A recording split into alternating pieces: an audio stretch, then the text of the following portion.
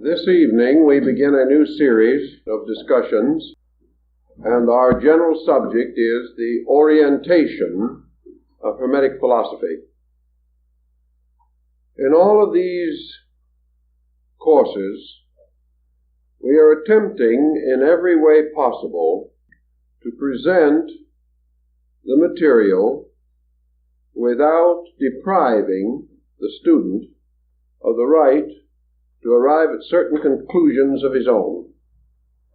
In other words, where certain reasonable doubts exist, where conflict or contradiction is present, we will say so, in order that we shall at least have solid ground as far as we can go. And in the case of the Hermetic philosophy, we cannot go as far as we wish that we could. In the first place, the entire origin of this field of thought is utterly obscure. All that we have is a group of definitely conflicting reports. But out of the conflict itself, and out of the very circumstances which surround the times and conditions associated with the beginning of the school, we gain some very useful and practical insight. So we will try to sketch the field first historically. It is generally assumed that the only material that we have relating to the general subject of Hermetic philosophy originates in the writings of the ante-Nicene father Clement of Alexandria. Clemens Alexandrinus includes in his work a considerable discussion of a system of Egyptian ritualistic, symbolical, magical metaphysics, which was prevalent at his time. And he wrote with the perspective of the late 1st and early 2nd century A.D. Clement does not, however, actually approach the central problem, namely, who was Hermes. Thus we have to seek in other directions, not nearly as factual or as comprehensive. The standard texts of the present time do not have any general knowledge of how what is called the corpus hermeticum came into existence. The corpus is composed or made up of a series of writings attributed to a mysterious person called Hermes, and often referred to either as Hermes Trismegistus or Mercurius Termaximus in the Latin form. Several efforts have been made to assume that this Hermes was the Egyptian deity Thoth, Thoth, long associated with the concept of wisdom, and considered by many to have become intermixed with the Greek Hermes, particularly during the period of the Grecian pharaohs of Egypt, that is, the dynasty of the Ptolemies, the dynasty immediately preceding the beginning of the Christian era. There is no evidence of certainty, however, that the Hermes of the Hermetic school was actually the Egyptian Thoth.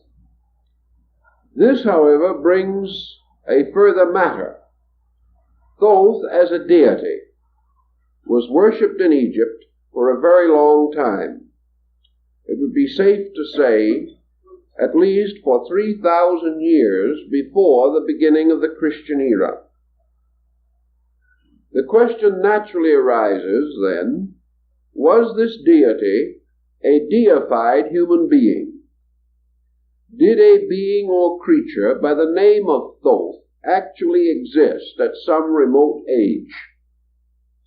The tendency now has been to suggest or suspect that many so-called deities were originally persons, and that through long periods of veneration and infallibility, a kind of deification was given to them by popular esteem. Plato declares that there were at least 5 persons by the name of Hermes in the Greek system. Therefore, that somewhere along the descent of this name, it was bestowed upon persons. Now, 2 possibilities present themselves under this thinking. The first is that the original concept of Thoth as one of the 5 elder deities of Egypt was that he was a god, and like Osiris, was originally a divine being, the basis of a general worship, at least in certain provinces and areas of Egypt. That later, this name was bestowed upon certain human beings as a title of honor or distinction. They were given names to indicate that they were Thoth-like or Hermes-like. Also, there is something to recommend the idea that early writers, recognizing Hermes as the deity of universal mind, took the position that mind is the author of all works. Therefore, that behind the human author of every product is the universal mind, who might well, therefore, be regarded as the genuine compiler, writer, or editor of the work. Thus, a work could be dedicated to the universal mind as its true author. Thus, persons in many ages could attribute their own productions, particularly those of vision and inspiration, to a deity long honored and regarded. It might then well occur that, as in other religions and in other systems, Thoth-inspired teachers were said to have arisen, becoming the embodiments or incarnations of the principle of wisdom, therefore entitled to bear this name. Certainly there were several persons by the name of Orpheus, as Taylor points out for us in his analysis of the mystical hymns of Orpheus. There was certainly more than one person in the course of time known as Zoroaster or Zarathustra. And it is quite possible that the last of the Zoroasters, who is said to have been personally known by Pythagoras, was by no means the first of these fire prophets, but was a distinguished philosopher or mystic or illuminata who had received this name as an honorary title. Thus it is quite conceivable that the name of Thoth or Hermes, because of the peculiar sphere of influence over which this deity was said to rule, could well have been associated with human beings, whereas many other deities might not so readily adapt themselves to this process of humanization, or this process of perpetual or periodic re-embodiment. We then have another thought, which is rather daring, has not perhaps received too much consideration, but might be worth a second glance. Namely, that Hermes, or both Hermes, the final person with whom we are concerned, was actually a ritualistic personification. In other words, that this so-called person was the symbolic impersonation of an idea, and that with the gradual passing of time, this person became real, although no one seemed to know where he came from, who he was, or how he departed from this life. If he was a person in a sacred drama, a character in ritualism, a hero signifying universal mind, or even human mind in its noblest and broadest sense, this person could become identified with a story.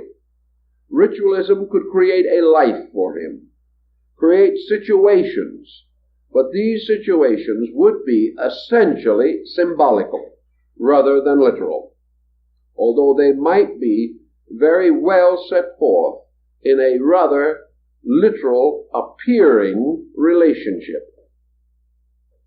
That such may have been the case in the situation involving Hermes is not unreasonable, for we know that even Clement refers to the Hermetic system as broadly and deeply ritualistic. Wherever ritualism becomes important, we have this tendency for the emergence of a prominent or principal ritual personality who becomes the actual embodiment of the doctrine, the procedure, and all that has to do with a system of religious philosophy or mysticism. We know also that it is quite possible for imaginary or ritualistic persons to gradually gain historical definition. A good example, of course, is the story of the Count of Monte Cristo, who had no existence except in the fertile imagination of Alexander Dumas the father. Yet even today, tourists are taken out to the prison where he was imprisoned, and his cell is carefully and faithfully shown to them. The fact that he never existed is of no particular importance anymore. Now, there have been a number of instances in which imaginary persons have so taken the public fancy that we prefer to accept them as factual. Now, this is on a secular level. If we add to this the aura of divinity, creating a mystery and framing within this mystery a transcendent being, there is every reason to assume that it might be perpetuated as an historical person. So we have, in summary, about three broad possibilities here. One, that we are dealing with a divinity representing a universal state of consciousness, and that this divinity simply descended into the Greek period of Egyptian philosophy and was regarded as the patron of a school or system. The second is that this divinity was represented by embodiments, and that therefore priestly initiates, teachers, authors, and scribes may have received this name and have therefore been regarded as this person. And the third, that he is a ritual figure, as we will find in many other religions and philosophical systems. With this situation, as broadly expressed as we can, we then come to the intricate problem of dating the Hermetic philosophy. Nearly always we must date a subject particularly an unknown work, by context, by a study of the structure, by a study of the internal ideas presented. It is nice to assume that ideas can be born out of time, or that they can appear full-born and full-grown like Minerva from the head of Zeus. But actually this is very rarely, if ever, the case.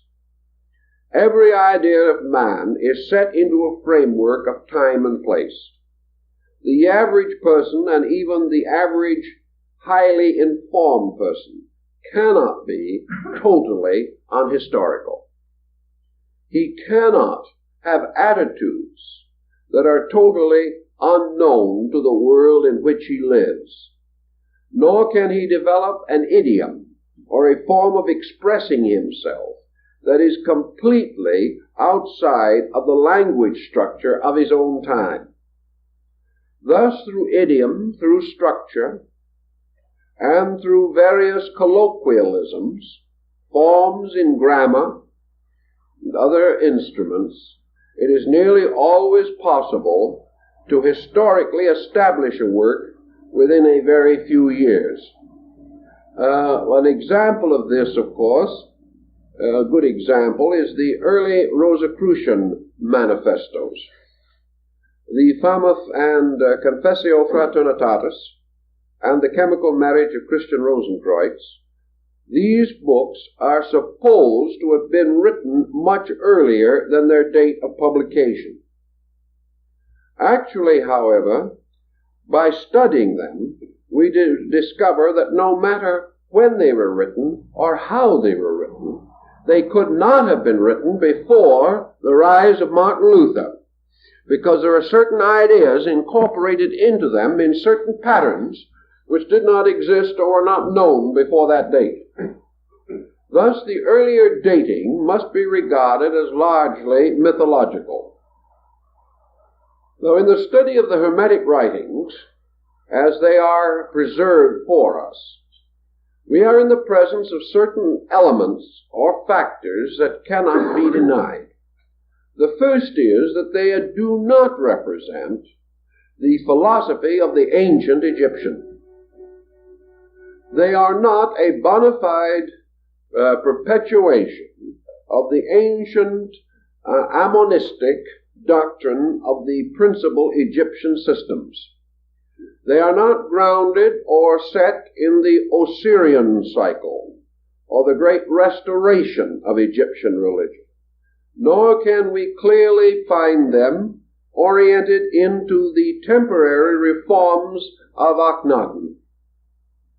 That these teachings are not classical Egyptian, we must finally accept, because our gradually increasing knowledge of Egyptian literature and a number of recent discoveries on the dramatic and ritualistic and mystical writings of the Egyptians, apart from their funereal texts, all these prove conclusively that the Thoth of ancient Egypt is not actually the Thoth Hermes of the Hermetic philosophy. We must come down to a more recent time in order to find the inspiration behind Hermeticism as we know it. There is every reason to assume from the text and the study that the works could not have been written earlier than the time of the rise of the golden age of Greek philosophy. Therefore, that the writings could not, in their surviving structure, be earlier than the 3rd or 4th century BC. Also, there are other elements involved. Elements coming from the eastern side, indicating strong Oriental influence. And this Oriental influence is of a type which could not be any earlier than the golden period of Grecian thought, the so-called Age of Pericles. Therefore, assuming this to be the earliest possible date, and remembering always that the earliest known versions of these works are in Greek. We must also determine, if possible, the latest conceivable date. And knowing the quotations from the Hermetic writings made by the Fathers in the 1st and 2nd century, we can say with reasonable certainty that this work, the Corpus Hermeticum, must have been compiled or brought together in a period of approximately 300 years, not earlier than the middle of the 4th century BC, or later than the beginning of the Christian era. This general pattern will be subject to perhaps a re-estimation of 40 or 50 years, but I think not more than that. Actually, the Corpus Hermeticum consists of 42 books. At least it is so traditionally stated. Against this is the rather bizarre background in which it is affirmed that the writings of Hermes originally included 10,000 volumes.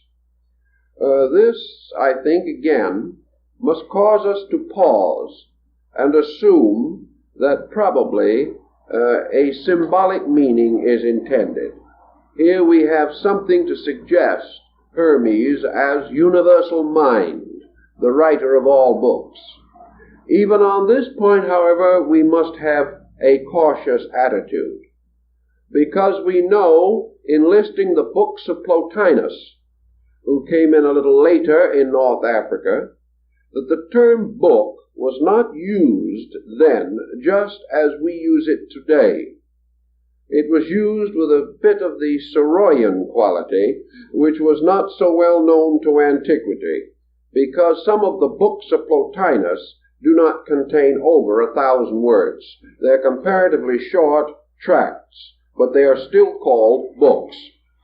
Thus, we are not sure how much actual writing might be involved in the so-called mythological library of the size mentioned. The next point is that the number 42, to refer to the so-called authentic works, is a highly significant number. It is the number of the Egyptian assessors of the dead, the jury that try the soul in the field of Amentet. It is also the number of the provinces of Egypt. There were 42 nomes, or provinces, and that is why there were 42 assessors, one of the jurors being selected from each of the provinces or nomes and their celestial correspondences in the universe. Thus, the number 42 suggests high symbolism of some kind, and also reminds us that the phrenologists of the 19th century, for some reason quite unknown, decided that there were 42 faculties of the human brain. Again, a number appearing which seems to exhaust certain intellectual processes and reflexes within the human intellectual equipment. So we have to be a little cautious on this point, sensing the possibility that we are dealing with an allegory or a figurative concept of some kind, possibly even Kabbalistic. The next point in connection with it, of course, is that up to the present time, very few of the so-called original works of Hermes have been known. We will in a later discussion go into these books, but for our orientation problem, we might say that up to now 42 works are not known. The principal work that is known today is the Pyamandres, or the Shepherd of Men. Outside of that, there are other short fragments, but the Corpus Hermeticum contains nothing resembling 42 books. Early writers came to the conclusion that it never did.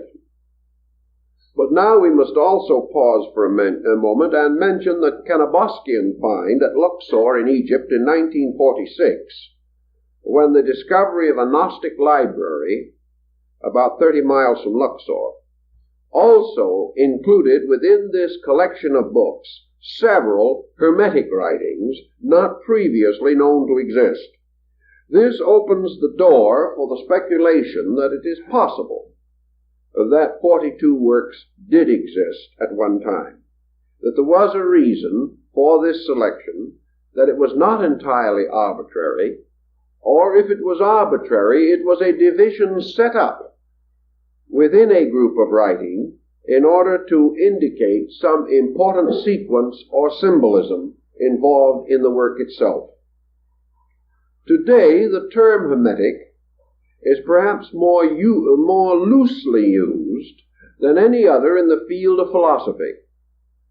We may say that after about the 2nd or 3rd century A.D., this term became gradually the synonym of secret. Anything that was completely sealed, completely hidden, completely locked, was regarded as hermetically contained in some way, and we still use the term to signify a sealed vessel or retort. Actually, as time went on, the term was used in connection with practically every system of unorthodox thinking that developed in the Mediterranean and European theaters from the 3rd century to the 17th. Now that is a long period of time. The word was thrown around and variously applied and misapplied for nearly 1,400 years. During this time, it certainly wandered far afield. A very large literature involving it arose upon alchemical speculation. It even became involved in medicine and in astronomy and in mathematical formulas of one kind or another. It came in general to represent practically the whole body of a secret or profound learning, particularly such learning as related to causes or to principles not immediately otherwise obvious or available. From this we must come to the conclusion that today it is exceedingly difficult to differentiate between the layers and overlayers of speculation which have developed around this theme. If we study the period most involved in the rise of Hermetic philosophy, say the period from the 3rd century B.C. down through and into the 1st century A.D., this period certainly stands out as a period of extraordinary mental activity. It also stands out as the beginning of the rise of sectarianism as it had never previously been known. And we must pause for a moment to analyze this because I think it is important to us. Our ancient forebears in the North Africa Mediterranean theater usually had their own local religions. They had the religions of their provinces and of their cities and communities. Usually the city or community faith was based upon that of the larger geographical area involved. When a nation conquered another nation, it conquered the gods along with mortals, and brought its own religion which superseded that of the people that had been conquered. Thus there was very little actual change of faiths due to sectarianism. People were not inclined to say, I prefer to worship this way and you can worship that way if it pleases you. You worshipped according to the land in which you lived. And if anything happened and your land changed proprietors, then it was assumed that if your gods were not strong enough to preserve the country that they governed, then it was a good idea to change your gods and join up with the conquerors. and at least be on the right side of the situation.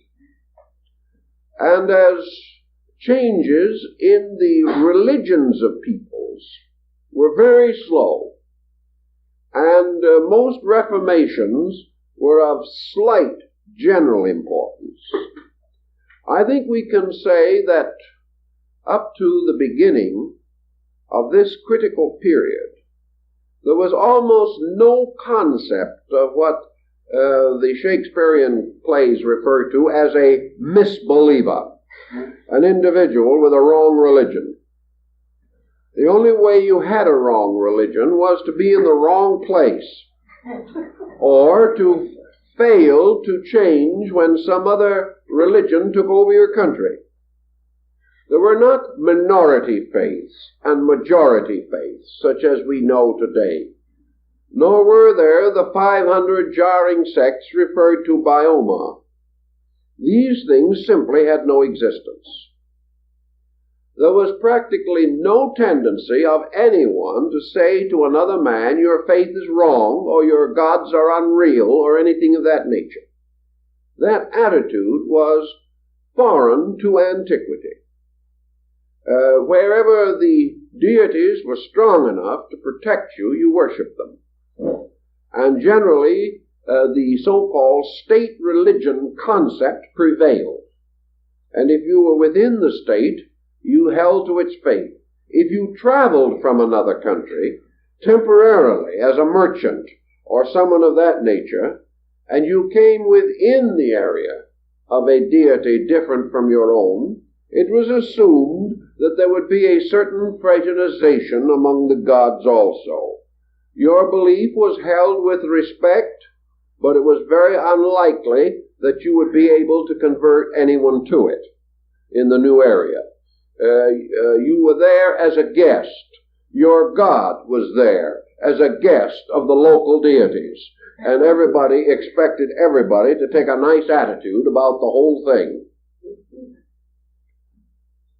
All of a sudden, this changed, and changed in an extraordinary way.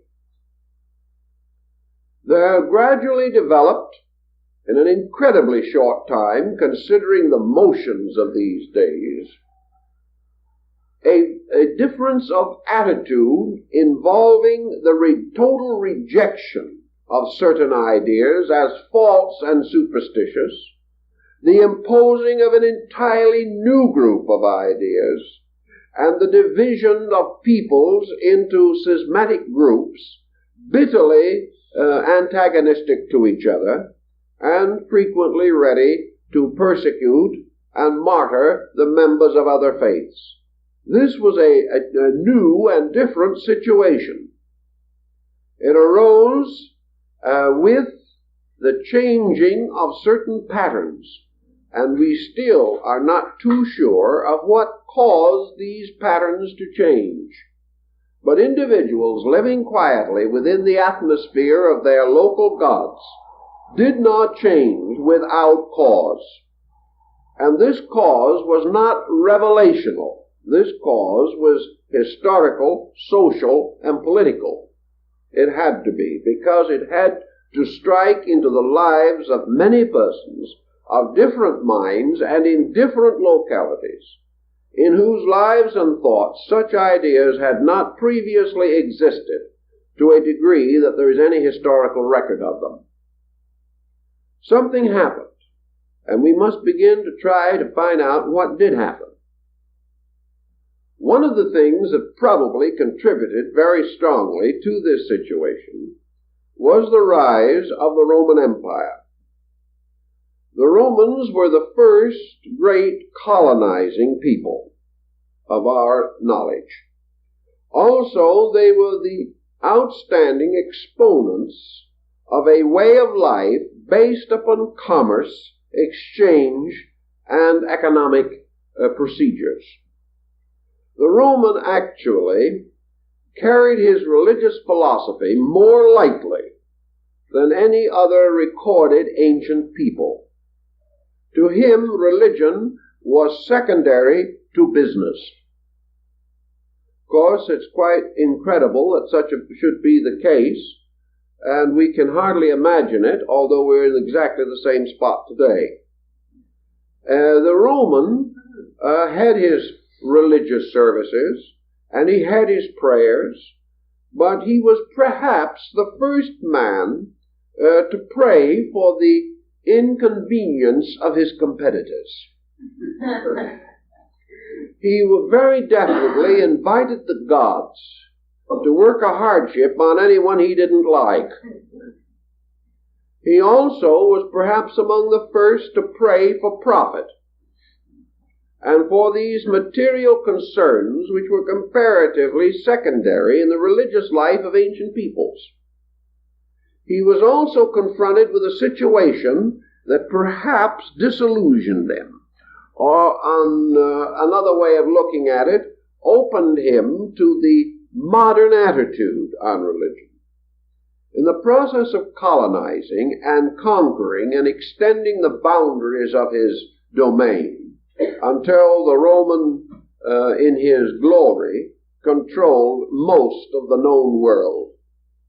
In this procedure, it was necessary for him to absorb, govern, direct, and integrate into the great pattern of the Roman political structure more than 100 different peoples. These peoples, each with their own religions. This was the first time that these various religions had been subjected to the domination of a comparatively unreligious people.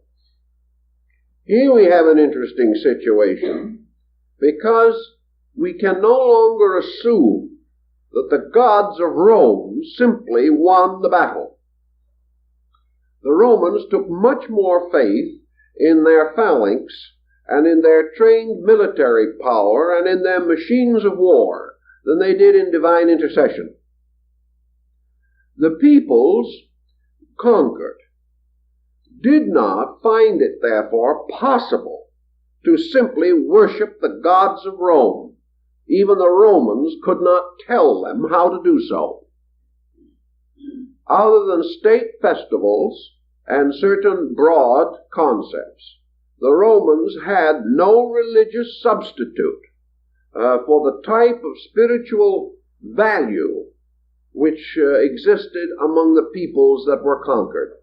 At no time, for example, did the Roman have a religious philosophy as deep as that of the British Druids, although he conquered Britain. He never had a religion or philosophy as great, noble, or profound as the philosophies and religions of Greece, yet he became temporal master of Greece. Step by step, therefore, the world was bound together without benefit of the gods. Now the Roman was enough of a businessman to realize something that even we do not fully recognize as we try to gather around some such place of compromise and arbitration as the United Nations Council chamber. The Roman realized that he could not profitably destroy the religions of all the peoples he conquered. He realized that to do so would be to destroy the social structure of the world. He therefore controlled the religion, but did not attempt to destroy it. And in the height of the empire, Rome, in its great edicts, declared universal religious tolerance. And at the time of the great Roman Forum, which was really the common ground of the empire, temples to many deities of many races and of many nations stood side by side with complete immunity from persecution. The Roman did not care what you worshipped, as long as you paid your taxes and kept out of treasonable activity. He did not care what your religion was, as long as you did not attempt to discredit the economic, political, military, or social power of the Roman state. Therefore, nearly all religious persecution in Rome was the result of groups or individuals attacking the Roman way of life. As long as they did not do this and simply maintained their interest in their own affairs, the Romans were not inclined to persecute in any way. And the proof of that is that nearly all of the great religious and philosophical teachers of the period at one time or other drifted into Rome, had schools there, and taught publicly without any interference of any kind. They taught many doctrines strange to Rome, but they paid their taxes and kept out of politics, and all went well. This, however, presented for the first time a situation that had never existed in our general thinking. The world, the Roman world, had the spectacle of many gods meeting on a common ground, the temples of many faiths, and to a certain degree, this proximity must have influenced Roman thinking. It must have caused the Roman, and later the members of other peoples that came to Rome for one reason or another, to do for the first time what you might call religious shopping. They began to look around. Instead of simply worshiping the conventional deities of Rome, they learned that a certain teacher was particularly outstanding, so they went to him. We know that because of their attitude, the Roman intellectual would go to the great teacher of rhetoric regardless of his gods. That made no difference. But we can be quite certain that an outstanding master of rhetoric or philosophy, addicted to other deities, would certainly involve his students in his personal philosophies and religions as time went on. So we have the possibility, which did not previously exist, of the average person weighing gods against each other, trying to observe the relative values of things, and coming to the conclusion that this was deeper than that, or that was more shallow than this, and the possibility arose of the individual saying, I believe this philosophy or this theology is better than that. Previously, such comparison was comparatively impossible. This arose also in the building of Roman philosophy. And when we study the works of the principal Roman philosophers, as Marcus Aurelius Antoninus, the Emperor Julianus, and Cicero, and several of the other outstanding men of the time, we know that they were all eclectic philosophers. That is, they showed definitely that each one of them had trotted from one temple to another, and had gained something every time he stopped. And out of this religious circumambulation of the forum, he had come to a new kind of philosophy, with a bit of Egyptian, a bit of Greek, a bit of Persian, and perhaps a few vestiges of old Roman lore, and a kindly thought for the Druids, or the Mithraic teachings, which became the principal religion of the Roman legions. During their period of the conquest of Britain, for example, the Roman soldiers were not even worshipping the Roman gods. They were worshipping the Persian Mithraic deities. The image of Mithras slaying the ox was the principal symbol, and the Roman soldiers left it in England by a little stream, and because of this statue it was later called Oxford, and there the great University of Oxford was built, being built upon a monument or in relation to a monument of a Persian god placed there by Orthodox Roman legionnaires. Now you begin to see that we're in what might be termed a polyglot situation.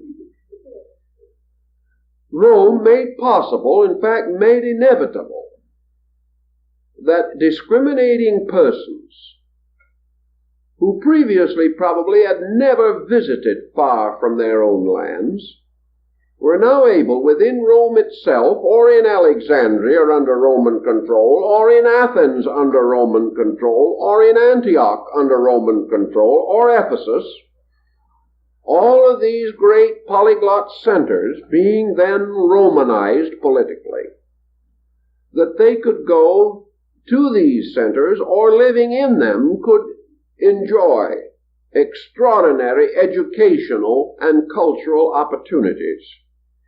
That in any one of these cities a dozen great teachers might be flourishing together, not as in Greece, divided by their arts and sciences primarily, but now divided in the total religion, philosophy, and idealism which dominated their systems. There is no doubt that without such a situation, Gnosticism, a polyglot belief, could not have come into existence. Neoplatonism could not have arisen to the condition of general recognition which it enjoyed. There would have been very little possibility of the ascent of Manichaeanism, which was another one of these polyglot beliefs, nor would we probably have had Hermetic philosophy. They all seem to be more or less involved in this pattern. We also find rising in areas under general broad Roman influence, such as Judea, the rise of the Essenian cult, later the Kabbalists, and in North Africa the Jewish sect of the Therapeutae.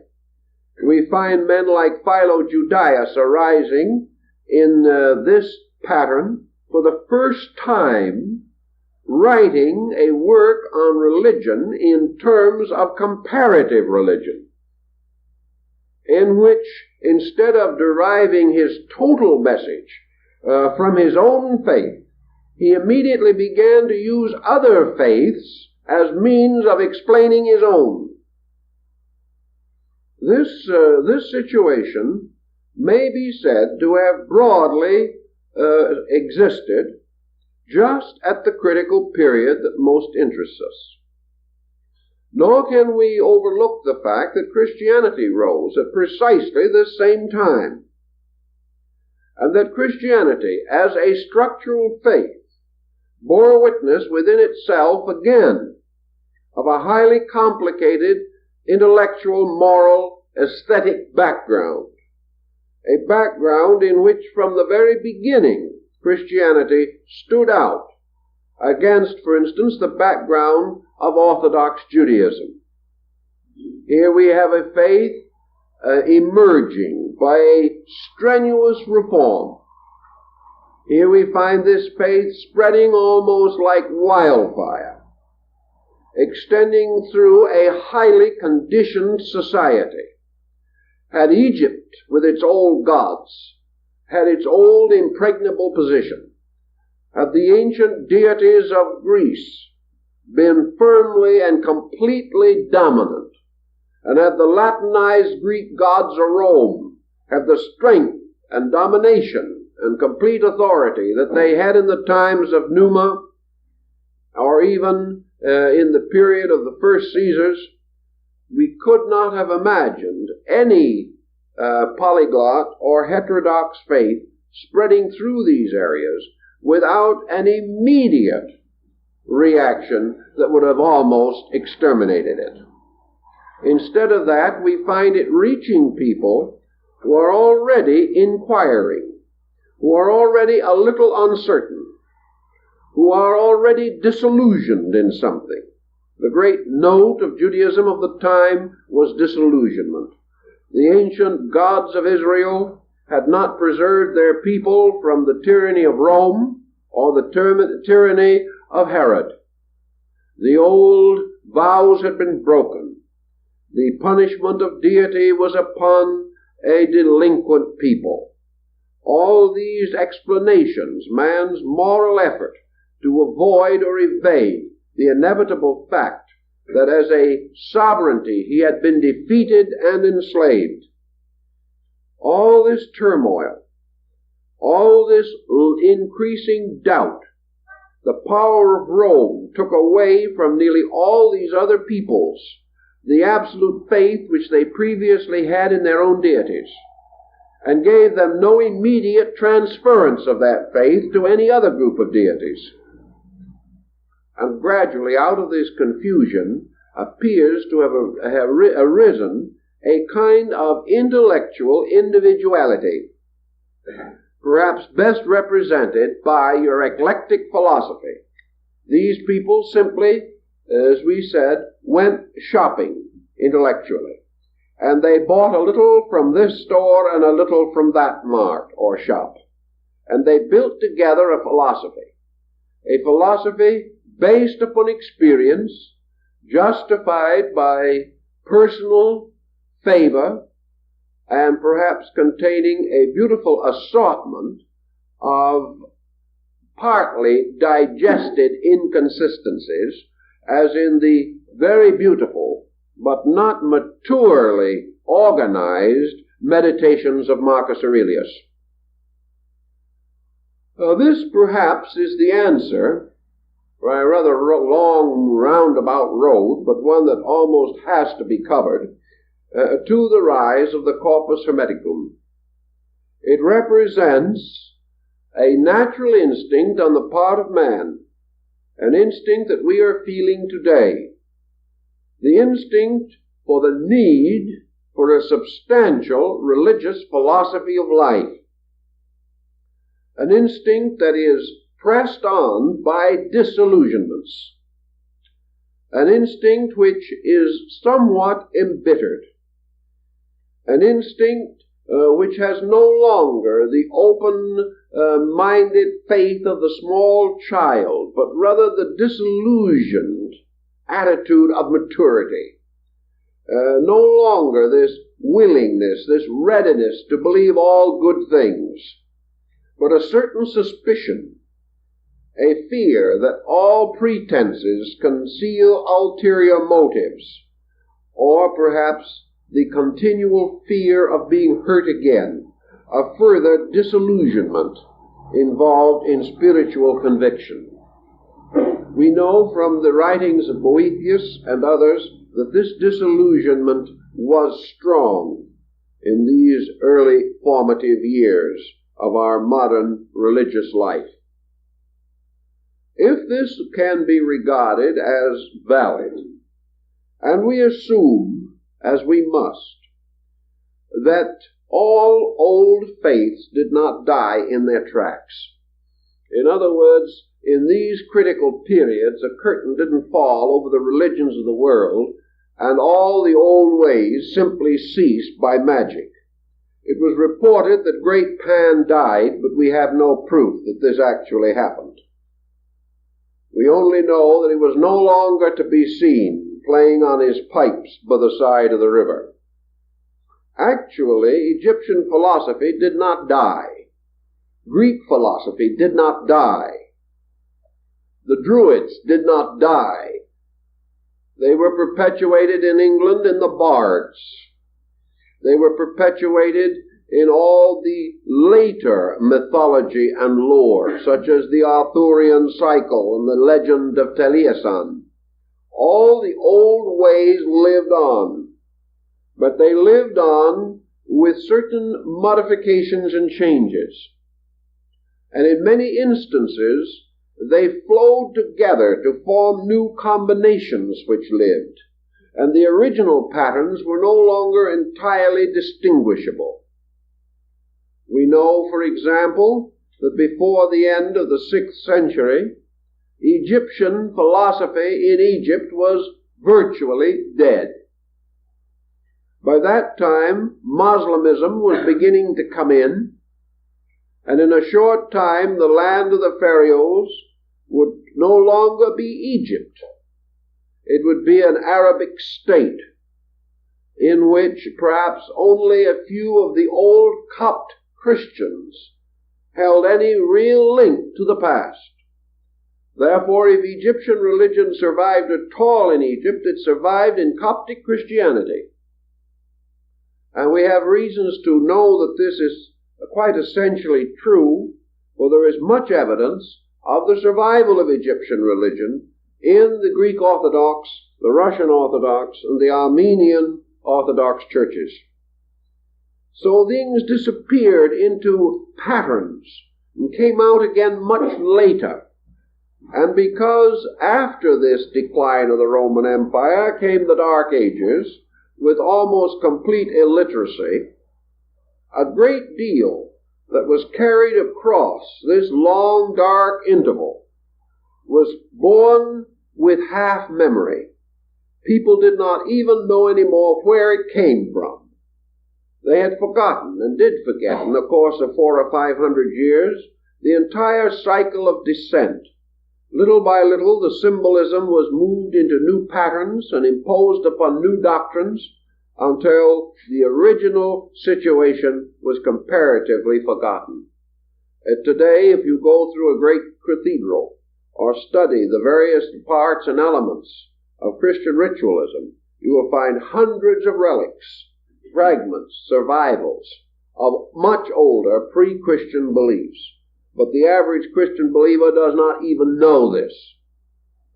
Therefore, it is quite likely that he did not know it 1,000 years ago, even as well as he does not know it today. I finally made a sentence out of that, didn't I? Anyway, out of the polyglot of Greek, Egyptian, some Syrian, possibly some Hindu, and other Asiatic faiths, we seem to find 2 or 3 important groups emerge. One of these groups was most certainly the Hermetic.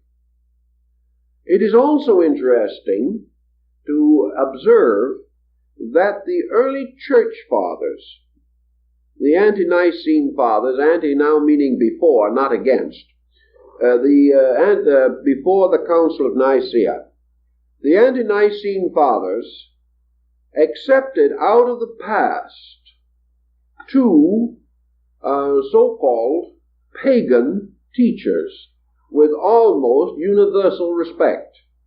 A little later they added a third.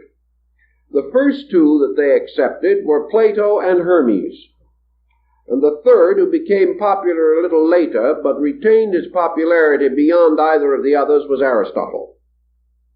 And by the rise of medieval Christianity, Aristotle was held in just about as high a regard as any of the prophets or patriarchs.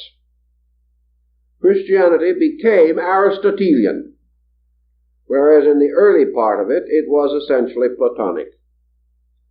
But that these church fathers in the 1st, 2nd, and 3rd centuries should not have resented either Plato or Hermes is itself an interesting point. It means that they recognized in these systems certain truths or certain realities which could not be denied, or which were so stated that they could be Christianized to the benefit of the new faith.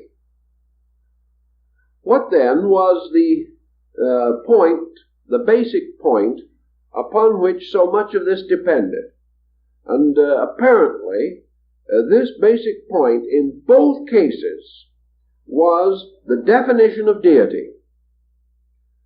The Gnostics had an entirely different definition of deity, so they were almost completely rejected. The Neoplatonists, with their peculiar mystical approach, also found little favor. But the Platonists and the Hermetists found a very strong favor because of their approach to deity as a purely monotheistic being.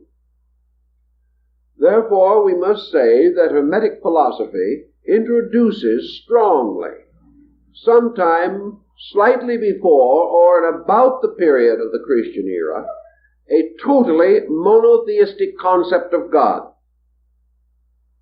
Now this is interesting because it has been called a pantheistic monotheism. not a polytheistic, but a pantheistic. In other words, the one deity of Hermes and of Plato was a deity within creation, not a deity outside of or brooding over creation. The attitude of Hermes is the same as the attitude of St. Paul, the God in whom or in which, and we are told that probably the original of the New Testament statement was also in which we live and move and have our being. Thus, the deity of Hermes was an all-enclosing spiritual principle, and this essentially is also the Logos of Plato. Thus, the belief in one God seems to have endeared these two schools to the early rising Christianity, and to have caused the Christian church, particularly in the period of its great apologists, to assume that these revelations were inspired, and it was some time later before they became more critical and had a tendency to reject certain phases. Then Aristotle came in, because Aristotle, refusing to emphasize the conflict of opinion concerning deity, and building his ideas largely upon naturalistic phenomena, gave the church an opportunity to advance education and science without becoming theologically involved. And this made possible the great enthusiasm that was centered on Aristotle, and later, as Aristotle was involved into the system which we know as Thomism, or the philosophy of St. Thomas Aquinas, who was the Christian Aristotle. Now, in the Hermetic system, we begin to analyze, therefore, a concept which perhaps can be understood in terms of our previous meanderings through the problem of Roman religion.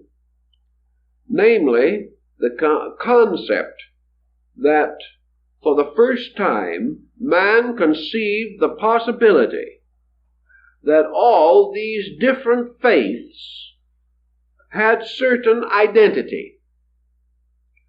Up to the time when you could actually go through the forum and maybe worship at all the altars, it did not occur to you that all the altars sent their flame into the same air.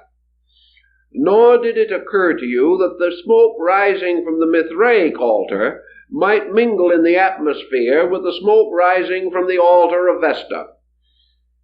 Suddenly, the same air received all offerings, and men beginning to look around observed that the offerings were usually similar. They then went on a little further, and they discovered that the same number of deities were in the different sanctuaries, and that the deities of similar definition had similar appearance and attributes. And we must not assume for a moment that antiquity was essentially stupid.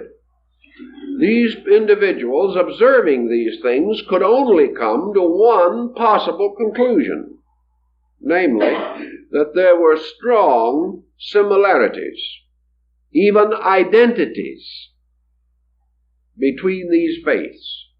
And after all, they had had 1,200 or more years to catch up with the idea that the Egyptian pharaoh Akhenaten had already expressed, namely that there never had been but one God, and that all men worshipped him under different names. The Romans and other peoples under their dominion had the opportunity to see this worshipping under many names. And out of this came perhaps the idea that the basic reconciliation lay in the fact that there was one basic divine principle, and that this divine principle, variously named and defined, was the principal deity in all these pantheons.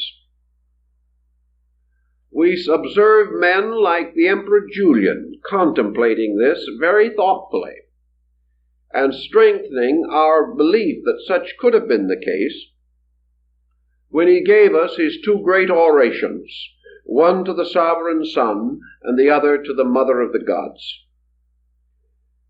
He tells us beyond doubt that his own contemplations have shown him the universality of a divine principle. Consequently, it is not necessary that this should have been imposed upon men, either by the Christianity or by Hermeticism. Already philosophy had acknowledged it, but in the old days, when nations were separate and the commerce between them was very slight, peoples of various nations did not know the beliefs of their brothers and their neighbors. Gradually, as this knowledge improved, we became more aware of these things, the public mind itself inevitably produced this concept of the over-deity. The deity that did not destroy the other gods, nor was this deity merely one becoming victorious and gaining special veneration. It was a new dimension of deity, a permeating, penetrating, universal power, a power in which all things shared, and which was the common life of all living.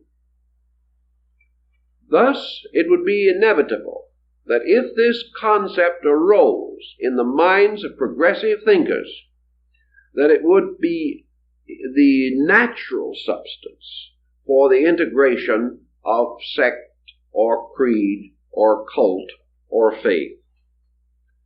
It is also quite possible, as always is the case, that early rising of such belief would be secret. That men would gather first to mature their own ideas and to escape the eternal stigma of unorthodoxy which has followed thinkers since the beginning of time. Thus these precious discoveries, following in the pattern and practice of the older mysteries, would be communicated only to an elect, only to those who were regarded as capable of understanding correctly this new dimension of things. Which brings us to the next point in connection with the Hermetic philosophy, and that is its relationship to the mystery systems of the world at that time. We have mentioned the state religions. We must always remember that behind each state religion was some kind of a mystical or metaphysical structure. Antiquity did not know of a religion without mysteries. And by mysteries now we do not mean secrets in the general sense of the word, but structures, ethical, moral, spiritual institutions, sacred colleges or schools. And they were called mysteries because they were sealed or closed from the profane, even as though they had been closed by some kind of an hermetic stopple. These mysteries always had a deeper dimension than the general opinions of the people.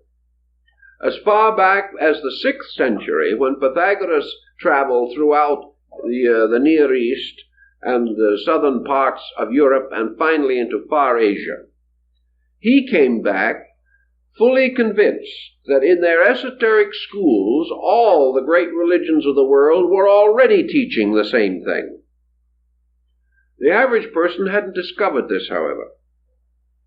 Perhaps we can suspect that the confusion resulting in the collapse of the outer structure of religion of many of these peoples threw a great and sudden weight upon the esoteric schools. And these esoteric schools were not essentially theological as we know it today and therefore they were not quite as vulnerable as the so-called popular religions.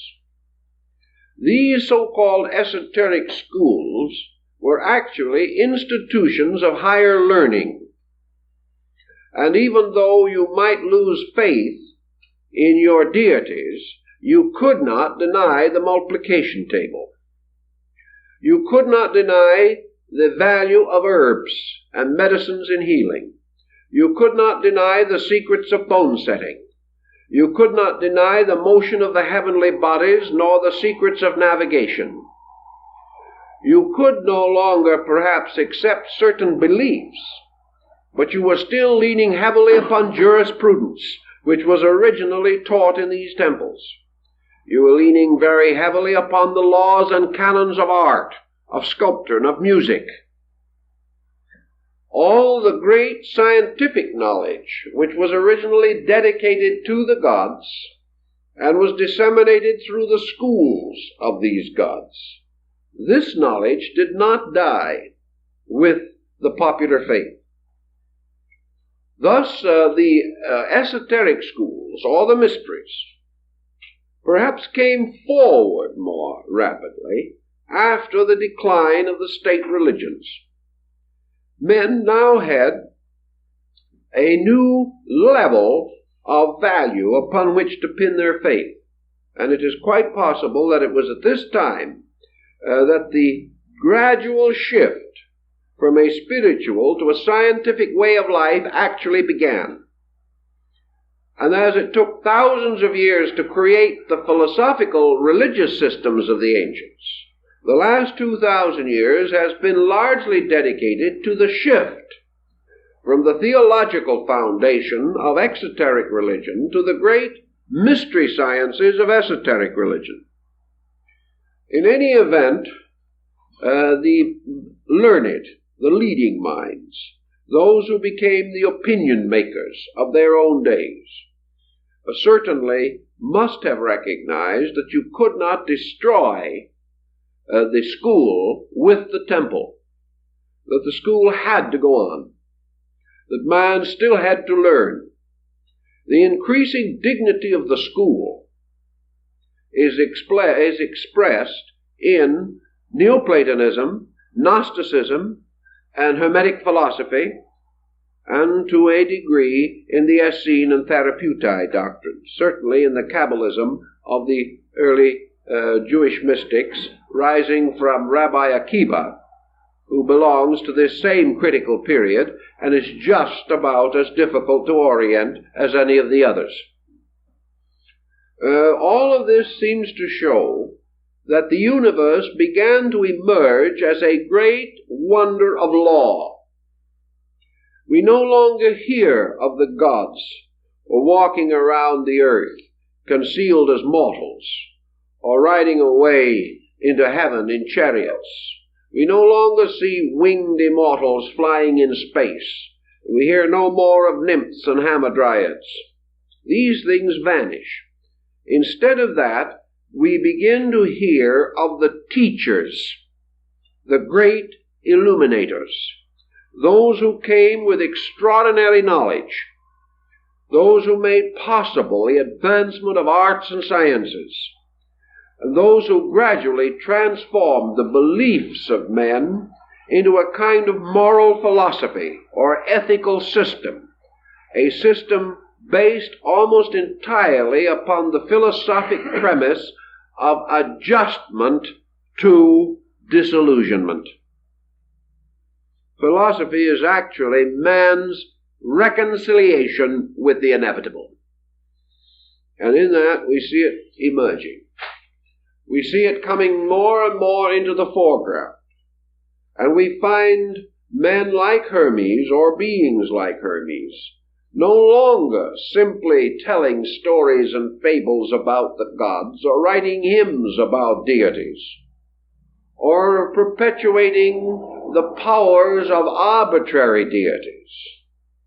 We find Hermes and these others beginning to talk about structure, about the universal law of living, And we know that out of the North African Hermetic tradition, almost certainly the astronomical theory of Ptolemy came into existence. The theory that controlled the thinking of men until the day of the Copernican rediscovery of the old heliocentric idea. We find law, lawfulness, education, culture coming forward very rapidly, apparently from nowhere, and spearheaded by mysterious, phantom-like persons. Let's pause for a moment and consider for the Neoplatonism, which was in the same general area. It is now generally believed that Neoplatonism was founded by a man called Ammonius Saccas. Ammonius Saccas was a sort of North African Aesop. He was a strange man of no education as far as is known, and his name implies his trade. He was a carrier of bundles, burdens, and trunks. He was Ammonius of the sack, and he delivered goods for people and received a small amount of money for transporting and transferring freight and baggage. He was sometimes referred to as a porter, certainly as a carrier of burdens. This man is supposed to have suddenly burst out with one of the most transcendent systems of mysticism the world has ever known. How he received it, where it came from, no one has been able to say. Yet this man, unlettered, unschooled, unlearned, drew around himself one of the most brilliant academy of thinkers that the world has ever known, including such minds as Plotinus, Iamblichus, and other leading thinkers of his day, finally to produce in Athens a little later the glorious, glittering figure of Proclus, who is called or surnamed the Platonic successor. The rise of Neoplatonism is a mystery, and has always remained a mystery. Yet there is a dark hint that behind Ammonius Saccas was another person. That for some reason this other person chose to be represented by the common bearer of burdens. Now, who is this bearer of burdens? Perhaps it is the same bearer of which there is reference in the Bible, of cast your burdens upon the Lord. Also, there are many concepts of Jesus as bearing the burden of the world's woe, or bearing the burden of mortal sin. This burden bearer keeps appearing in many localities, certainly a possible symbolic statement or concept. But who and what was the force behind this? It is quite possible that these persons simply represented teachers or initiated masters sent out of the schools or out of the mystery system, or stepping in because of their superior knowledge into the vacuum left by the collapse of popular theology and moving the entire concept onto a new level. It could well be that under such a situation, this breaking through could have occurred in many places at almost the same time because the need was general. And the need in this case produced an almost perfectly structured breakthrough in a dozen places simultaneously. We may assume that these were inspirational, but we may also assume that the temples were the source of the inspiration, for they had been for a very long time. Furthermore, as soon as this breakthrough occurred, as soon as the world in general began to think scientifically, philosophically, cosmologically, and to begin to use the instrument of symbolism with a certain intuitive apperception, the moment this breakthrough took place, the mystery schools vanished. And from that time in the Western world we heard no more of them, until a very much later date, hundreds of years later, when we find the rising of Christian mysticism in Europe. But probably 1,000 years passed, and the great institutions of Eleusis and Samothrace, the ritualistic temples of Memphis and Luxor, Karnak, the great temples of Egypt, particularly Memphis of the White Walls, all these disappeared. We find, for example, that with the rise of Christian mysticism in Syria, the Essenes disappeared, and no one has the slightest knowledge of what happened to them. They vanished. The moment the breakthrough took place, the old schools that had been the custodians of the lore and had only accepted candidates under oath and obligation, the schools vanished. The one possible solution to this is that once the arcana, or the secret of the schools, the knowledge which they had so long religiously guarded, became public, their own existence ceased. Because you cannot maintain a secret that is out, nor can you initiate people to gain a special knowledge which they can gain without it. The level that these schools represented then moved into society to become an objective, recognized system. In the hundreds of years that followed, we have the building upon these foundations, because this revelation of laws was a pretty tremendous thing, and it brought out foundations that could not be immediately exhausted, nor fully built upon. It has taken centuries to build upon these foundations, even as far as we have today. And without the knowledge of the Greeks and Egyptians of 2,500 years ago, modern man would never have advanced his knowledge of electronic or atomic energy, because he is actually making his calculations with the instruments that were given to him by the Greeks, Egyptians, and Arabs. Thus, from the emerging of these things, we begin to see why, out of the ruin of a theology which had failed due to the wars that had destroyed men's faith in the ancient gods, there arose a new object or a new instrument of faith, faith in wisdom, faith in essential value. And this wisdom gradually became synonymous with God. Deity was no longer the Olympian despot. Deity was now the extraordinarily wise Father, the old learned one. Deity was moving gradually into the relationship of the mentor, of the great teacher. And in the speculations upon this subject, it was not difficult to imagine that this universal mind, this power that was behind the whole great institution of learning, should suddenly blaze forth as the most convincing concept of deity that there was. So God became no longer a symbol of power, but a symbol of wisdom. This was something that actually the Greeks did not have. The Greeks had deity as an object of veneration, and in the Mithraic hymns, the Orphic hymns, we find a great adoration for deity. But the Olympian gods were a rather frivolous lot as a whole. They had some other strange and inconsistent practices, and were not entirely admirable, as even Socrates pointed out. There were some scandals among the immortals that were better not mentioned even by the Greeks. Some of these scandals, rather well whitewashed, have descended to us in Bullfinch's mythology of the Greeks and Romans.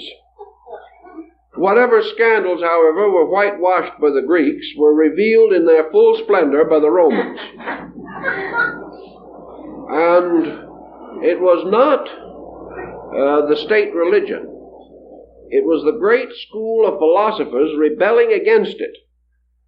Not rebelling against the gods, but rebelling against the literal acceptance of doctrines which they held to have mystical or secret meaning that made possible the rise of Pythagoras and Plato. Because it was the duty of these men to refine and improve and deepen and broaden the concept of religion, that men should realize that these fables were actually stories of secrets and wonders that could only be fully understood by those who had been initiated into the sacred colleges and rites. And that then in these schools the keys were given by means of which these fables were unlocked in all their internal splendor, and man could begin to appreciate the greatness of the things which he had once regarded as frivolous. This remedying of an obvious defect resulting from man outgrowing his own infancy, the great philosophers strenuously attempted to achieve, and they did to a great degree. Gradually the world caught up with them, and these philosophical systems that were once for the few became increasingly significant to the many. Now, this tremendous rise of intellectual rebellion against limitation brought also with it a certain inevitable reaction. We find, for instance, a very interesting thing, that as soon as the public mind began to be highly philosophy conscious, the philosophers gradually became mystics. The leaders departed from this pattern also, and began to emphasize a purely theistic, intuitive approach to deity. It seemed as though they instinctively realized that intellectualism would run the whole thing into the ground, finally. That men substituting mind for God were going to fall onto the horns of another dilemma. They were going to gradually grow great with pride. They were going to worship their own thoughts, and they were going to adore the products of their own mind, and they were going to lose the basic intuitive power which comes only from humility. Thus, even at the beginning, you see the struggle taking form that was finally to emerge. The philosophizing and the revelation of certain great secrets from the temples could no longer be stopped. The breaking down of the mystery institutions, the final dispersing of the priesthoods, the conquering of the areas, the pillaging of the great sanctuaries, scattering their teachers, meant only the inevitable need for the preservation of ideas. And the only way to preserve them was to throw them into the very public mind from which they had once been protected. Because only then could the common man be the keeper of the mystery. Otherwise it would have died with that generation. But no sooner had this occurred than it became obvious that a great danger was also presenting itself. And this probably was the one great surviving, preserving factor that threw a number of these early important leaders into the Christian camp. Here was an important control or directive against the rising of the wisdom principle to the point of mental arrogance. Here was humility. Here was a simple doctrine of human relationships. Here was a simple teaching of the brotherhood of man and the fatherhood of God, and do good. Serve, love, have faith, and practice the virtues. This coming into conflict with the revelation of exact knowledge seemingly occurs in pattern, in the mingling of the wisdom of the old mystery systems with the emotional, mystical content which was so present in human nature. And these mingling produced the heresies. They produced the conflicts which mutilated the first 6 centuries of the Christian era. Here then we had the beginning of the schismatic difficulties. We had the wisdom principle and the love or emotion principle drawing apart, trying to build a bridge, each attempting to absorb the other, each determined to preserve itself against absorption, and finally, in many instances, parting as foes, and each going its own way, deprived of the most valuable of all factors, that which would have been reconciliation, the bringing of these things together, so that we could have had an enlightened love, and we could have had a truly spiritualized, human, idealized wisdom. The dividing of these two groups has never been completely overcome. But the mind, being by nature a dominant and inquisitive instrument, has continued to dominate and has continued to lead man into intellectual segregation ever since that time. Until today, mind dominates practically every attitude and action of the human being. Our Hermetic problem, then, seems to deal with the breakthrough in North Africa of certain secret instructions.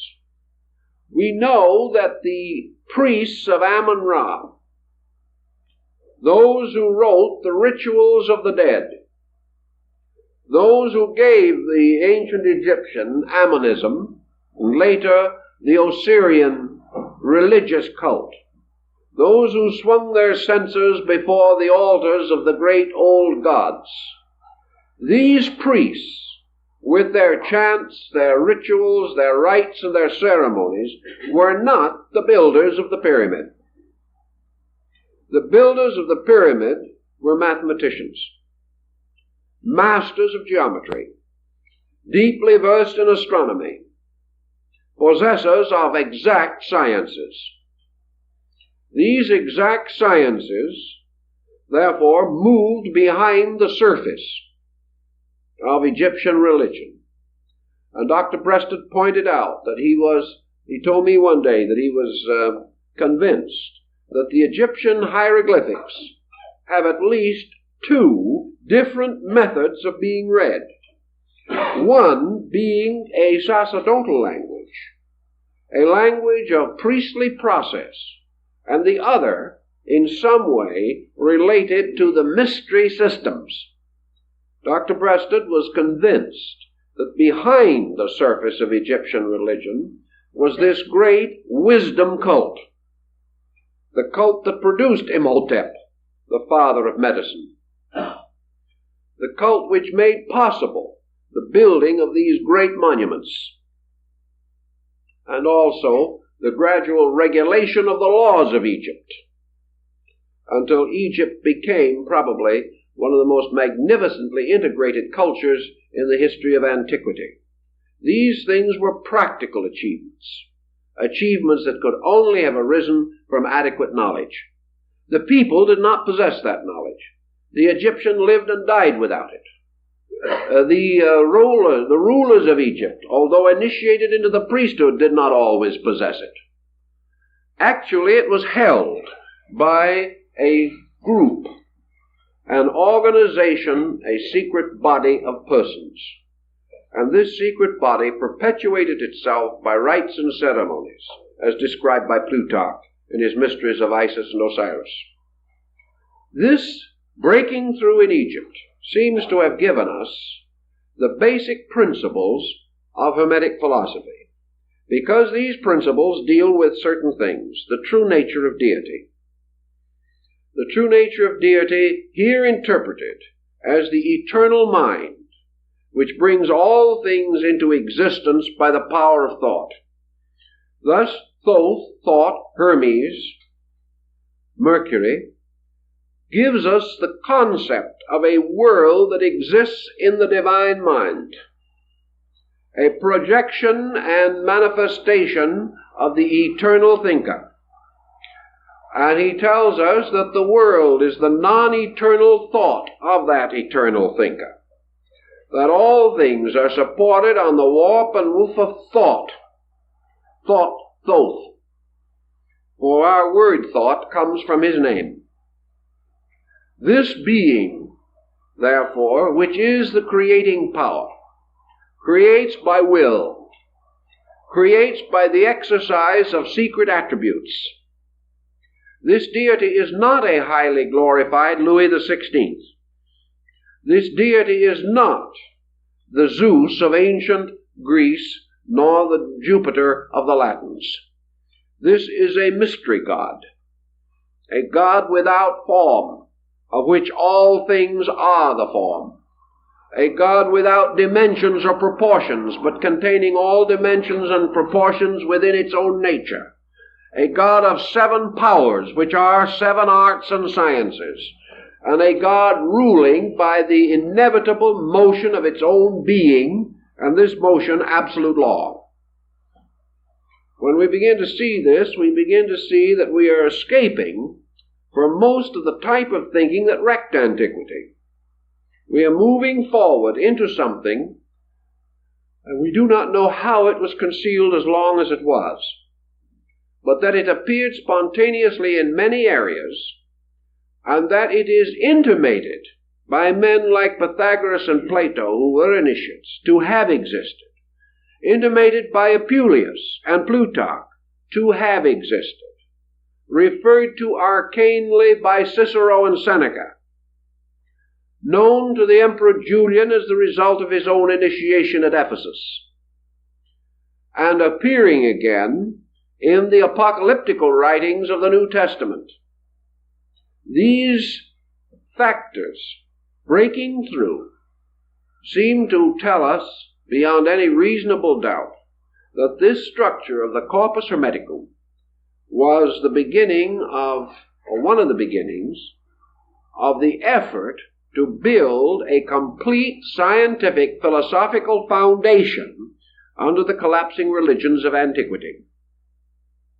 That this information had been previously perfected, and that the outstanding examples of this perfection would be found in the great architectural and legal documents of antiquity, such as the Code of Hammurabi, probably the earliest and one of the most enlightened of all legal codes, that it is to be found concealed in various ways in the proportions and dimensions of ancient buildings, that it roots in mathematics, that it roots in subjects so ancient that we cannot even trace their beginnings, that there was also a consistent integrated concept of the solar system, of the universe, of space, of time, of energy, and all of these things, which certainly form no part of the decadent ceremonials of the old later Roman priesthood, whose principal concerns were to be sure that they had the right cap on and that they were wearing the red slippers without which they could not perform their sacred duties. And when asked why they wore the red slippers, the answer seemed to be because their forefathers had sacrificed animals and stood with their feet in the blood. These things became a kind of orthodoxy, but behind it always was this other, greater thing. And when Julius Caesar sacrificed to the gods as emperor deity, he certainly did not know these other things, or he would not have conducted his life in the way that he did. So this double body of learning came out, and we find it striking in Syria through the Syrian Gnosis, and in Alexandria through the Alexandrian Gnosis, through the Corpus Hermeticum, through the Neoplatonists, and through the rise of Christianity and the impact of Essenian and Therapeutite thinking in North Africa. All of this body of material arising almost at the same time, all with the same basic dimension of released thinking, and also, for the first time, polarized thinking. You'll remember that when medicine was still in the sanctuary and was serviced by priest physicians, that there were no legislations in Rome for the deportment of a doctor. The moment, however, medicine left the temple and physicians became secular, it was necessary within 10 years to create one of the most elaborate legal systems in the world to prevent medical malpractice. The moment the sacredness of the thing was removed, the moment there was the secular physician, there was the need for medical reform, almost within the day. The same thing happened in this intellectual field. The moment the knowledge of the power, potential, and possibility of the human mind was equipped with the instruments of knowledge, instruments which Cicero and Seneca also mention, immediately it was necessary to create legislation, real or theoretical, to prevent the abuse of knowledge. And from that time on today, we are still trying to find out how to prevent that abuse, and we have not by any means succeeded. Against this abuse, we have thrown a great moral framework, and today, even in our present emergency, we are using religion to combat the destructiveness of materialistic scientific thinking. And by an instinct, without any actual integration, without anyone being able as a person to require it or demand it, the age of atomics has resulted in the greatest age of religious revival the world has had in at least 1,000 years. So back in the first century, the rise of a great scientific concept of life threw immediately into perspective the need for this great religious reform. So the scientific phase of it, the philosophical phase of it, and Christianity as the religious phase of it all came into existence together. Each part of a need, each essential to an orientation. Now, what was the actual wisdom orientation of that time? Were the individuals involved in that revelation actually as wise as some think they were, or as foolish as some others think they were? Can we honestly say today, looking back upon the first century, that those people knew anything that we do not know? I think we can be almost forced to answer in the affirmative that they did. Because actually, in order to exhaust what they knew, we have to exhaust something which we have not yet exhausted. That is the instrument by means of which we are capable of creative knowing. It is one thing to copy the past, which we have done. It is one thing to take a Roman sewer pipe and make a better one today. It is one thing to take an Egyptian lute and make a more perfect instrument of it.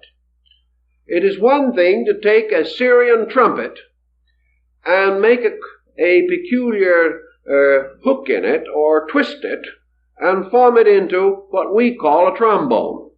That is all within the possibility of things. Actually, our French horn has not changed much in the last 2,000 years. It is quite possible to take a piece of Coptic or Greek fabric and create new ways of weaving it.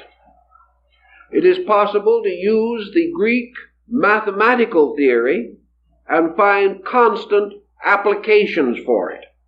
But these do not represent the basic point. Sometime, somewhere, someone created geometry. This creation consisted not of bringing something out of nothing, but of a peculiar type of trained intuitive observationalism by means of which a human being suddenly recognized the universe as a geometric manifestation of universal energy. this individual had the power to see geometry in nature, or sense it, or begin to organize it. Somebody else saw for the first time the analogies between music and number. Another individual saw somewhere, somehow, the basic principle of chemistry and the chemical combinations of elements. Somewhere there were basic thoughts. The basic thought of the 47th proposition of Pythagoras, or the Euclidean proposition. Study your ancient contributions in astronomy, geometry, music, rhetoric, grammar. Somewhere these things had perhaps not a fully developed emergence, but a series of creative impulses by which that appeared which was not previously available. We have not exhausted antiquity until we have reached a point where we can create knowledge rather than merely extend existing knowledge. When the individual of today can create something as absolutely independent as arithmetic, he may then say that he has a creative power to exhaust, and has exhausted, the previous contributions of his people. But as long as he merely uses arithmetic, he has lacked that tremendous creativity which is the basis of the wisdom of antiquity, the power to be the first to know something. Now, we may say that everything worth knowing has already been found, so we can't do it. This is untrue. There are more firsts waiting than have ever yet been revealed.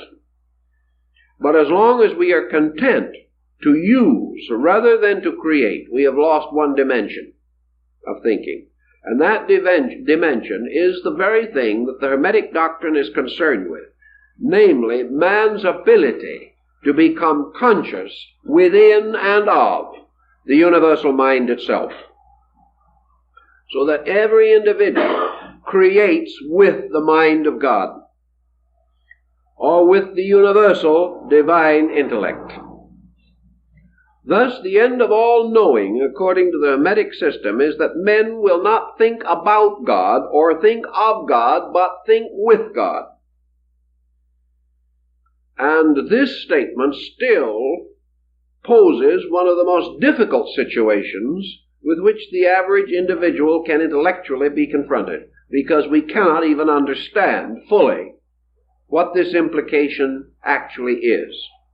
But we do know that at a time less blessed than our own, when the opportunities for knowledge were much less than ours, when the instruments of available learning were far more deficient than ours, men had the creativity which established all of our great instruments of knowledge.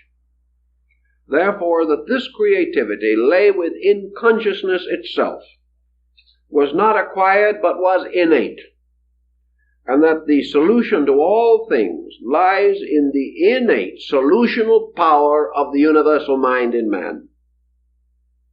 Now, that someone 2,000 years ago should have sounded this is important, and it is easy to see why this idea could not die, why it had to continue to exercise an influence. And it is also possible to estimate from this why this orientation could have been involved in the corpus hermeticum. The idea of this one consciousness, the author of all knowledge, this one mind, the substance of all good, and of course with it all, the vision of the way in which man, through the development of the special and particular faculties of his own consciousness, might in some way and in due time attain to identity with this mind. We will learn a little later that such is the burden of the divine Paramanda, or the shepherd of men. And we know that it is the burden of that department of the Neoplatonic thinking which is called the theurgical part, namely, theurgy, the magic of fulfillment, the magic of doing, the magic not of listening nor learning, but the strange power to be one with truth. So back even in that day, men dreamed of the possibility of bringing their own consciousness in rapport with the universal consciousness. And the secret books of Hermes and the mysteries of the Hermetic doctrine were in one way or another concealed in this, or were concerned with it. Thus, the moment we apply this key to alchemy, we change the entire perspective of these chemists. The transmutation of ignorance, the transmutation of not knowing into the state of pure enlightenment. The creation of the universal medicine, truth itself, which alone can heal all the sickness of ignorance wherever it is distributed. And the principal primary contribution of the Hermetic philosophy was that such a truth elixir was possible. That it was not the vain speculation of deluded persons, that it was not a hope beyond possibility, but that truth substantially was attainable. Perhaps not immediately, perhaps not totally, but that the motion toward truth was the motion toward solution of every problem, internal and external, as far as problem could beset man or any of his attributes. Thus, the Hermetic arts consisted of the arts of human regeneration. There is everything to indicate that they were influenced by Buddhism. Buddhism with its noble path of renunciation. It is quite possible that the Hermetic philosophy was influenced by the earliest systems of Eastern mysticism that resulted in yoga and Vedanta. It is quite possible and almost certain that this system was also influenced by the part of the old Sanhedrin, the great Sanhedrin of the Jews, which dealt with the mystery of the Merkava, or the chariot of righteousness, by means of which the prophet is transported to heaven without death. This chariot of righteousness, this chariot of Ezekiel, being the symbol of illumination, or the spiritual ecstasy by which man is moved from one world to another. Hermes himself describes this experience, or the writer of the Hermetic doctrine creates a person and causes that person to be the personification of the truth seeker, receiving into himself the experience peculiar to those who through dedication have become worthy of the truth. Thus in the Paimanda and in other Hermetic fragments, universal mind or consciousness becomes the teacher, instructing the disciple in the attainment of the great end of learning, which is the Hermetic marriage, or the Hermetic union, the union of the mortal and the immortal in an indissoluble bond of amity. In these thinkings, then, we have the grounds for many mystical speculations that were to come at later date. We see the source of a large part of Christian mysticism. We begin to see why the more illumined church fathers must have recognized the same essential doctrine that they themselves were seeking to cultivate. They must also have realized that the experience of deity is the end of all spiritual quest. And because Hermeticism, like the early church, was concerned with truth as an experience of consciousness, it could not be rejected totally, any more than the ethical experience of Plato could be rejected totally.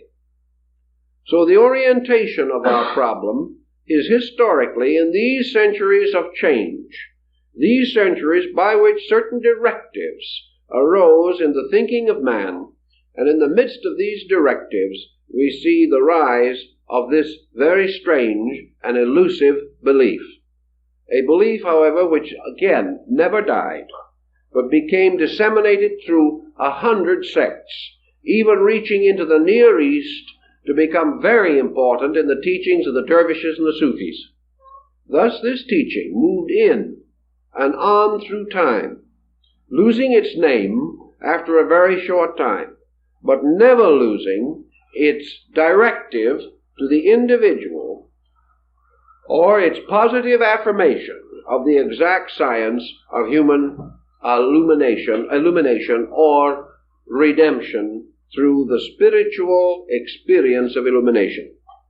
These elements and these factors give us the orientation and will, I think, permit us to go on next week with a further analysis of the doctrine itself. Last week we began our orientation on Hermetic philosophy, and as the subject indicates, we must continue this orientation this evening.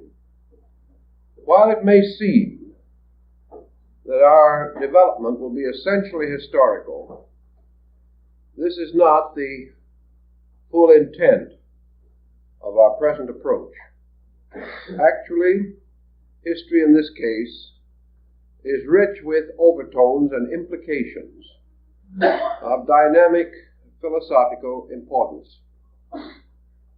We are not interested merely in digging into the past for the sake of unearthing the intellectual artifacts of our ancestors.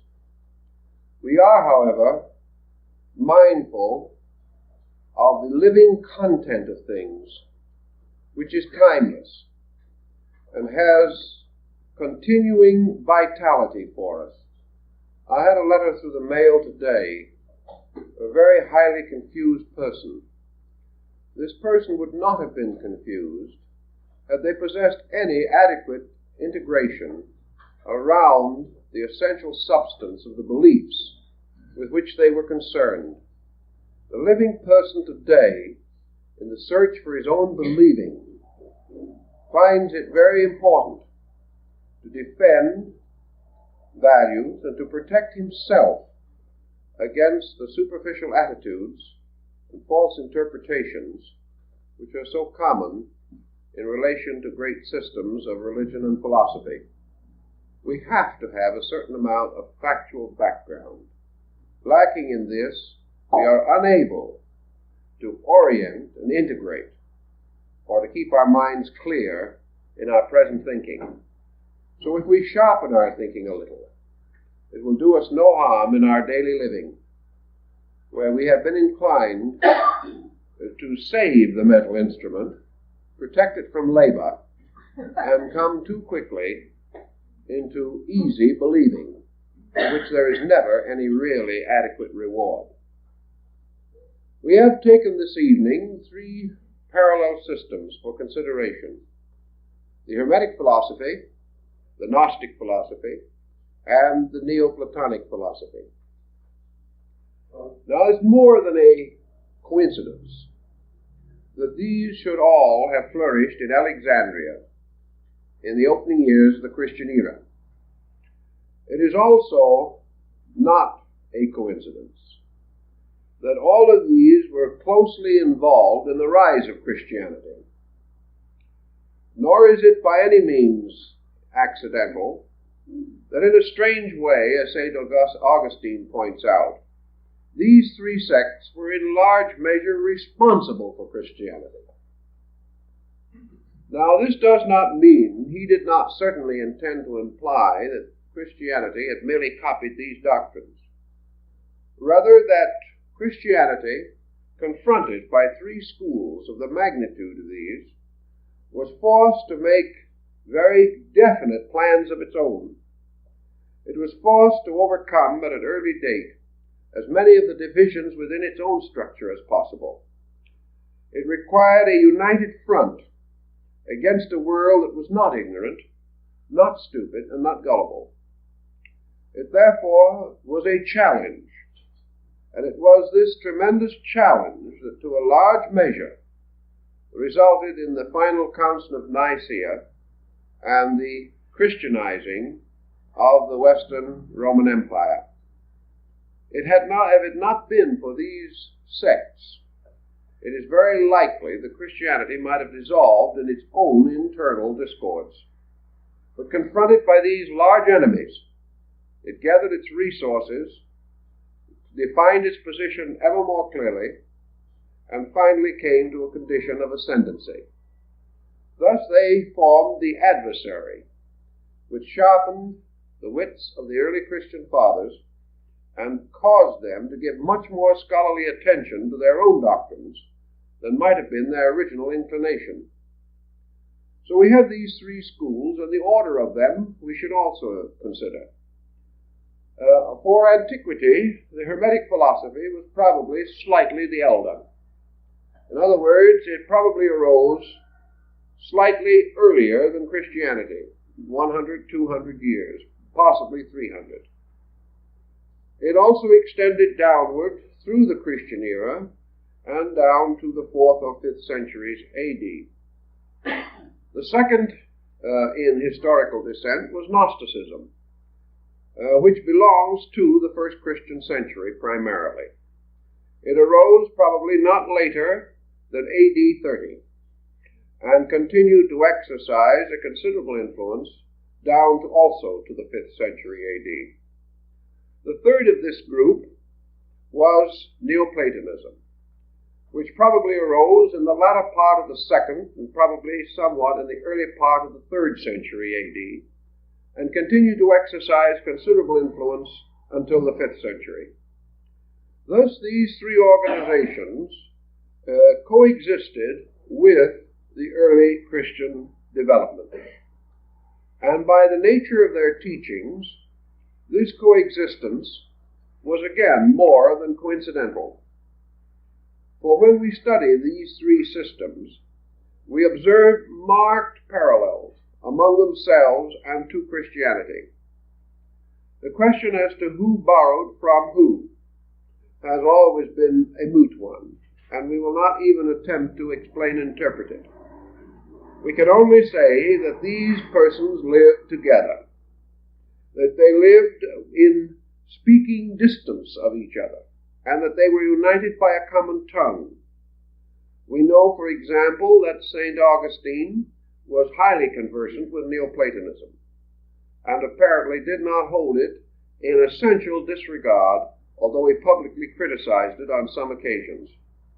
Actually, a large part of his own philosophy was certainly influenced by Neoplatonic thought. Trying to analyze the structure of these three non-Christian groups, to determine their essential keynote, what was the essential difference between them? The more you read about them, the less difference you observe, until a number of writers have practically given up in despair any effort to distinguish their essential doctrines. These doctrines are so close that they are regarded almost as identical. Actually, they are not identical, because each presents a particular perspective about something in which they all have a common interest. The principal foundation of the Hermetic arts must be regarded as scientific. Hermetism, or Hermetic philosophy, was a science, and as it developed strongly along scientific lines until in the Middle Ages, Hermetic philosophy became the synonym of chemistry. It was based upon a series of exact procedures. It was mathematical, and it made very little use of factors beyond the comprehension of the average person, although it did have certain abstract teachings. These abstract teachings, like Buddhism and Confucianism, were rooted in natural phenomena. They were rooted in familiar things, in common everyday occurrences. In this, the Hermetic school borrowed considerably from the Egyptian. For while the Egyptian had a very deep mysticism. His mysticism was always clothed in the familiar forms of natural phenomena. His after-world state, or after-death state, for example, the Elysian fields. Well, this paradise was very similar to the delta of the Nile. In fact, there was very little difference. Here, the celestial blessed did not rest forever, but had their proper cattle and plowed their fields just as they did on earth. The only thing is that the difference between the terrestrial Nile and the celestial Nile was essentially that the celestial Nile never failed, whereas the terrestrial Nile sometimes did not rise appropriately, and there could be famines in the land.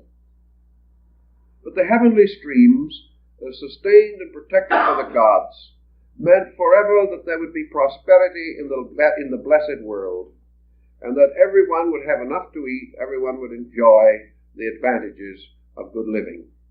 Now, there's no doubt that the Egyptian priests and philosophers went beyond this point, but it is also an evident part of the daily religion of the people. And Hermetic philosophy has a relation to this. It also went far beyond materialism, but it never went beyond the concept of a universal law. It never transcended the idea that divine procedures were mathematical, that cause and effect were inevitable, that the progress of the human being came through the mastery of certain sciences, and that, of course, the science of sciences was that of life itself.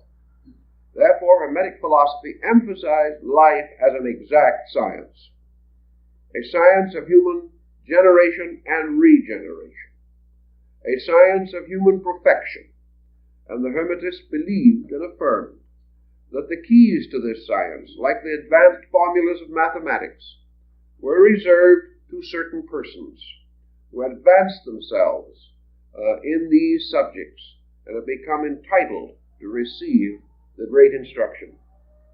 Thus, everything moved forward on a very orderly procedure. The Hermetic school was a kind of university in which the students advanced from grade to grade according to their abilities. This was a strong point in favor of the school, but also the secret of its ultimate dissolution. The average human being, having reached mature years, does not want to go to school. He does not want a way of life that is dominated by a procedure of constant learning. He feels when he has reached a certain degree of intelligence that he should go out and enjoy himself. Therefore, the Hermetic science was essentially restricted to those of scientific instinct, not necessarily of scientific attainment, but individuals who like to approach life as an exact problem, a mystery to be solved by the instruments of science. And we must not overlook the fact that the instruments of science available in those days were better than we believe or generally accept. We were not living in as dark a time as the modern historian would depict. The Hermetic philosopher had many instruments. He had already received the great arts and sciences of Greece and Egypt. He was already a master of liberal arts. He already had many instruments by means of which he could attain his end. But there was something much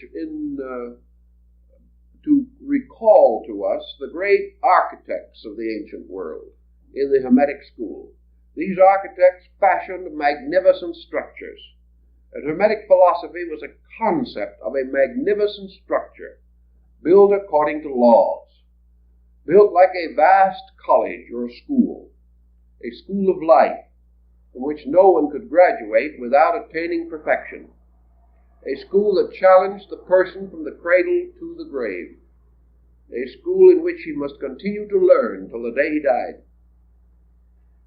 Obviously, this type of thinking would not appeal strongly to the shopkeeper, the merchant, the average person whose interest in science was largely utilitarian, whose knowledge of architecture was exhausted in familiarizing himself with the house in which he lived. This type of thinking, therefore, did not have glamour.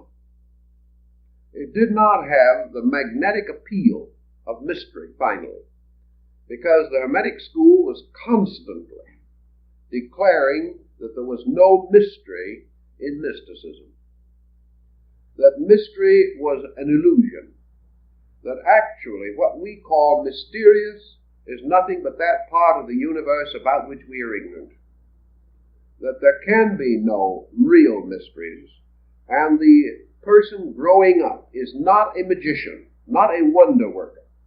He is a scientist, gradually familiarizing himself with laws and keeping them, and gradually developing a great ethical, spiritual code based upon these laws.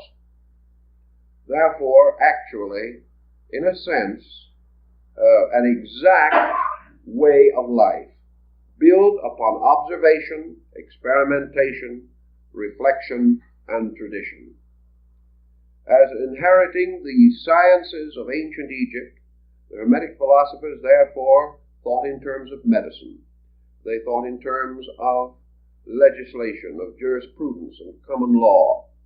They thought in terms of mathematics, astronomy, and music. They were distinctly working with subjects which had to be skillfully mastered, and the real proficient was the person who developed the skill to do these things superbly. And education was to give him the skill, not only to practice the daily sciences known at the time, but also the skill to reorganize, redeem, and perfect his own life. Everything was therefore rather a highly educational program, intensely directed toward the person who, having gained what education he could in the world in which he lived, desired to go on and learn more about how to perform specific tasks, learn how to build a better ship, learn how to rediscover and use the lost secrets of Tyrian dyes, learn how to perfect chemicals and drugs, learn how to perform delicate surgery on the human body, to learn chemistry and physiology and anatomy. All these things came as part of the Hermetic doctrine, overtoned, however, by the great concept that all knowledge was sacred. Therefore, that the physician and the judge and the lawyer were actually priests of a universal mystery. And the Hermetic philosophy points out that the end of all of this knowledge is to discover the wisdom and the exactitude and the goodness of divine providence. Thus it is quite conceivable that the Hermetic position could be of interest and value today to a great many persons. Perhaps our modern scientists are deficient principally in the Hermetic overtone, this overtone that science is divine, that the scientist is not one who must build a religion, but rather a man who must experience the immanence of all divine matters in the very exactitudes with which he daily works. Now this, in substance, I think, is the perspective of Hermetic philosophy as distinguished now from these other groups that we wish to discuss. Now, what is the perspective of Gnosticism? Not long ago on Sunday morning we gave a discussion of the Gnostic ideals of Valentinus. Therefore, we will assume that many of you heard that. We will digest it a little, but try to cover the ground for those who did not hear this lecture. Gnosticism, which arose in both Syria and North Africa in the first century, within the first 30 or 40 years of the Christian era, had one peculiar disadvantage from the beginning. It was never a completely united system. Gnosticism was always at least a three-pronged instrument. Gnosticism was broken up at a very early period into sects. In fact, what we know as Gnosticism altogether is practically a union of sects initially divided. Thus, instead of having a system strong around a central core or a central teacher, or a central leader, we have a dozen or more groups with various backgrounds and various religious doctrines with which they were attempting to create the Gnostic position. We know the word Gnostic from gnosis, to know. It was a search for knowledge, but essentially the Gnostic was a religionist. Instead of being a scientist, he was a theologian. He was attempting the same principle that dominated the Hermetic philosopher, but he was working upon an entirely different concept, namely that through the extensive interpretation of, clarification of, the theological and religious structure of the time, he would find the true, actual, eternal, and universal faith. That he would come into possession of the true religion, the one religion. Early in his experience, therefore, by the very diversity of his background, the Gnostic began to be a student of comparative religion.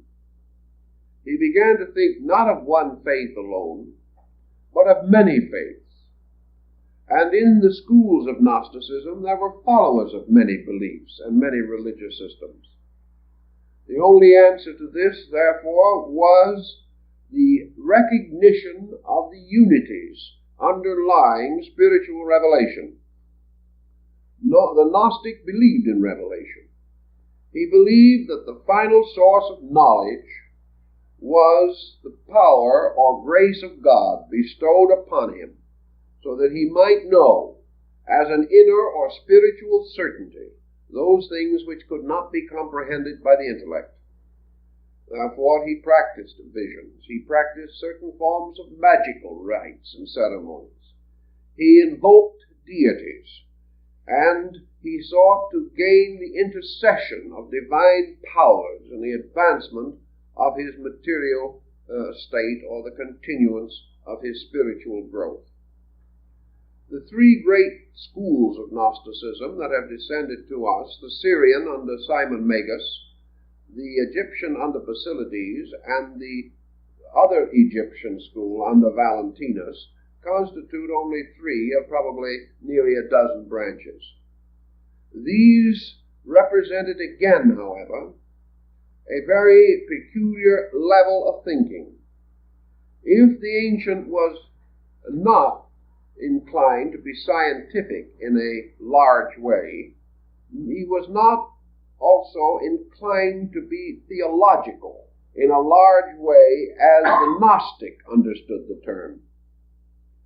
For example, the average Roman, the average Alexandrian, the average Egyptian or person of the area certainly could not discourse learnedly on comparative religion. Western man could hardly do it until the last few centuries. It was not common for the believer in those days to have any interest in beliefs other than his own. As we mentioned last week, the state religions, the various gods ruling areas and provinces, formed the background of the theologies of local groups. They seldom went beyond these. And had it not been for Rome, probably the whole concept of comparative religion would have been greatly delayed. But the Roman Empire, by conquest and colonization, forced this study upon the dawning mind of European man. Gnosticism, we will say then, was represented by little groups, probably 100 little groups, divided into 8 or 10 schools. These little groups consisted of a teacher, something like an Oriental yogin or master of the Vedanta system, a saintly person. This saintly person was surrounded by disciples.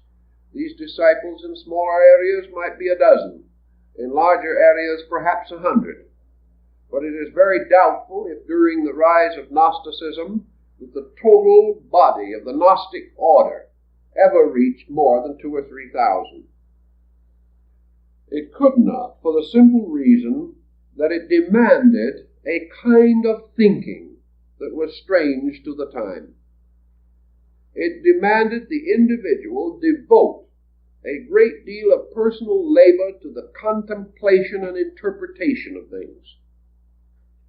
It made it necessary for the believer to examine the various aspects of the deity he worshipped, as these aspects were found in the religions and beliefs of maybe a dozen other nations. This kind of contemplation was not for the marketplace. It was not for the individual who was busy in the merchandising of his daily profession or trade. Thus the Gnostics almost immediately became ascetics, wandered into the wilderness, separated themselves largely from the communion of other persons of other interests. They were content to be devout, content to contemplate and to meditate, to pray and to examine the secrets of religion as they understood these secrets. Naturally, under this pattern, they did not have the staying power, because they could not touch the popular mind. They could not touch the majority of people. It's probable that even in their own day, the Gnostics were regarded as mysterious, as being persons set apart, strange, perhaps even mad. Their thinking was not in the terms of prevailing orthodoxy. The Syrian Gnostics had trouble with the Orthodox Jewish religion. Later, the Christian Gnostics had trouble with Christianity. The one link between the Gnostics and Christianity that remained strong for a considerable period of time was the link of the teachings of St. Paul. The Paulian group was very close to the Gnosis, and many of the Gnostic teachers quoted St. Paul as being the outstanding example of the teacher of their time relating to the mystery of Christianity. Now, the Gnosis moved toward Christianity, and Christianity certainly enveloped phases of the Gnosis. But there was always a conflict there that could not be completely reconciled, the nearest point of reconciliation being in the works of Paul. In Gnosticism, for example, the principle of redemption was an eternal principle, ever functioning. The principle of redemption in Gnosticism was unhistorical. It was known to the first man, and it would be known to the last man, because redemption was an attribute of eternal deity itself. Redemption, therefore, did not center upon any historical time or historical person. Gradually, in the Christian Gnosis, an effort was made to apply this redemptive principle exclusively to the person of Jesus. The Gnostics made a valiant attempt at this, but when you look in perspective over 18 or 1900 years, the patchwork, the tragic difficulties which their philosophy or religion passed through in this effort to combine itself with another doctrine, these difficulties become increasingly apparent. The historical redemption concept was not Gnostic, and the Gnostics who attempted to follow it did so with a good spirit and a good heart, but never consistent with their own original teaching. Thus, Gnosticism was a religion seeking a universal experience of God. It was a little bit in the feeling of the teachings of Akhenaton. It was this sudden bursting forth of the realization that there was only one God, and that this one God was the God of the friend and the enemy, the God of races and nations, and had an existence beyond all attributes, all terms, and all names that could be bestowed upon this divine principle. immediately the Gnostic deity begins to emerge, and we are in the presence of a universal, eternal, unchangeable principle of mystery. Mystery, however, which is penetrated primarily through religion. A mystery which is approached by utter humility and complete devotion, seeking always that mysterious hour which no man knoweth, the hour when the grace of God shall richly descend upon the individual. Now, Gnosticism, having created a perfect God, or having conceived one, found itself upon the horns of a dilemma, because from this perfect God it must explain an imperfect universe. It must proceed to develop the idea of how this God could produce less than itself, how this deity, forever wise, forever good, forever beautiful, could be responsible for the confusion which existed even in Alexandria in the first century. Because, after all, man's confusion, like his living, has been eternal. In order to explain this mystery, Gnosticism assumed or expounded what is called emanationism. This emanationism is of Platonic origin, but its relation to Plato gradually vanished as a factor in thinking. This emanationism is to the effect that as this resplendent and magnificent divine power, perfect and effulgent in all its parts, is the radiant core, source, and heart of things, its radiance extending outward forms a kind of halo or nimbus. And this first brilliant nimbus surrounding the mysterious, unknowable core of things, the Gnostics called nous, or mind. They declared, therefore, that mind was the revelation of that which was beyond the mind and above mind, and that the creative works of the world were accomplished by a mind suspended from a consciousness, that this mind was subservient to that consciousness, and that this mind ultimately returned to that consciousness, either in the form of the individual mind or in the collective universal mind. Then this effulgency, continuing to radiate outward, like the streamers of the corona of the sun, gradually radiated further and further into darkness.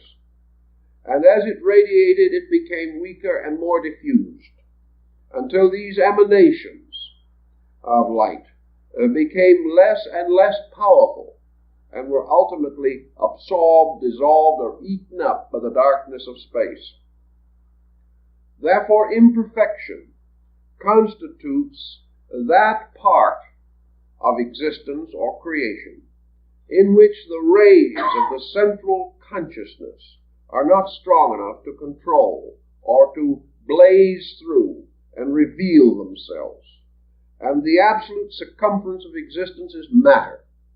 And matter is that part of life in which the light has been absorbed until it is no longer obvious or apparent. The Gnostics, being essentially dualists, then affirmed that what we call matter is essentially the principle of evil. That evil is this darkness. Evil is the victory of space over spirit. This victory is the inertia, which is at the extreme circumference of action. It is not a central inertia, but a circumference inertia, in which, as Plato points out, if you stand close to the light of the candle, you can read the book. But if you are 20 feet from the light of the candle, you can no longer read the book, because the light is not strong enough. In the same way, if we stand close to the nous, or the source of life, we can read the book of life. But if we are far removed from it, the light is not strong enough, and we cannot read. And the minds and bodies of men, having dissolved and absorbed this light into themselves, it is no longer available for immediate purpose of illumination. In this dark circumference, then, the spirits of negation had their abode. And in Gnosticism, it is only fair to point out that they did not actually believe in a principle of evil. They believed, however, in the existence of beings in whom darkness dominated, therefore in whom light was not sufficient, and what we call the bad person, or the demonic person, is the one whose light is so obscured that he can no longer live by it. Thus, the Gnostics had a very handy and convenient framework upon which to develop a very complicated system of analogies. They were able to prove that the impoverishment of light is the cause of darkness. They were able to demonstrate to their own satisfaction, therefore, that materialism is simply the impoverishment of light. That wherever a thing is not light, it is because it has absorbed light, and the light is not strong enough to break through it. Under the Gnostic system, therefore, the great purpose of life was to release the light, was that the individual, through a decision or determination of his own mind, must choose to free the light in himself. He must dedicate himself to such work, such labors, and such processes as would so purify and redeem his nature that the light could be released. Thus all growth was a release of the divine life from within things. This concept was also derived from Plato, but the Gnostics developed it into their very complicated eonology, in which they conceived of man gradually by various disciplines, refining himself, choosing to separate himself from darkness, choosing to overcome the ignorance, which was the opacity of himself, so that the light within him could shine through, and that he could release the imprisoned light, so that this light could return to the source of light, the divine aeons from which it came. In order to achieve this, according to the Gnostics, the presence of nous, or the divine mind, the firstborn of the eternal, gave the discrimination, gave the insight, gave the aspiration and the rationalization necessary to liberate man by an action of his own will. By means of mind, man is therefore forever at the gate of liberation. The Gnostic, however, was not optimistic enough to overlook the fact that mind could also be a destroying power. He therefore recognized a divine mind in the likeness of the eternal Father, and a mortal mind in the likeness of the darkness, and that the mind of man accepting darkness was deluded by his own acceptance, but the mind of man yearning toward the light was liberated by his own yearning. Beneath this process, the mind was an instrument, but the primary end was a spiritual release, the restoration of a true spiritual state, and mind was therefore sacrificed to the liberation of pure consciousness by a voluntary purpose. And the achievement of this purification actually represented a series of Gnostic baptisms. The individual was required to practice the highest form of religious conviction from the earliest time of his association with the order until through renunciation, regeneration, prayer, meditation, contemplation, and through the total sacrifice of all worldliness, his truly spiritual nature might be released from the cravings of his lower nature, and the light within him could shine through a purified body. Purification in Gnosticism was to be attained by the practice of the spiritual way of life, the individual becoming no longer dominated by or bound to matter, verged away from it, and toward the light from which he came. It is quite an elaborate system, but I think the essential principle of it lies in this dualism and the fact that consciousness imprisoned in every living thing is the redeemer of that thing, and that this redemption must result from man making a voluntary dedication of his total existence to the service of this consciousness within him. If he did so, then he was truly upon the way of gnosis.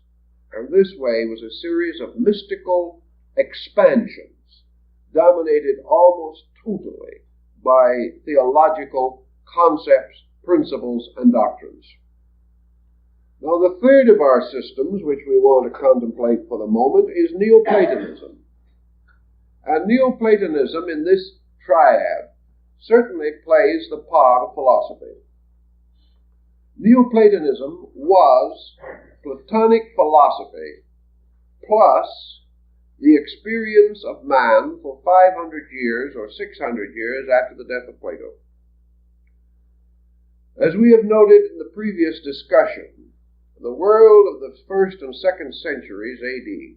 was a very confused world, a world of disillusionments and despairs, a world in which rationality, in the form of a great system of thought, was not sufficient in itself to meet the needs of a large group of persons, those by nature philosophical, those who like to contemplate the great ethical structures of life, stood in desperate need of a restoration of ethics.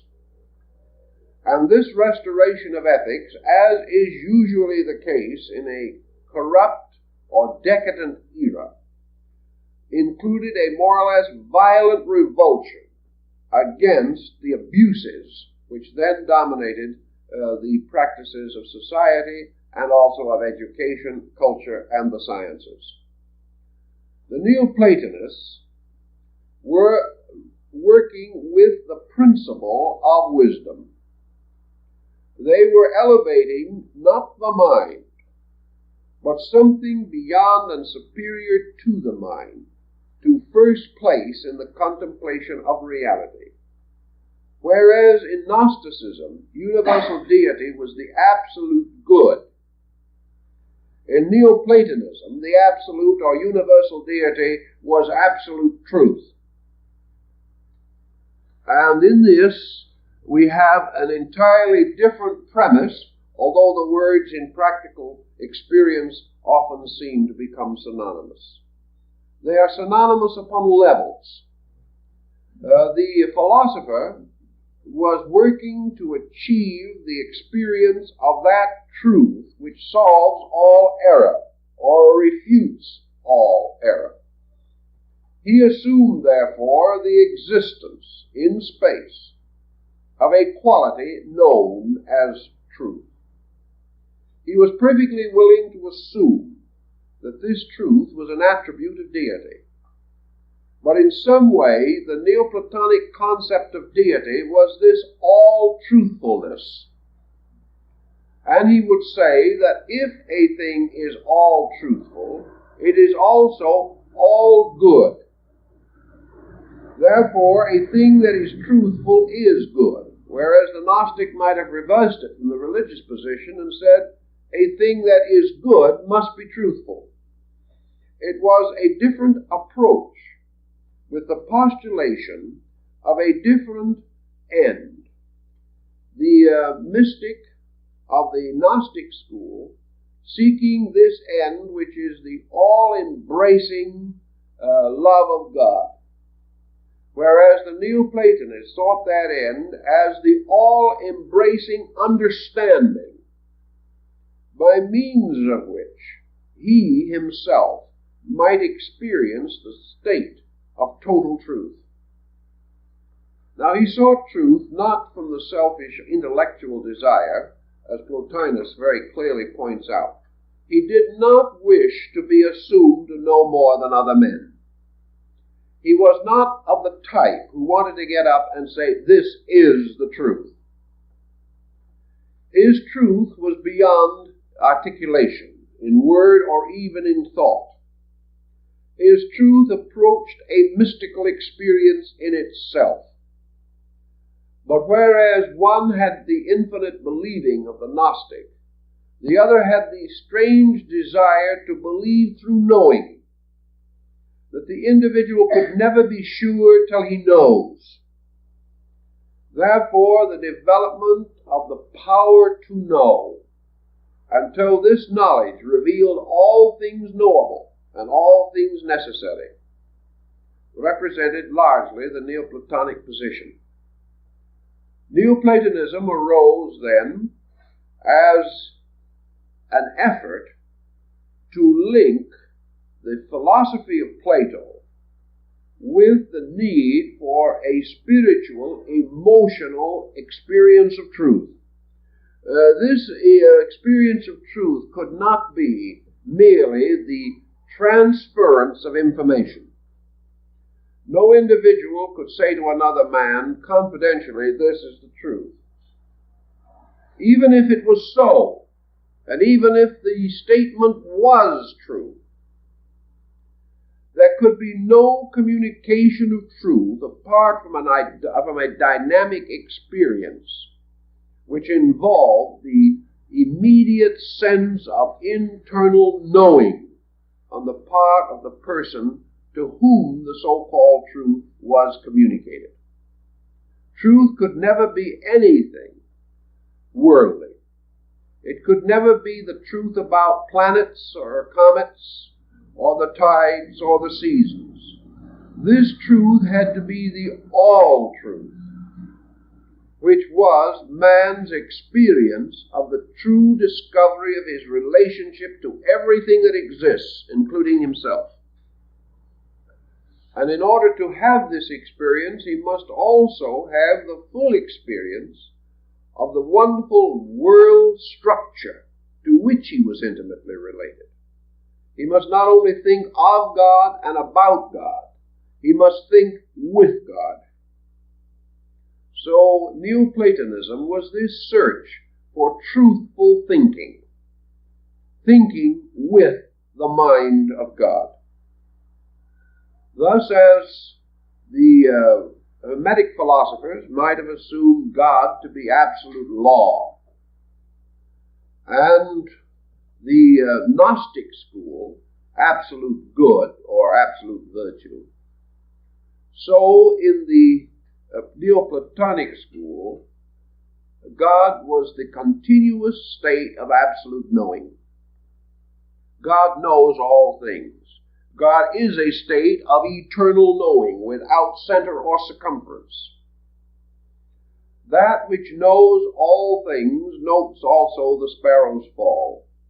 God is a universal knowing beyond mind, a knowing which is seated in the heart-mind structure of every creature, so that man is capable of a kind of knowing that is without mind. A kind of knowing that is strangely passionless, and yet when experienced is a total experience from which no part of the being can escape, and which causes afterwards the individual to say with the strange finality of revelation, "I know." Yet this same person could not say what he knows, because his knowledge is not of things, but of the eternal value which lies beneath all things. Thus, knowing in Neoplatonism is practically and functionally this internal power to know value, to apperceive or apprehend essential essence in things, and to experience identity with essence. Neoplatonism, therefore, would follow in the Buddhist concept that while man seems to have a mind and seems to have a knowing power, he is actually knowing with the mind of God, whether he knows it or not. And this mind, which seems to be his, is actually an eternal mind, the eternity of which he has not recognized or accepted. Thus, Neoplatonism carries with it a certain pattern of acceptances of the presence of value where it might not immediately be suspected. Now, what was the structure of Neoplatonism in relation to some of these problems with which we are concerned? It is not difficult to realize that when we start talking about essence and knowing, and the power to know apart from the power to think, that the Neoplatonists left the larger part of the Greco-Egyptian world behind them. They were thinking in an entirely different dimension also from their contemporaries. Furthermore, although Neoplatonism had within it a large number of the elements of a religion, it was not essentially religious. It was essentially a descent of the great idealistic philosophy of the classic Hellenes. As a result of this, it lacked many of the elements of glamour.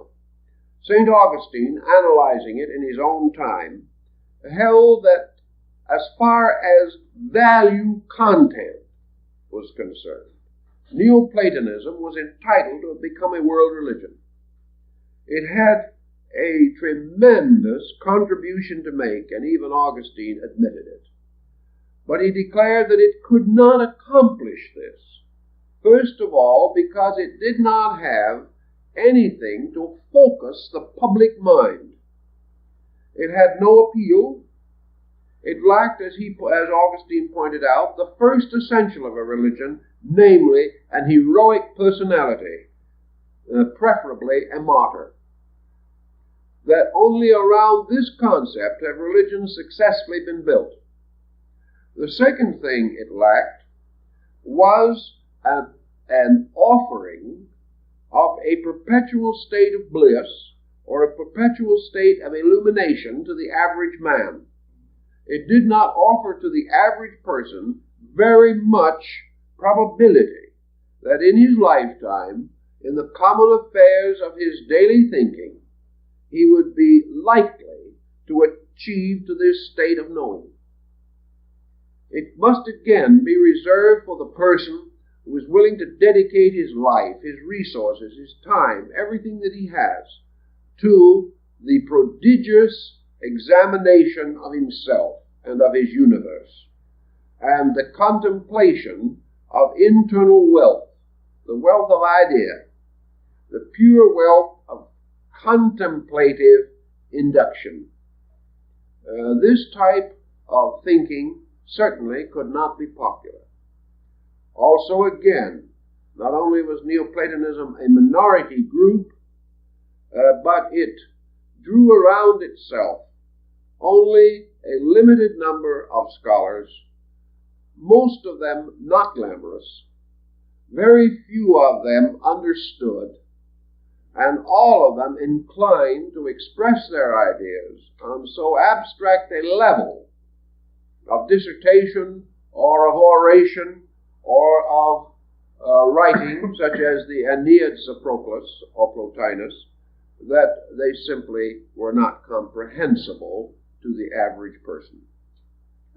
Thus we had three schools, all of them essentially deep, all of them descending from old footings, each one of them strangely and wonderfully practical, but all of them deficient in popular appeal, and all of them deficient in obvious simplicity.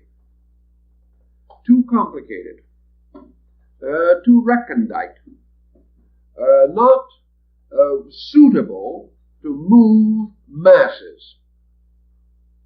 Now, at this time, and under these conditions, the relationship between these schools and Christianity can be more clearly understood. Christianity moved into this great focus with an extremely simple moral ethical code.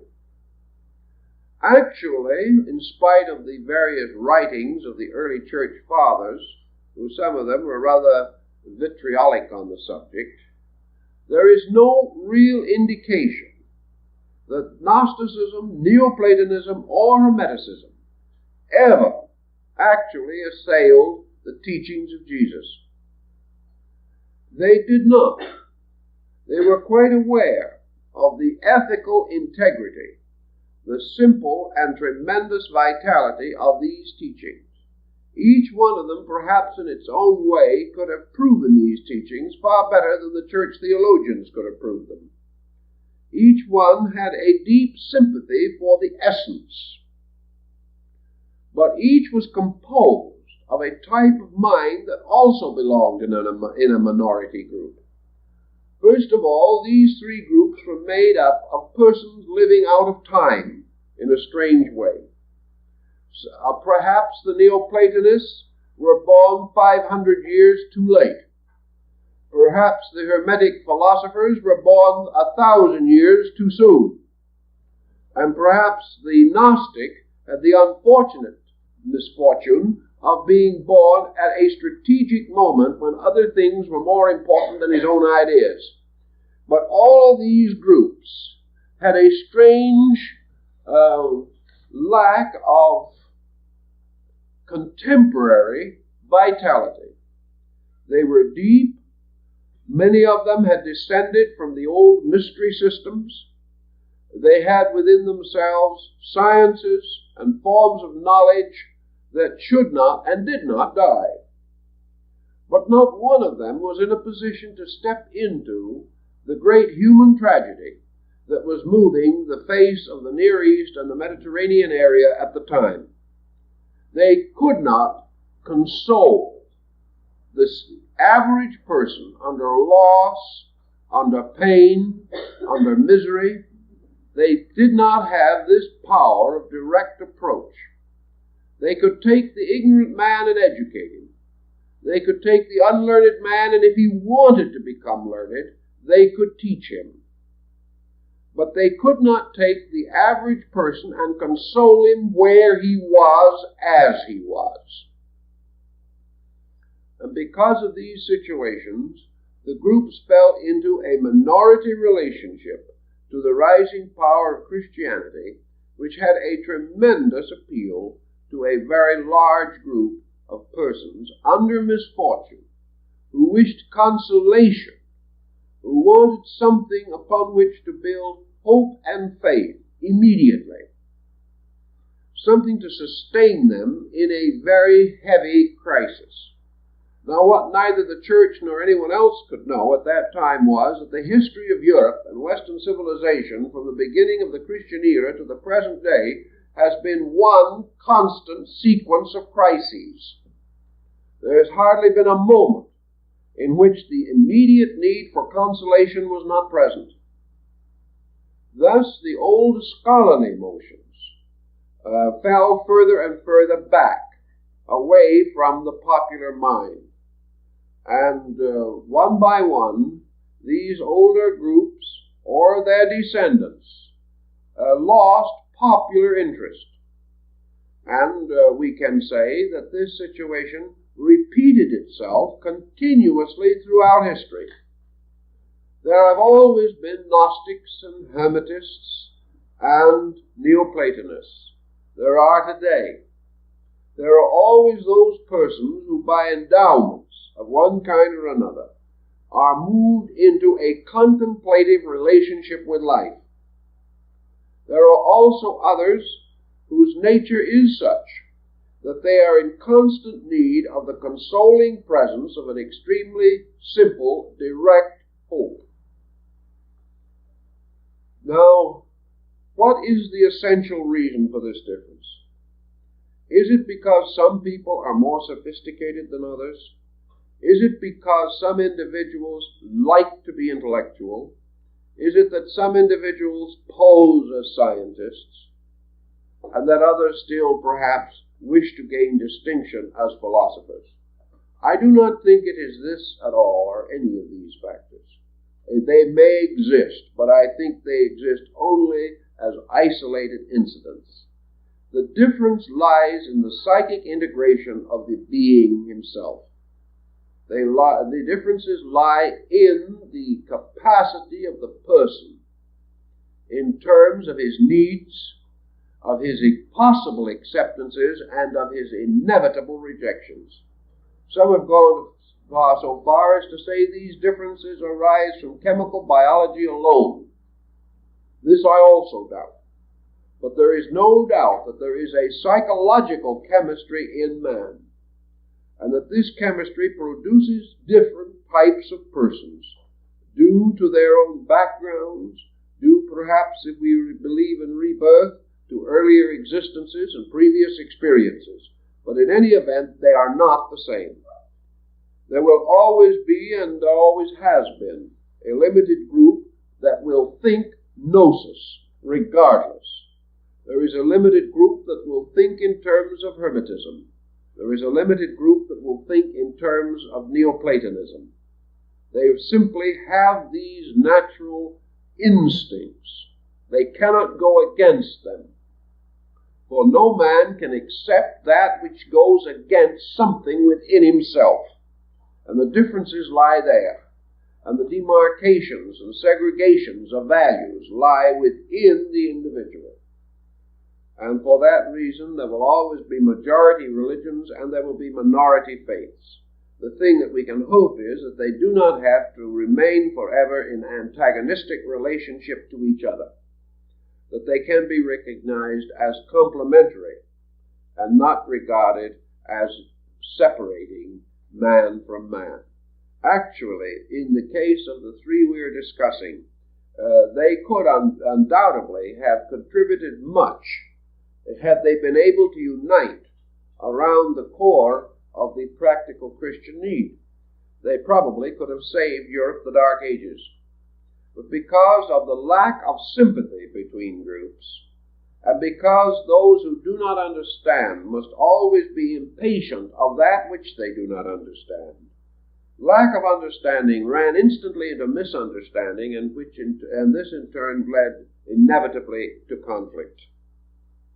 The conflict was one-sided from the beginning, because the number of persons involved and the public appeal was so different that none of these minority groups ever really had a chance.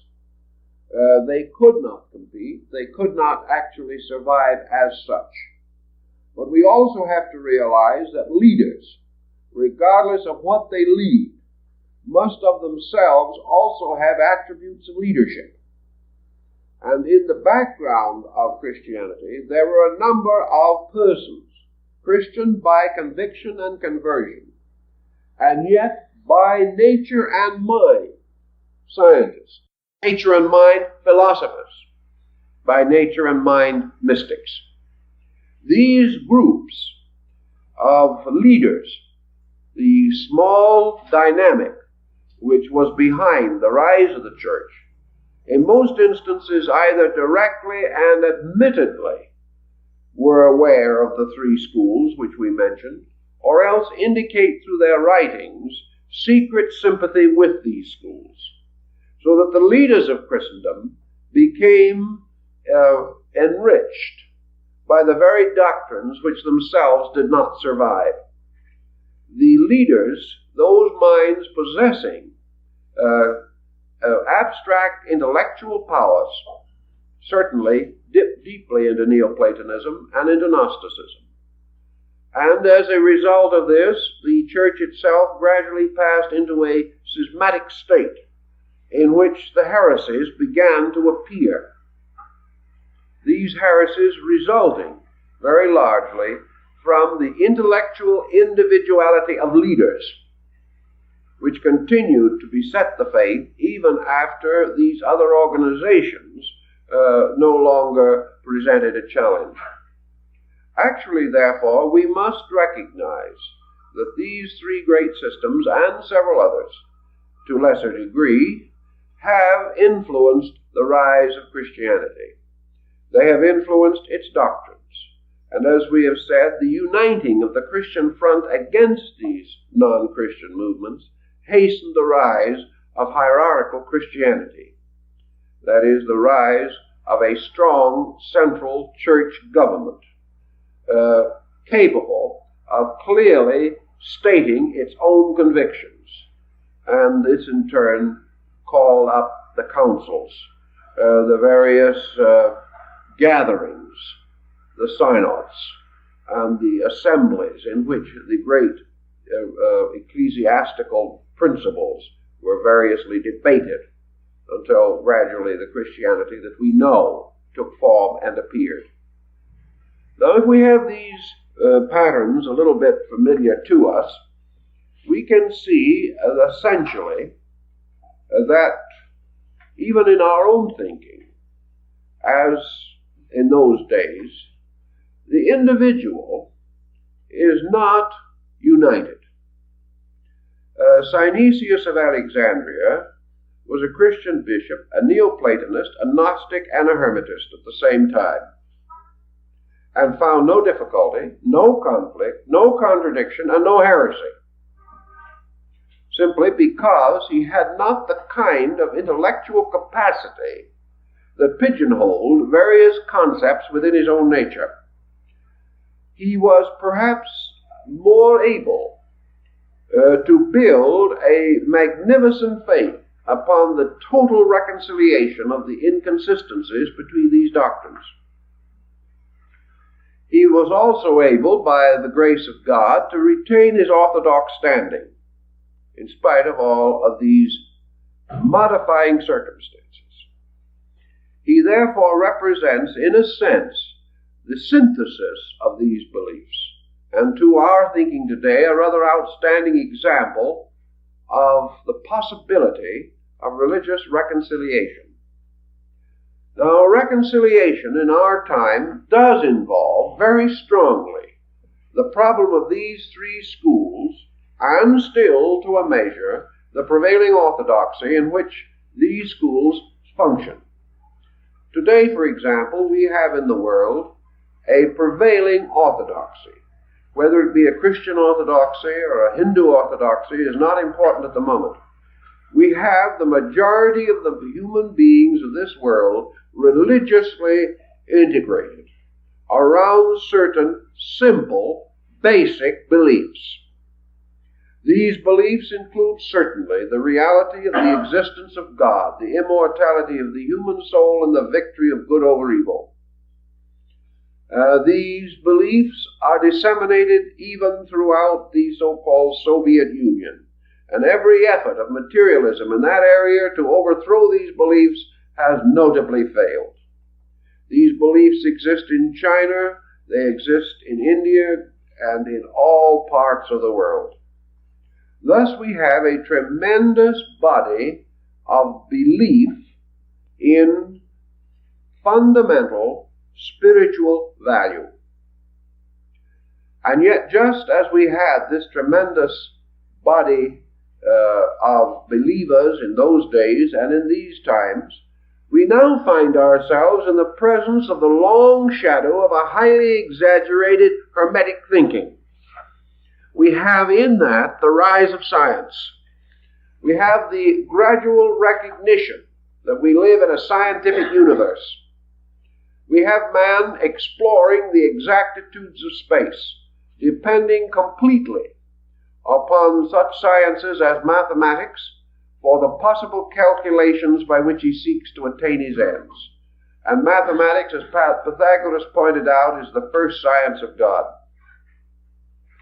Thus we have an excessive intellectualism which has not yet achieved the Hermetic position, namely that knowledge is suspended primarily from God as fact, the inevitable thing as it is, that God is total reality, and that this reality is the totality of all things known and unknown, and that no matter what we can ever know, we can never discover that which destroys the fact of reality. For all knowledge is the triumph of reality over superstition or ignorance. Thus, the infinite universe of realities, of facts, of scientific procedures, this universe is held within the tremendous principle of all fact, all reality, all procedure. And this principle is alive. This principle is a dynamic, not a static. And this principle permeates all other things with itself, so that everything that exists bears within it the stamp of reality. And man's search is the search for this reality in things, or in space, or in self.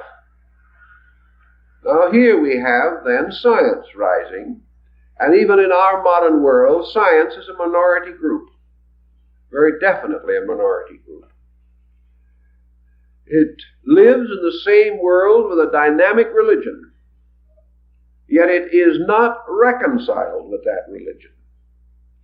Yet its essential discoveries and principles are not irreconcilable with religion.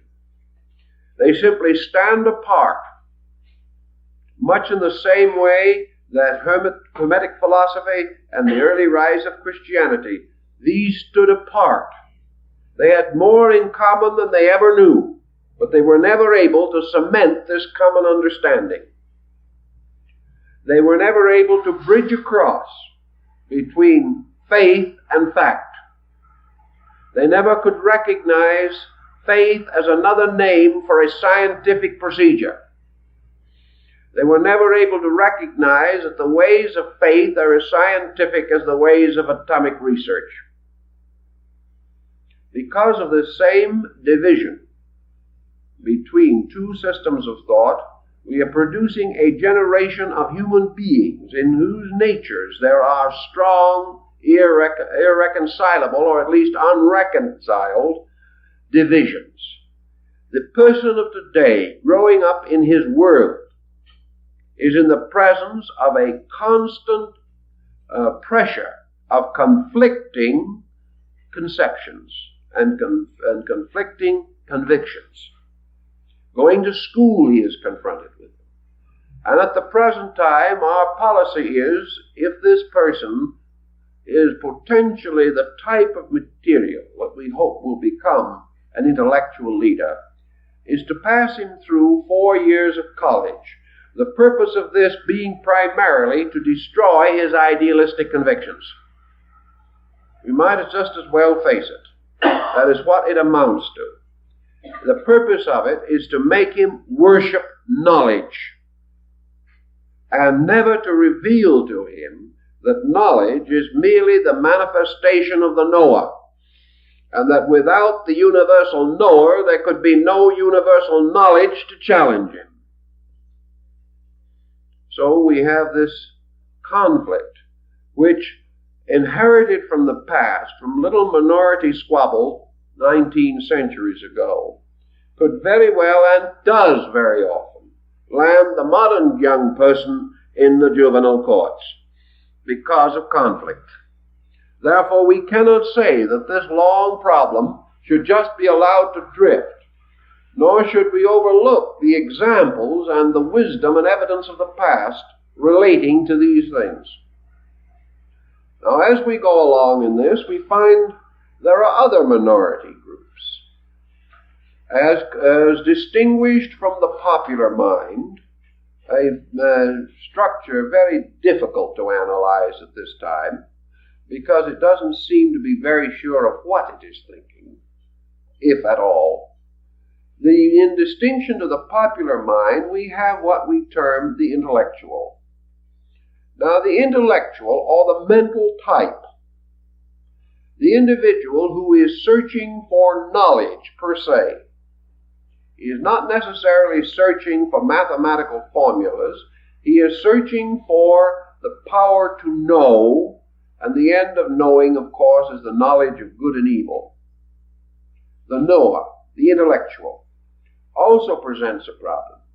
We have had nearly 18 centuries of him in the post-Christian world under the general name of the intellectual leader, the philosopher, the scholar, the learned person, the professor.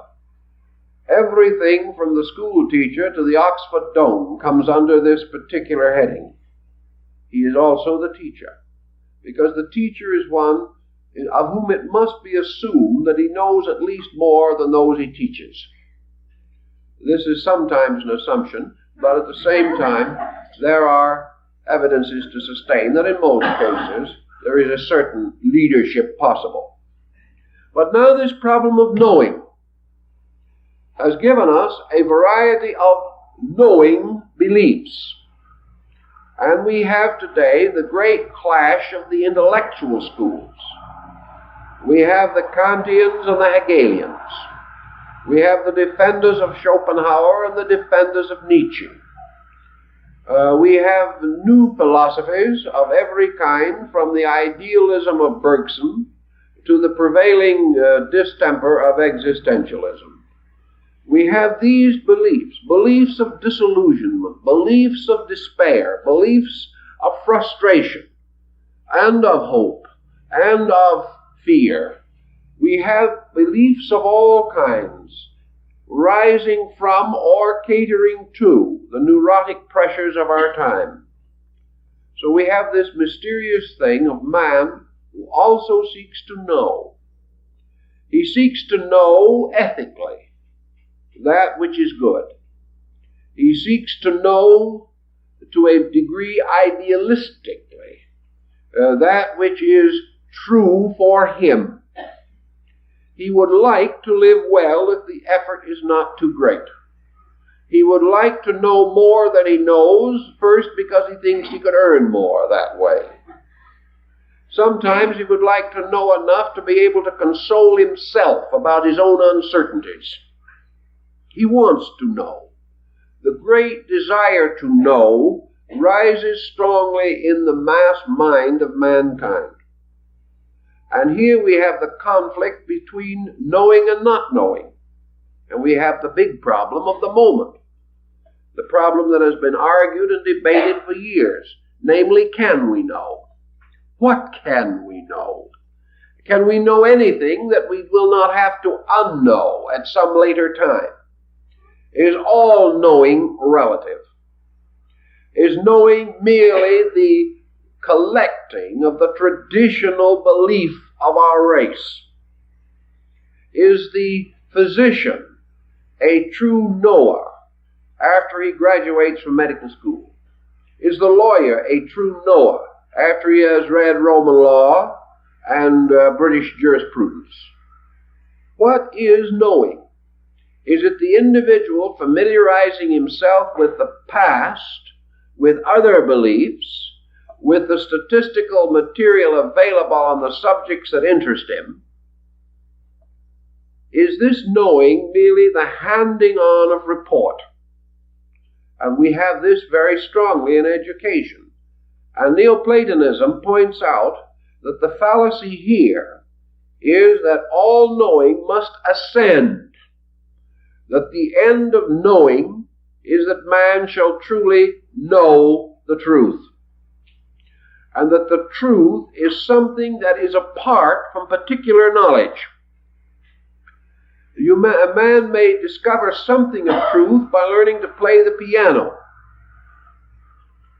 but if he does not add this concept to something else, he will become a musician, but he will not become a truth knower.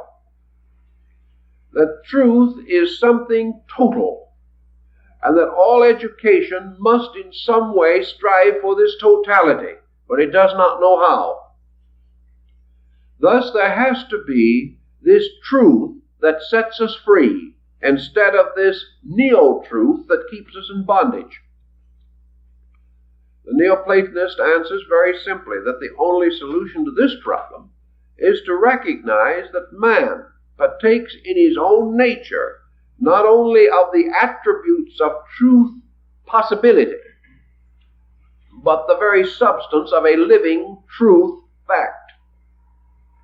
That the truth resides in the innermost parts of the conscious life of man, and that the great journey of the individual is from ignorance to truth, and that truth is something supreme, something infinitely sacred, something absolutely divine, and that therefore the search for truth is essentially identical with the search for all realities with which the human being is concerned. The individual who attains to the state of truth has discovered why he should live well and how he can live well. There can therefore be no truth, as Plotinus points out, that does not produce a change away from error in the actual life of the person who attains it.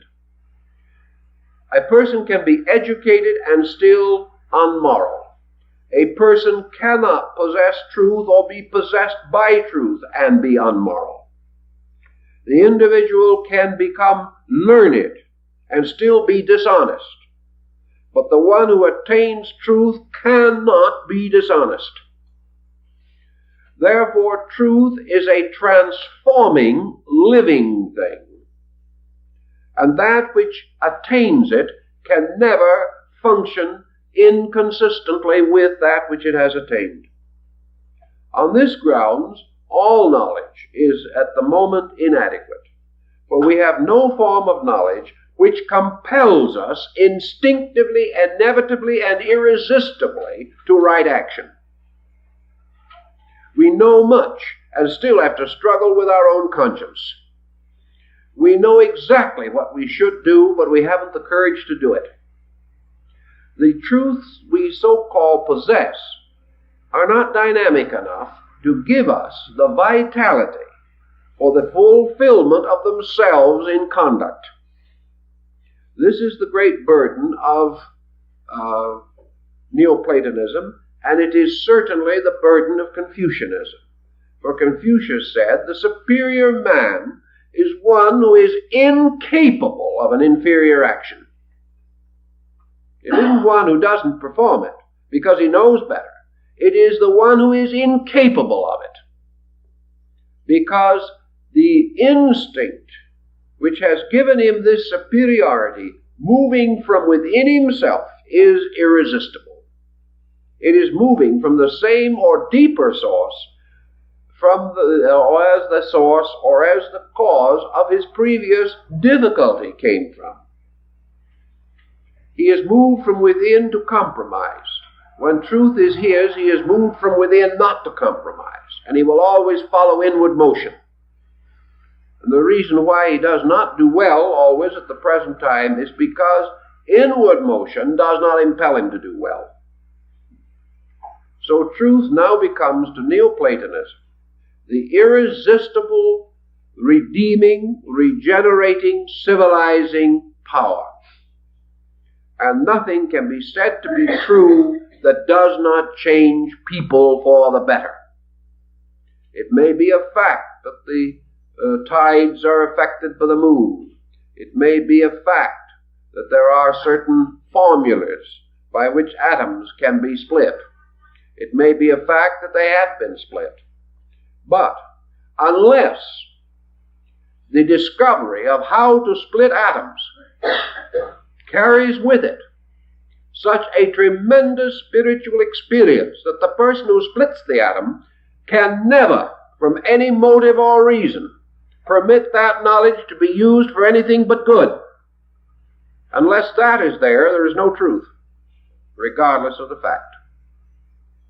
Truth must be the power that makes us do things well and do that which is good.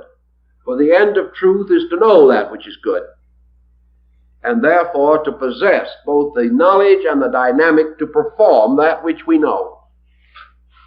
This is the danger pointed out by Neoplatonism in relationship to education. And their cry, their problem, their premise is just as sound today as it was then. And because they were a minority sect and at that time were neglected, those who say the same things today are a minority sect and will be neglected. But that which is said is nevertheless true. And whether it is accepted or rejected, as Neoplatonism points out, truth is unmoved, like the old American Indian proverb that is said to have been inscribed around the walls of the study of King George V of England. The moon is not frightened by the baying of wolves. That which is does not change, regardless of whether it is accepted or not accepted. Thus, Neoplatonism has its offering of today. Man searching for the dynamic of truth. And if he searched for the dynamic of truth as industriously and as patiently as he has sought other things, for instance, his knowledge of atomics, he would today not only have a great science, but a great morality to control it, which he does not have. Now, what is the contribution of Gnosticism to this little pattern? Here is the third group. This group working on an essentially religious level. The purpose of Gnosticism is the direct search for good. And in this search for good, we come to another problem that confronts the modern world. And that is that with the Gnostics, and certainly with the attitude that they took, we have a large proposition confronting us to find out what is meant by good. The Gnosis says, until we know what is good, we can never do that which is right. What is good? What is this tremendous power of things at the root of existence? What is this power that Aquinas also debates in his double question as to whether a thing is good because God wills it, or whether God wills it because it is good? What comes first, the good or the God? Is God good, or is good God? And if God is not primary and must obey the law of good, then what is the law that God obeys? Or if God is primary and his will is good, then what is the good which he wills? These have been debated from the dawn of religious thinking. But the great problem that Gnosticism pointed out is this great need, this tremendous need, to integrate a common understanding of what is good. Now, they were perfectly aware, even in Alexandria, that we have to approach good on two levels: relative good and absolute good. Relative good we see around us every day. It is a common spectacle, a good which is locked within the dimensions of time, a good which cannot escape from the currency of things, a good which is refutable 100 years from now and was not applicable 100 years ago. There is a good which is also an immediate good, the immanent as opposed to the eminent. There is a good which is so difficult that at the moment it appears evil. There is also this unending concept that the imperfect mind of man cannot achieve to a perfect statement of good, or a perfect definition of good. What we call good is that which is agreeable or likable. What we call bad is that which is disagreeable or unlikable. That which injures another may be good for us.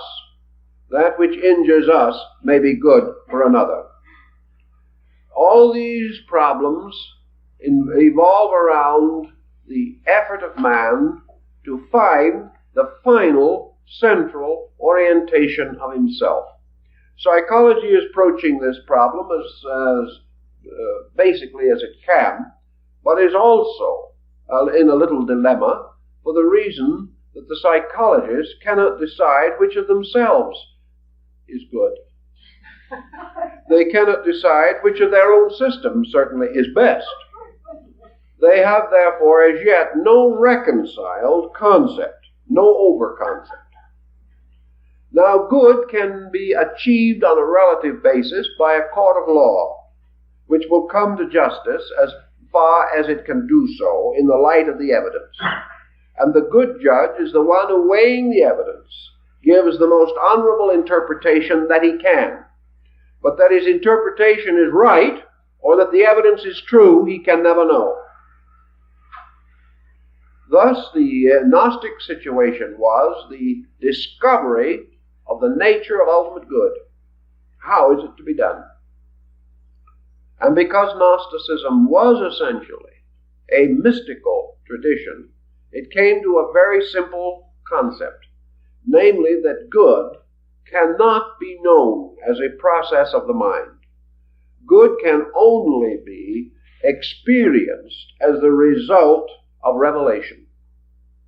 that good can only be bestowed upon man, that the experience of good is the experience of God in the life of that man. Now we can also say, of course, that this experience of God may be misinterpreted, that what one man calls an experience of God may not seem so to another. And in the name of the experience of God, some very terrible things have been done to the world. And in a great many instances, terrible doctrines and horrible edicts have been passed, undoubtedly with the deepest sincerity and the full contrition of spirit. What then is to guide us in the knowing of internal good? And of course, Gnosticism points out that this is the entire concept behind the theory or the philosophy of various purgations of consciousness, or cathartic philosophy, but producing a catharsis or cleansing of the individual. Only the individual in whose personal nature corruption has ceased can have the mystical experience of good. If any other person has such a kind of experience, he will distort it and deform it and profane it by the very process of it passing through his consciousness. If he is intolerant, the good will become merely distorted into an instrument for the advancement of his intolerance. Therefore, the individual who has his own purposes can never experience good per se. The only person who can experience good is one who has completely renounced self-interest and has completely renounced the human equation as an influence or part of his life. Thus the demand for the ascetic life, the renunciation of worldliness, the individual achieving a state in which nothing can be important but the revelation of the divine will. Now, the fact that the ascetic goes out and gives up the world does not prove that he is an ascetic. He may also be a neurotic and do the same thing. It does not prove that by any action of his outward person, no matter how consecrated that action may appear, that that action is without ulterior motive. Thus, in the Gnosis, the point was very clearly made that only through years of testing and of trying, only through the most diligent application of principles, the most total and complete analysis of self, and the final renunciation and rejection of everything that is ulterior within the self, can the individual come to the point in which he may depend upon the purity of revelation. But revelation, again, is a relative thing. And revelation, or the experiencing of the good, can come to many kinds of persons. We will not say necessarily that it is complete, any more than Gnosticism affirms that it is complete. But it can be an extension of our present realization of good. Now, the proof that it is a revelation and not an hallucination arises also from the consequences of it. At the moment, there may be no way of testing.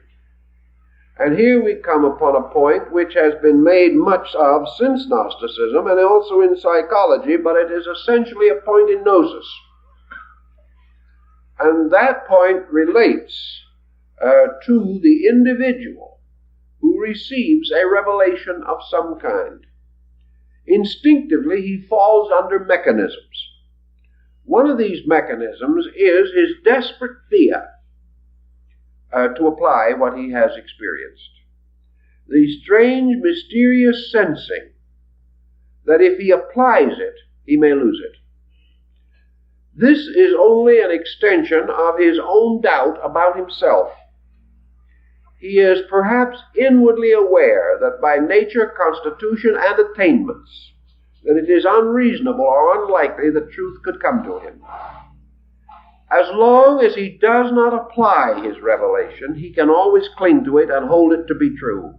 But if he applies it objectively and observes that it does not function correctly, if by application it disproves itself, then this individual is deprived of the support of a spiritual conviction within himself. So he is inclined to be careful not to apply. Yet in Gnosis, the first problem emphasized his application. The truth is revealed, it must then be applied. And if it is true, it will operate. And it will operate constructively. And it will produce nothing different from itself under any condition. If it is true, it will increase truth. If it is untrue, it will increase error. The individual, therefore, whose truth does not produce some kind of good, has no truth. In this thinking, the search for good is therefore, in a sense, the search for harmlessness. It is the search for value, which again produces within the individual a condition of integration or homogeneity of effort.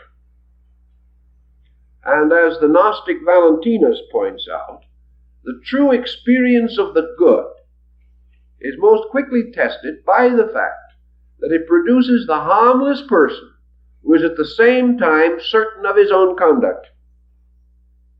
The individual who by instinct cannot perform an action contrary to good. Revelation flowing out through the person is evidenced by a greater measure of good. And in our level of thinking, there are good things which we hope for. They may not be ultimate, but they cannot be deficient in any state superior to themselves. Therefore, we can say that kindness is not an ultimate good, that there may be good beyond it. But if that kindness is real, that ultimate good cannot be unkind, because it must not be deficient in any of the lesser forms of itself. Therefore, a kind of attitude of good which leads to cruelty of conduct cannot be good. A revelation which leads to intolerance cannot be true, because here is an assumed greater good in violation with a common good which experience has justified. Now we can say that absolute truth might violate everything less than itself. It will not violate anything of its own nature. It can only violate that which is contrary to its own nature. A greater sense or knowing of good may elevate our discrimination about all things. But good cannot make a person destructive. And anything which can is not good. And all excuse to the contrary is not valid. Because destructiveness, as Gnosticism points out, is a causation which sets in motion a sequence of further destructiveness. And that all of this destructiveness must ultimately be washed out by ultimate good. That therefore this destructiveness forms the adversary which opposes good. In our daily thinking, which must be on the moderate level, we also, all of us, have some intuitive, conscious sense of good. And this good has been for the most part sustained whenever we have been able to practice it. Consequently, revelation must strengthen this good toward achievement of greater goodness. Revelation can never result in a quality which detracts from good.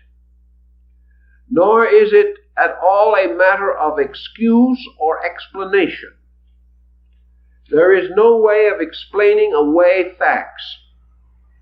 That which causes injury causes factual injury, and no rational integration or rational interpretation can justify the act of destruction. Therefore, in Gnosticism, the purpose always is to measure the achievement of the gnosis in the terms of the unfolding harmlessness of man. Now, wherever we have had religious intolerance or harmfulness caused by sincerity, we have nearly always found that it is associated with too limited a perspective towards values. Wherever the effort to be true and to be right has led to trouble, it is because the troublemaker was devout but not intelligent. Therefore, good must also indicate or prove the presence of increasing ability to administer the power of God. The individual who achieves a spiritual value receives with his inner understanding a sense of use. It is not possible for an individual to say, for instance, as people have come to me and said, "I've just been illuminated, what did it mean?" You can't have such a situation, inasmuch as an extension of consciousness is an extension of meaning and cannot exist apart from it. And any extension apparently of strange phenomenal circumstances not accompanied by an appropriate extension of understanding must be regarded as delusional of some kind. The individual cannot grow inwardly without improving his total nature. Though the Gnostic pointed out that the search for good becomes the supreme career of the truly devout person, for in his effort to serve God, his only protection is his own enlightened understanding. It is the only way in which he can preserve the honor of deity. For if in a benighted, fanatical manner he even tries to serve God, he will disgrace that which he serves. So all service involves man's growing ability to comprehend the good and to act according to the comprehension of the good which he possesses, thus opening the way for the increase of this factor within his own experience consciousness. Now here we have these patterns then, adding up to the problems of our time, coming down to us as directive, as for instance concerned with such a question as, where will we all be as a civilization, as a people, 100 years from now? Not necessarily ourselves, we may not be present, but our world collectively thinking. Where will this world be if we lack directives, if we continue to have no more internal resource than we have today? What will our external achievements do to us? And that was the question that the Gnostics were asking, and the Neoplatonists and the Hermetists 2,000 years ago, or nearly so. What are these directions without directive? They simply mean drifting along lines of opportunism or retrenching against immediate disaster without plan, purpose, program, or any design suitable to achieve lasting results.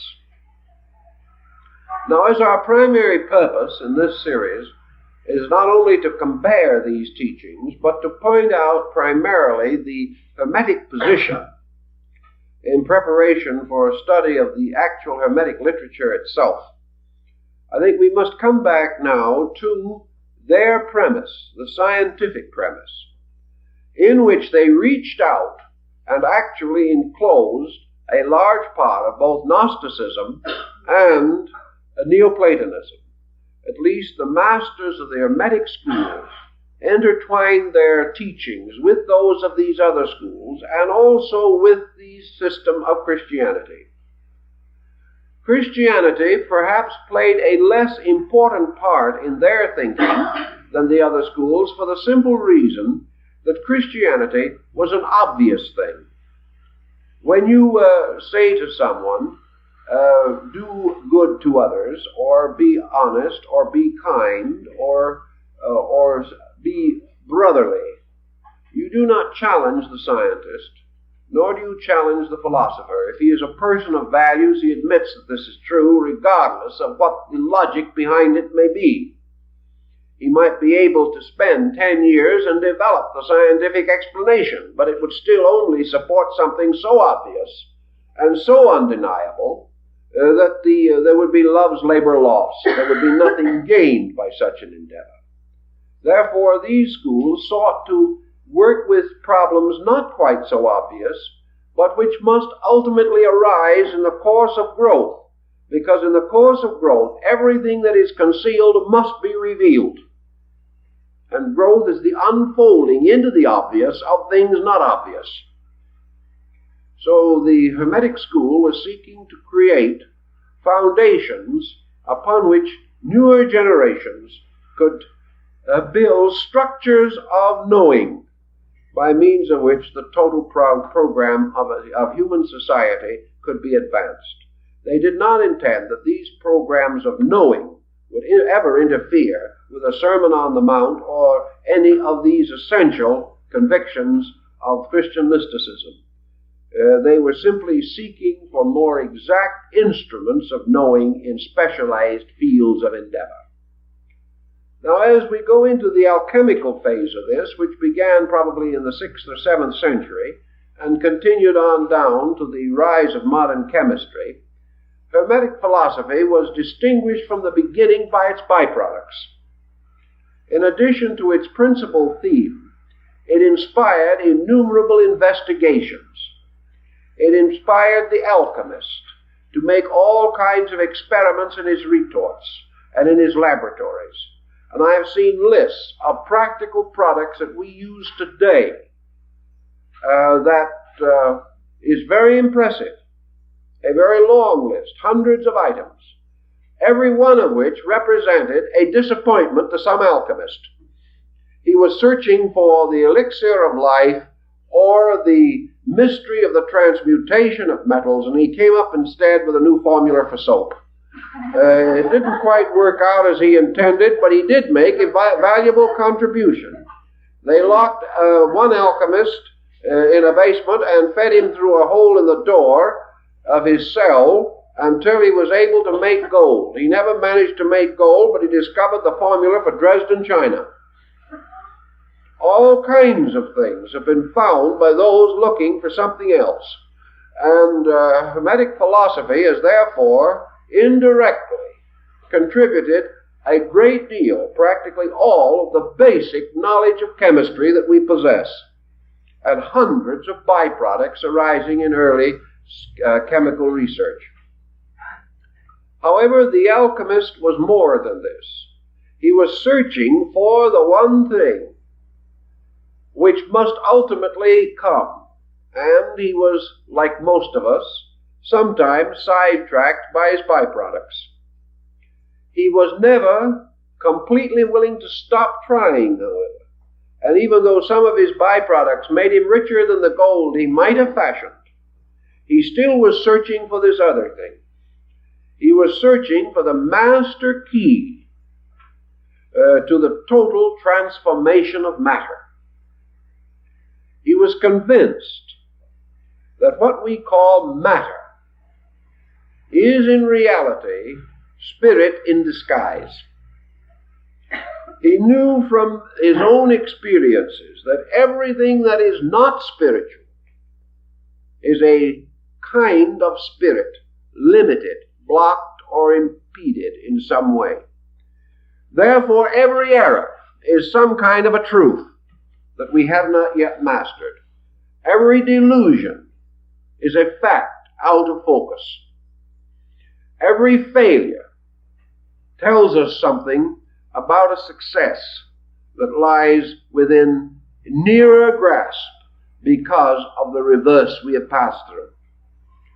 Thus man, with all his humanity, and it is a broad statement covering a wide variety of attributes, man in his total humanity is God itself, with its divinity locked within this strange casement of base metals.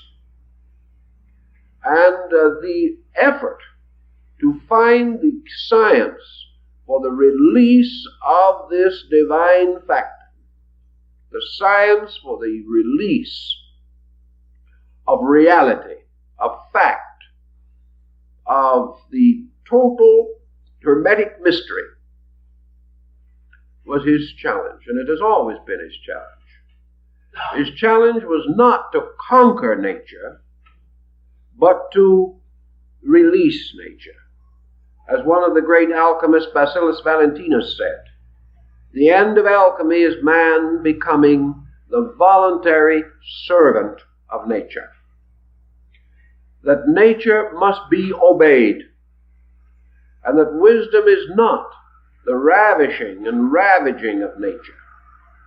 The wisdom is man achieving a subtle, sensitive, spiritual rapport with nature, in which man can cause nature to open her wonders, reveal them without fear to the being who is without fault. This is almost exactly the wording of Valentinus. And it is the idea, the concept of man persuading, man inducing the universe to give up its secret. And this secret to be won only by man's love and not by man's strength. Won by the wisdom principle, by the principle of obedience, the acceptance of the challenge and the acceptance of the responsibility, both together. So in the Hermetic philosophy, we have this pattern outlined, gradually unfolding through the Hermetic books, which conceal it under allegory and legend. But what the Hermetic philosopher was seeking for was this wonderful, mysterious powder of transmutation, the red lion. The mysterious power which changes all things instantly. And that mysterious power was, to his way of operating, some way locked up in the mystery of universal or divine mind. That this mind had some way within it the power of the spontaneous release of itself. That mind as the bridge between nature and God can be crossed. And that this mind can, in some mysterious way, open a blazing core of facts by means of which the individual becomes master of the world. Not because he becomes its ruler, not because he becomes richer than someone else, not because others honor him, but simply because he has achieved mastery over illusion. That he stands in the full awareness of the glory of the creating power. That he accepts totally the highest of all scientific facts, and that is this fact of the eternal presence of this gold, this mysterious substance locked in everything.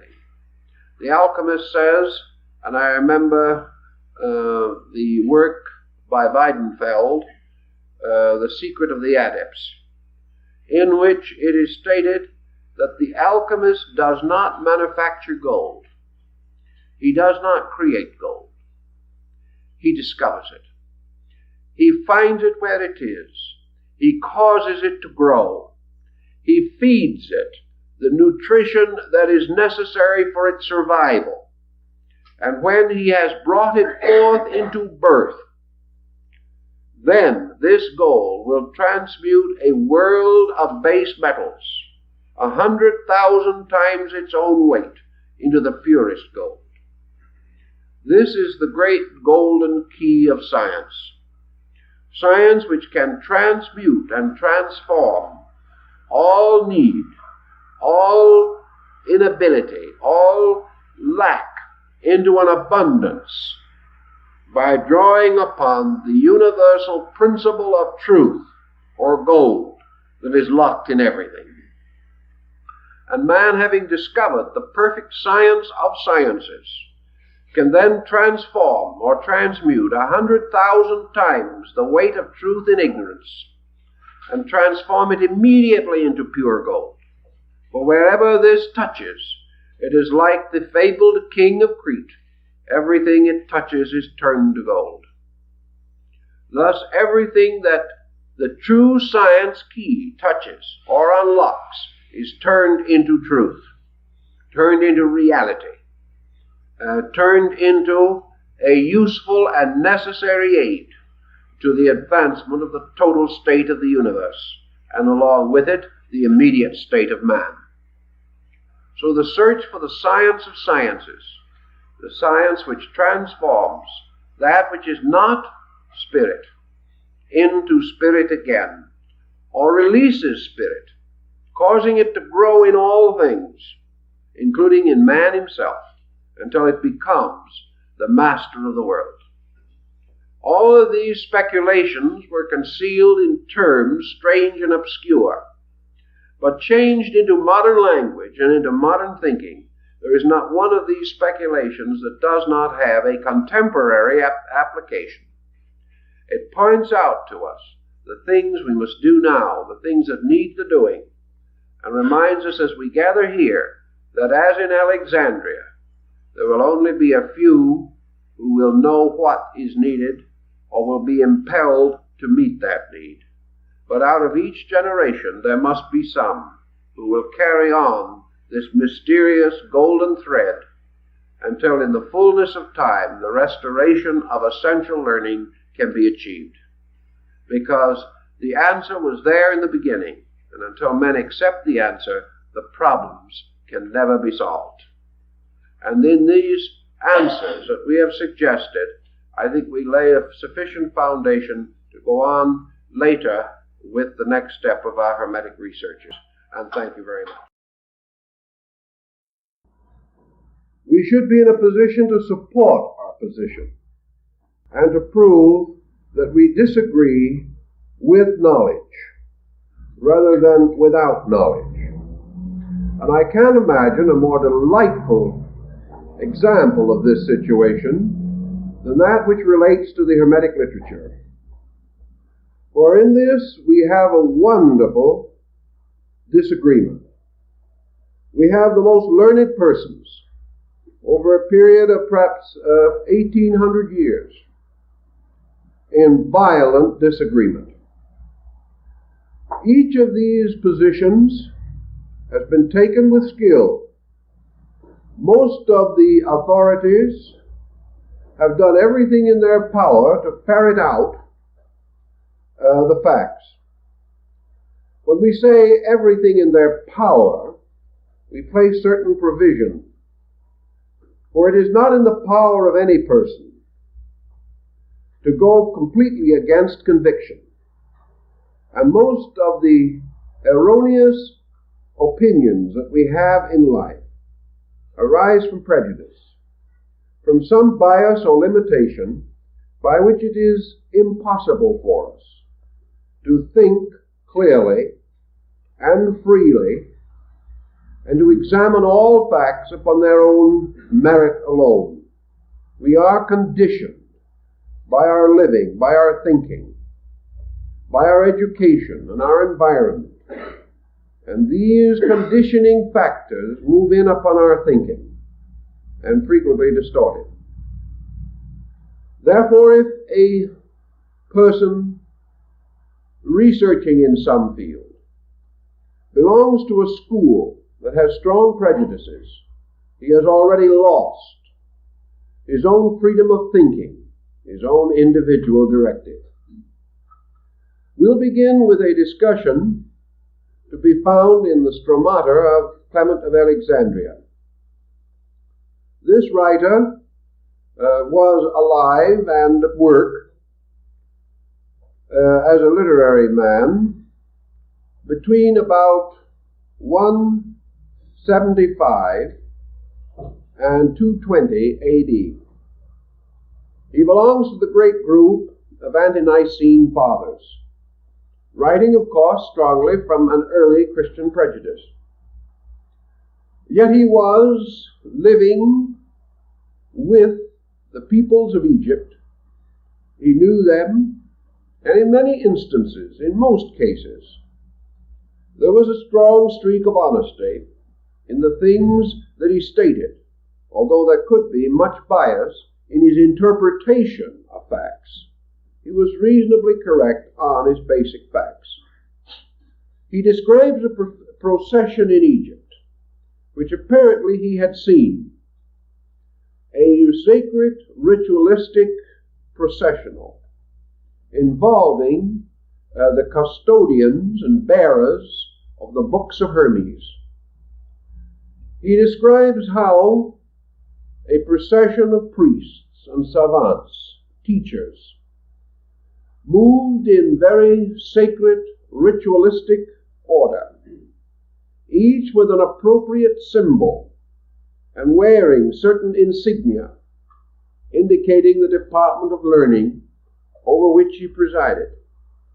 Clement also says that to earn these distinctions of learning, it was necessary for these scribes, scholars, and priests to have memorized certain books of Hermes, some 3 books, some 4 books, some 10 books.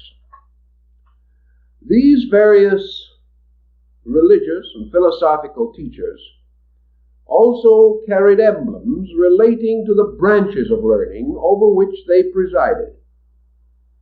Therefore, some of them had become masters of the medical books of Hermes, others of those books dealing with statesmanship and law and the government of peoples, others still of astronomy, mathematics, navigation, and the secrets of the heavens, and the geography of the earth.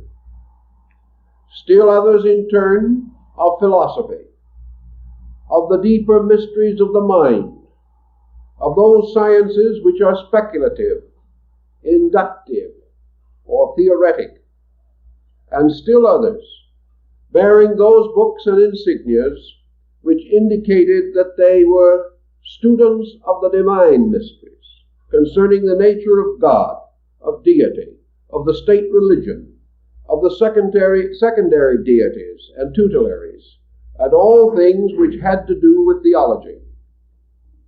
Adding together the books specifically referred to by number, but not by name, by Clement, we find clear statement of 42 books, divided apparently into a wide variety of subjects. In short and simple, covering practically every field of knowledge known in the ancient world. Now we have here several facts of importance. The first is that Clement writes apparently as an eyewitness to these rituals, taking them for granted, and his contemporaries must have known whether he was correct or not, and it is unlikely that he would have perpetrated a fraud. It would have been too easy to detect it, and some other writers would certainly have come out violently against him. The second important point is dating, namely that this procession occurred probably not later than 220 AD, and possibly as early as 150 AD. This gives us a kind of orientation which brings us violently into conflict with one of the greatest antiquarians of his time, Fabricius. He declares it to be his most solemn and sincere conviction that the Hermetic books could not have been written prior to the year AD 300. Now here we come head on into one of our least minor problems. Is it conceivable that Fabricius was not aware of the statement by Clement? This is almost impossible. Had he not noted it himself, someone else would have brought it to his attention. He was working at a time when literature was not as abundant as it is now. Men did not overlook source books centuries ago, when these constituted practically the sum total of authority. Therefore, we try to understand why Fabricius took his position. The answer is obvious from other authorities working in the field. According to this answer, Fabricius assumes that the books carried by the Egyptians in their religious processional could not have been the present books that we now associate with Hermes.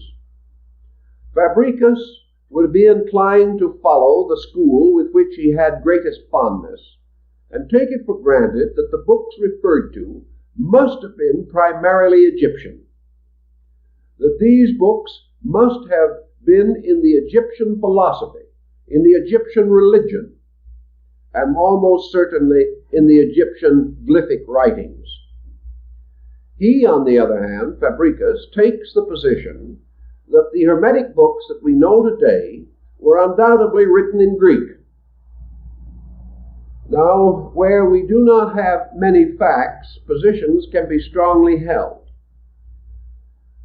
His position is sustained by the evidence of his time, but there were two things he didn't know. He couldn't know. One was the discovery in 1946 of the Canoboskian Library near Luxor, about 30 miles from Luxor in Egypt. This library proves conclusively that the Hermetic books were in existence prior to AD 300. And the general opinion now is that the manuscripts discovered will probably date from the middle of the 3rd century AD, or perhaps the beginning of that century. In other words, these books are practically contemporary with Clement of Alexandria, the man we quoted first. Now, the position that the Hermetic books had to have been written in Egyptian is also assailed by another fact, a fact which perhaps Fabricius did not adequately examine. That is, that considerably earlier, a Greek dynasty of pharaohs had taken over the administration of Egypt, and Egypt was already passing from Egyptian learning to Greek learning. This we evidence from the appearance of the Septuagint version of the Bible, which was actually prepared in Greek in Egypt, probably in the middle of the 4th century BC.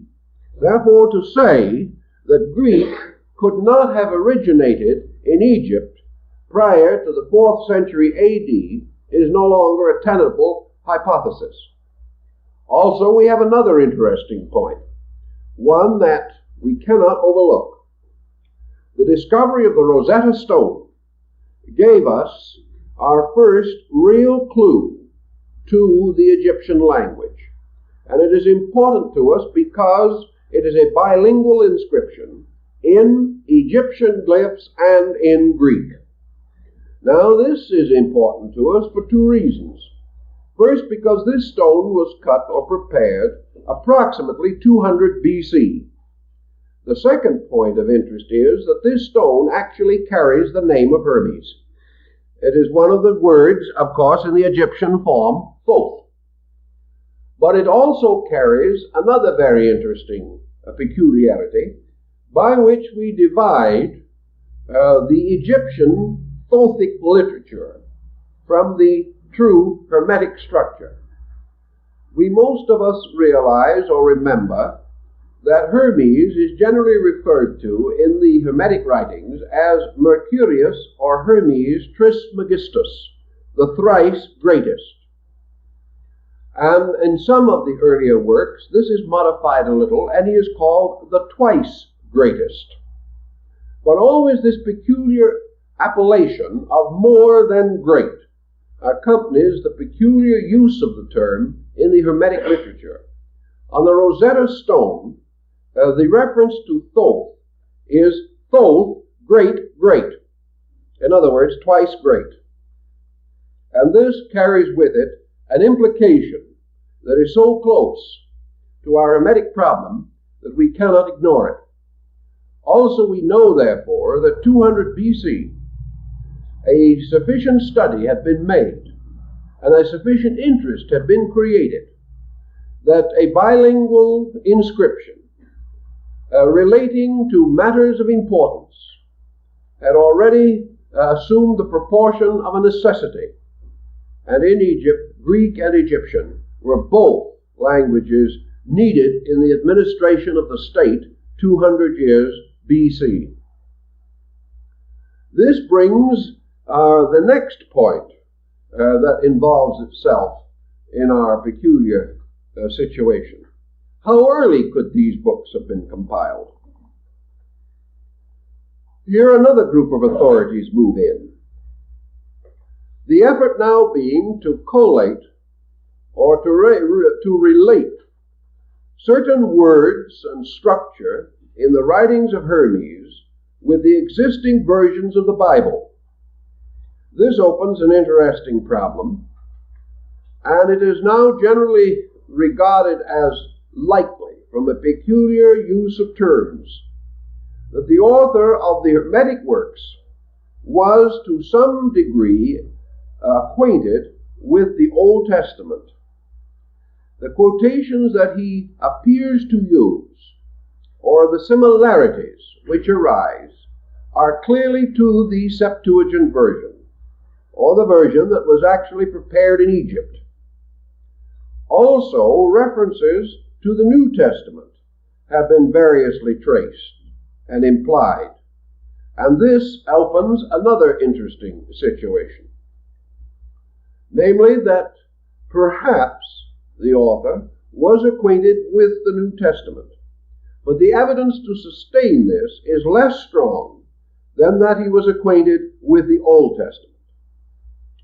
This brings another group of authorities into the picture, namely the recognition that ancient works passing downward over periods of time are frequently changed. A scribe or a translator working with a document and with certain liberty to either polish or refine the style of that document is very likely to fall into idiom, the idiom of his own time. Our outstanding example of that, of course, is the King James Version of the Bible. This version, prepared and published first in 1611, is a masterful translation into English. Yet any scholar examining the King James Version would date it almost certainly into the opening years of the 17th century. Not because the original contents belongs to that period, but because in the translation it has fallen into the idiomatic forms current at the time the translations were made. This can also have occurred in connection with the Hermetic writings.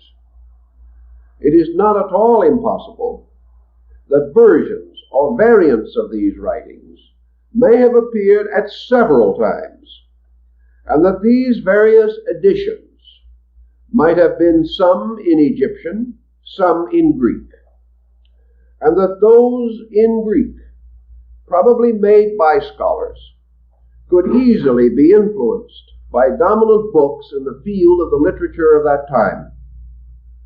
So out of this entire rather involved and at the same time interesting detective story, we come to a series of rather negative facts.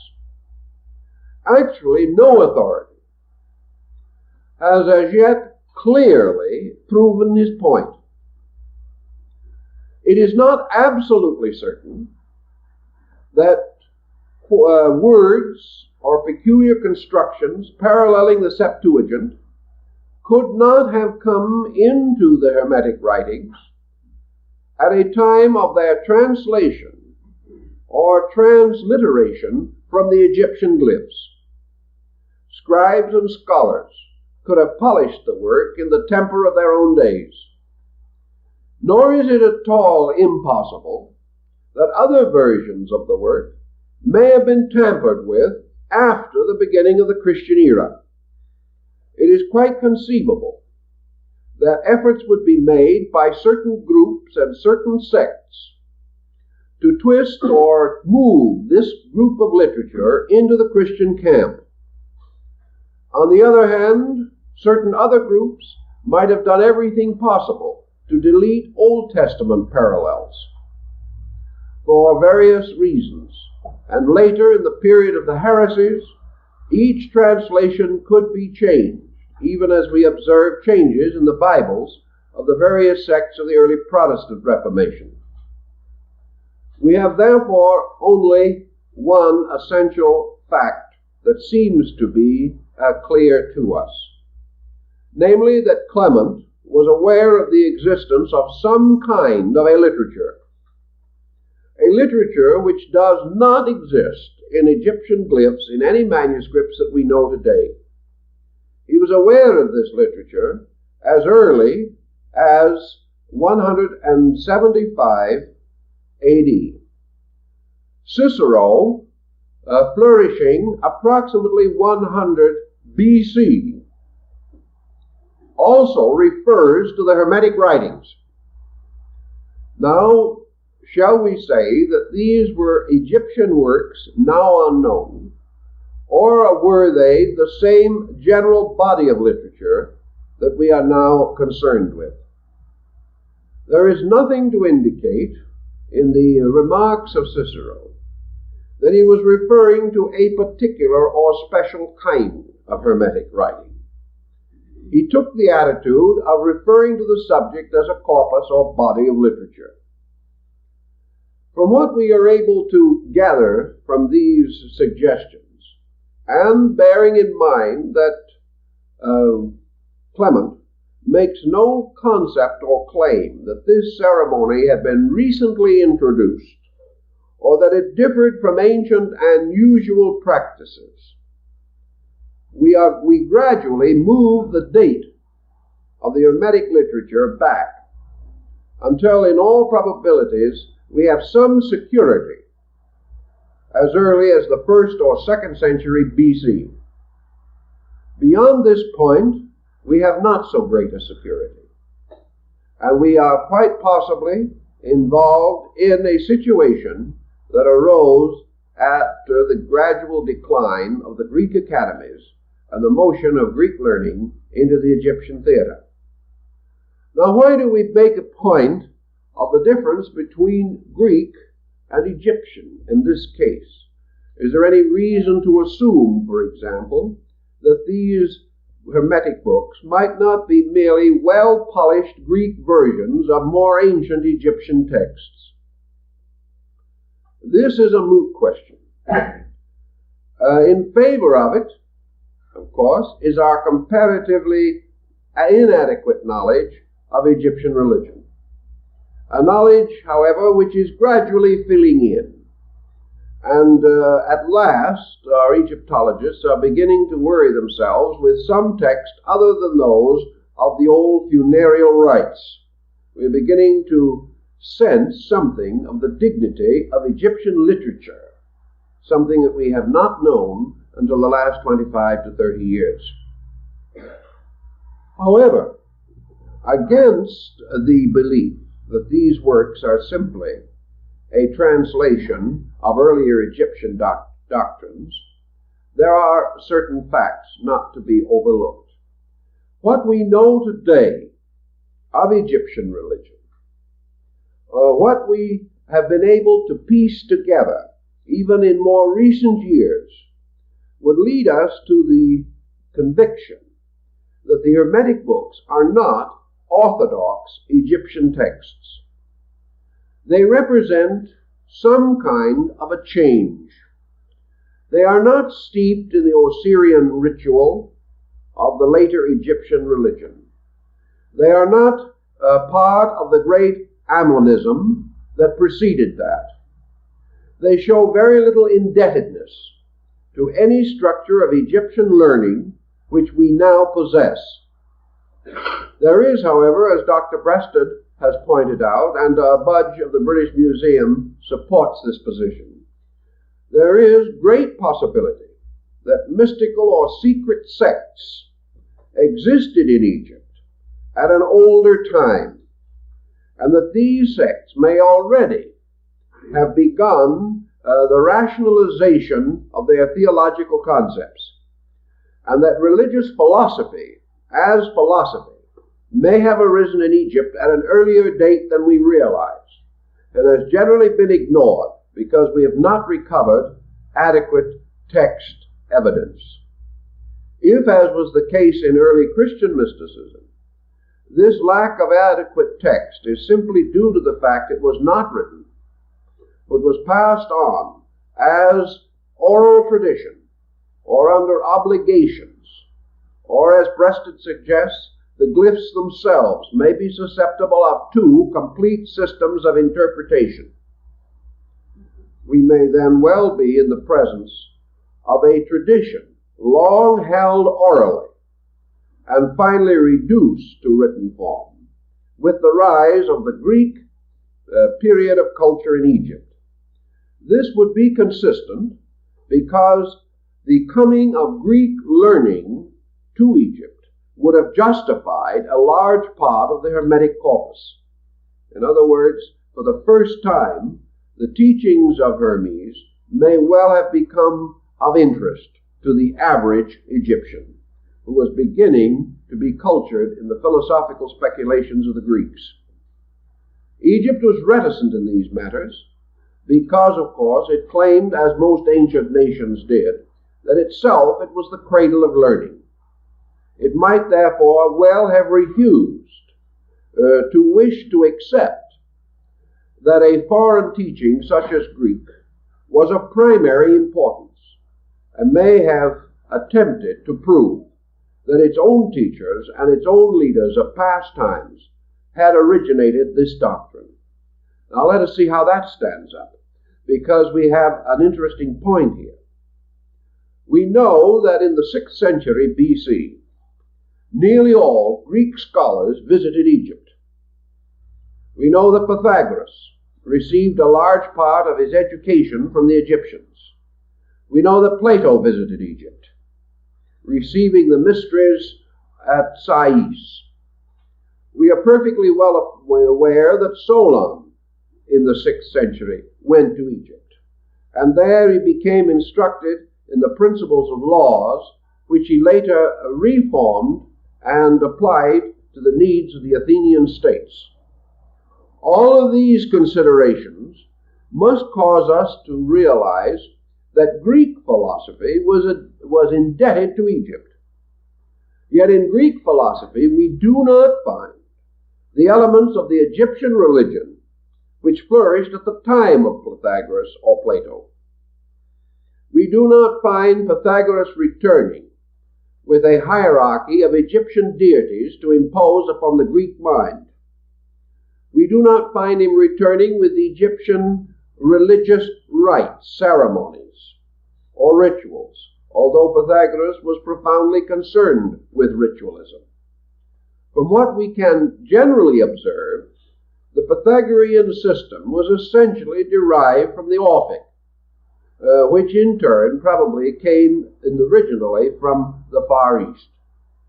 Yet here we have Greeks going to Egypt, learning many things and returning to strengthen and unfold their own Grecian system of philosophy. Is it possible then that the return of Greek philosophy to Egypt about the time of the rise of the Hermetic literature was more than a coincidence? is it at all conceivable that Pythagoras and Plato and Solon and others who made the same, at that time, difficult journey, actually received a teaching different from that of Orthodox Egyptian religion, and that in the mysteries of this teaching, they derived the principles of their own Greek system? If this is true, then there is no reason to doubt that the Hermetic tradition in Egypt, which in many ways is similar to the Greek, might well have been older than the Greek, and might have been communicated to those Greeks who later fashioned the Platonic and Peripatetic systems of philosophy, or even the Stoical and Cynical schools. All this gives us something else to worry about, which I think I add as a kind of a novelty, because as far as I can find out, the others have not been worrying about this point. This is a private worry of our own. There is every reason, then, to assume that being without knowledge of the actual facts involved, and having only circumstantial evidence upon which to build, we cannot preclude the possibility that the Egyptians did possess the rudiments of Hermetic philosophy earlier than the rise of Greek philosophy. This would seem to be more probable inasmuch as the Greeks borrowed from the Egyptians at a time when the Egyptians were not borrowing from the Greeks. In those days when Solon visited Egypt, the Egyptian priests referred to the Greeks as children, infants in learning, and Solon was inclined to agree with them and recognize the tremendous value of being allowed to become acquainted with the Egyptian system of law and political structure. All these situations lead together to refute the belief that is advanced by one authority as a pat solution to everything, namely that the Hermetic works were compiled by an individual who was interested in both Egyptian and Greek lore, and therefore, in all probability, was a moderate scholar in these different fields, perhaps living late enough to also indulge in Christian speculation. These points seem unreasonable, and I think that we have to recognize the probability that the so-called Hermetic tradition could have existed in Egypt without being directly involved in the state religion. It could have been a philosophical school. It could have been a group of sectaries of its own peculiar order, like the Essenes in Syria and the Therapeutae also in Egypt, though belonging to an entirely different conviction from the Egyptians. This gives us one other situation that we cannot afford to overlook, however, even though it becomes a little contrary to our desire. We must be perfectly fair in presenting the different sides of this situation. It has been a custom since the beginning of the written word for individuals, either for prestige or profit, or to bestow unusual dignity upon some production of their own, to ascribe that production to an ancient writer. We find this all through various works. For instance, as late as the 18th century, a whole group of works were attributed to Aristotle, in which he had no part at all, particularly an essay on midwifery that certainly would never have been Aristotelian. But these tracts, in order to gain a quick public, borrowed ancient names. Friar Bacon, Roger Bacon, was subject to the same type of fabrication. And it is even generally assumed today that books printed as late as 1800 were printed on old paper in old type and backdated to become more impressive. There is no way in which we can estimate what individuals will do to accomplish an end. It has been also the general experience of man that antiquity bestows authority. And wherever a subject wishes to have immediate recognition or to move into a sacrosanct position, it chooses to be appended to an ancient work. Thus, if we say that a work was written 50 years ago, it does not have the same prestige if we say that it was written 2,000 years ago. Antiquity seems to give us a certain sense of confidence. Also, it makes a remoteness, dividing the work from our common habits and dividing the author from the persons we may have known. We know what fabrications in various fields of literature have accomplished in this particular case or instance. Thus, it is always possible that the Hermetic writings were produced at some period, perhaps between the 3rd century BC and the 1st or 2nd century AD, and attributed to an earlier author. This attribution may not be as completely dishonest also as one might think, because even today we have a class of literature, particularly in metaphysical and mystical matters, in which various ancient persons are said to have revealed themselves, or to have dictated writings, or to have projected thoughts upon later writers. We have a considerable field of spiritualistic literature sustaining this position.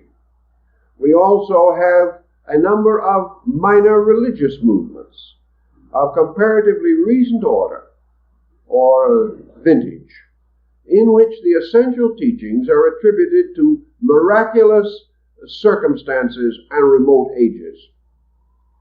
If these things come through a kind of inspiration, if an individual entranced or under the pressure of vision seems to see, note, or be in contact with a remote scholar or a great teacher of the past, he may very well actually believe that some document dictated to him is actually attributable to the original author. This type of thinking we do find, and we find it quite honestly advanced. And with perhaps 18 or 1900 years of obscurity in between, it is very difficult for us to clearly demark these possibilities and to give them adequate consideration. I think one point is of very great interest to us, and that is that the history of Hermetic literature is loaded with a variety of unreasonable circumstances. Even after we pass out of the original Alexandrian center, where in some way this whole literature seems to have risen in this great North African melting pot of beliefs and doctrines, it moved into the Near East to involve or invite the speculations of the Arabs. They did a splendid job of speculating, by the way. Their extravagances added to the original uncertainty have not done anything to clarify the matter.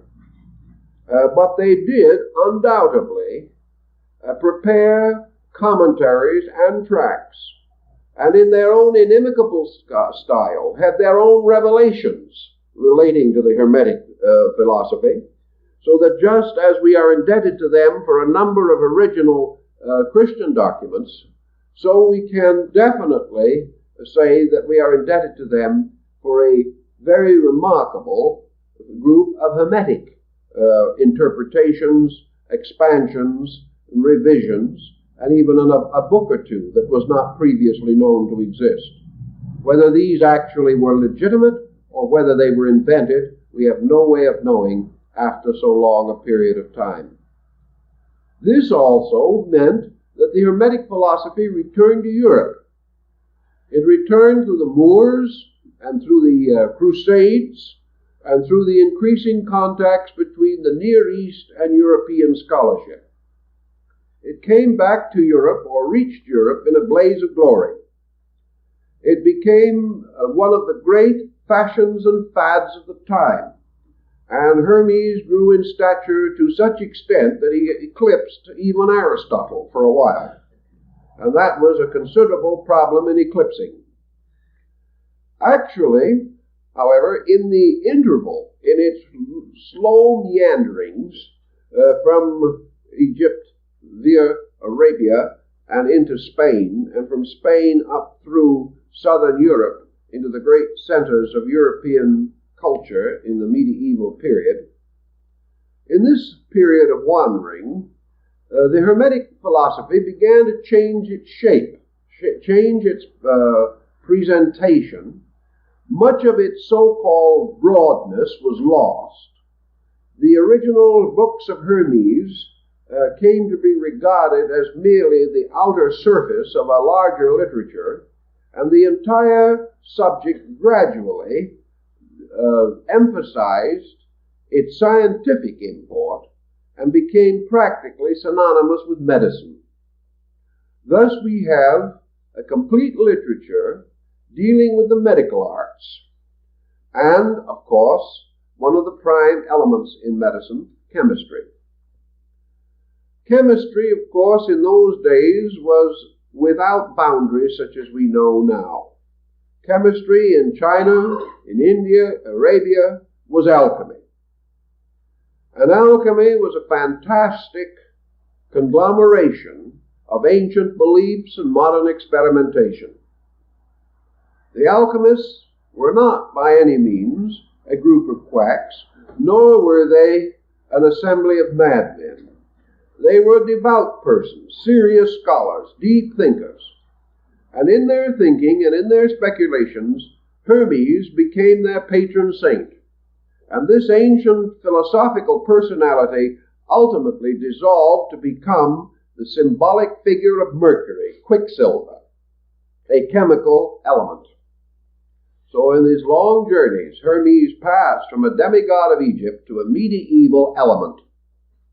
Now that was quite a trip. And in the course of this traveling, another interesting thing occurred.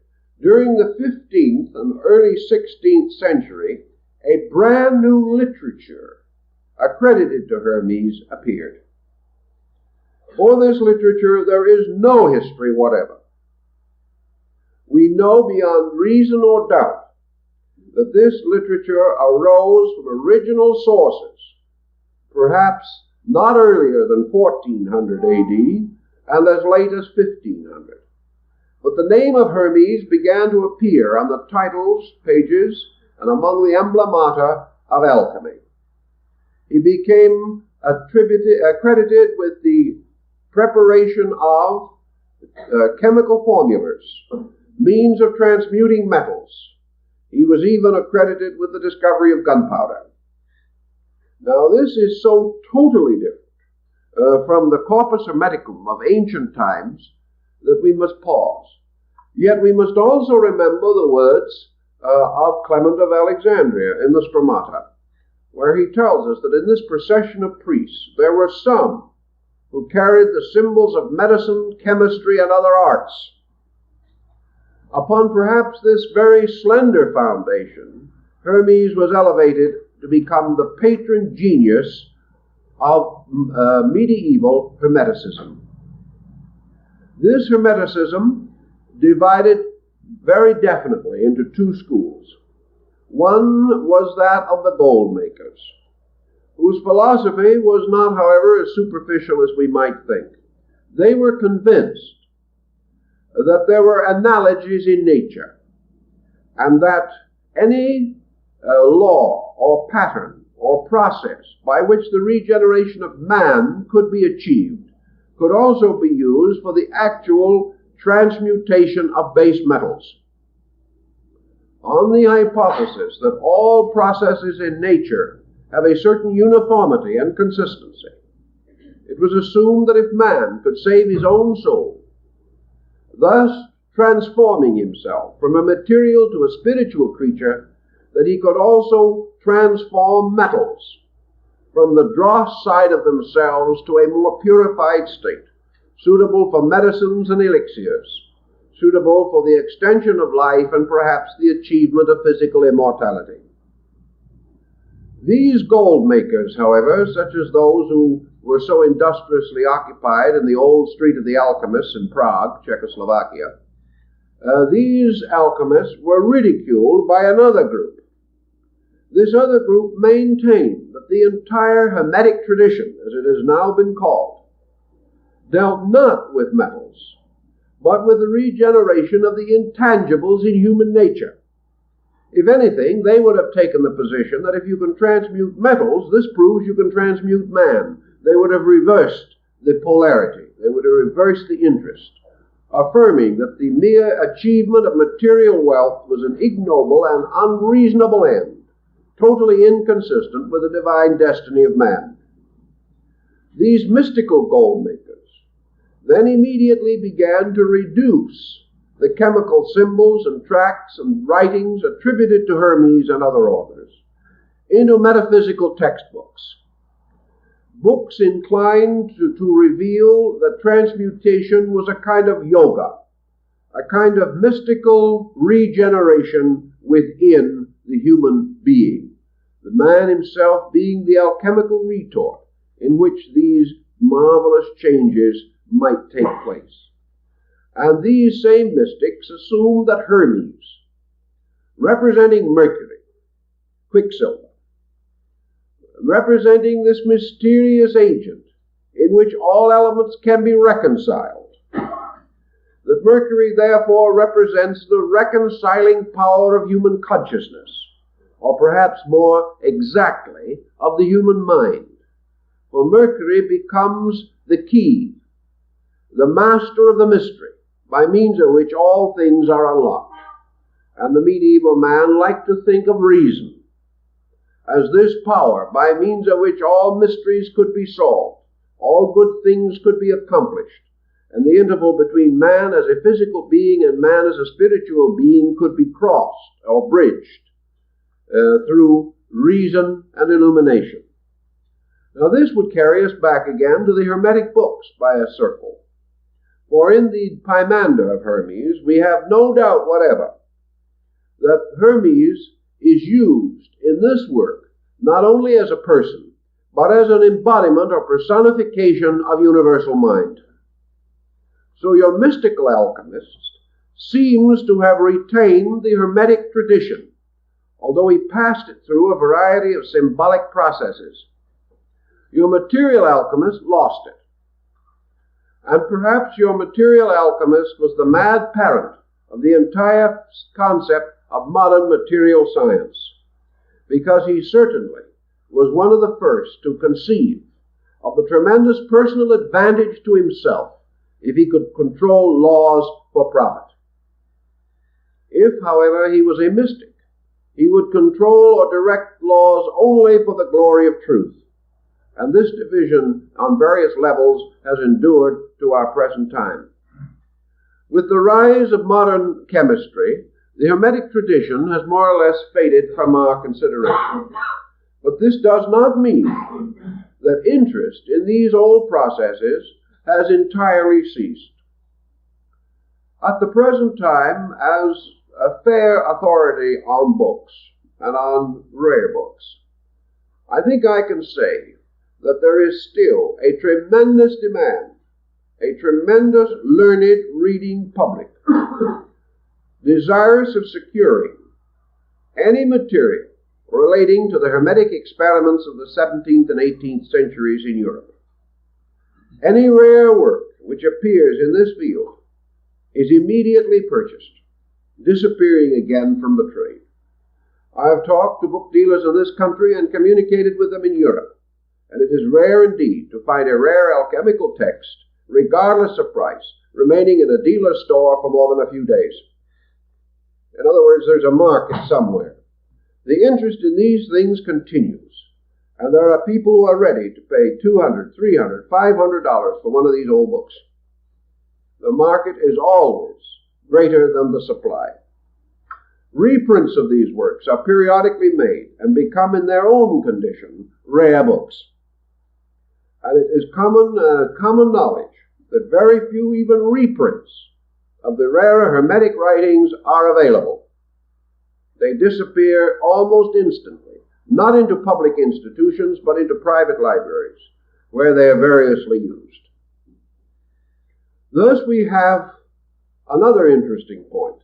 90% of these books are not going into the libraries of chemists, nor are they going into the collections of alchemists who have any intention of making physical experiments with the texts.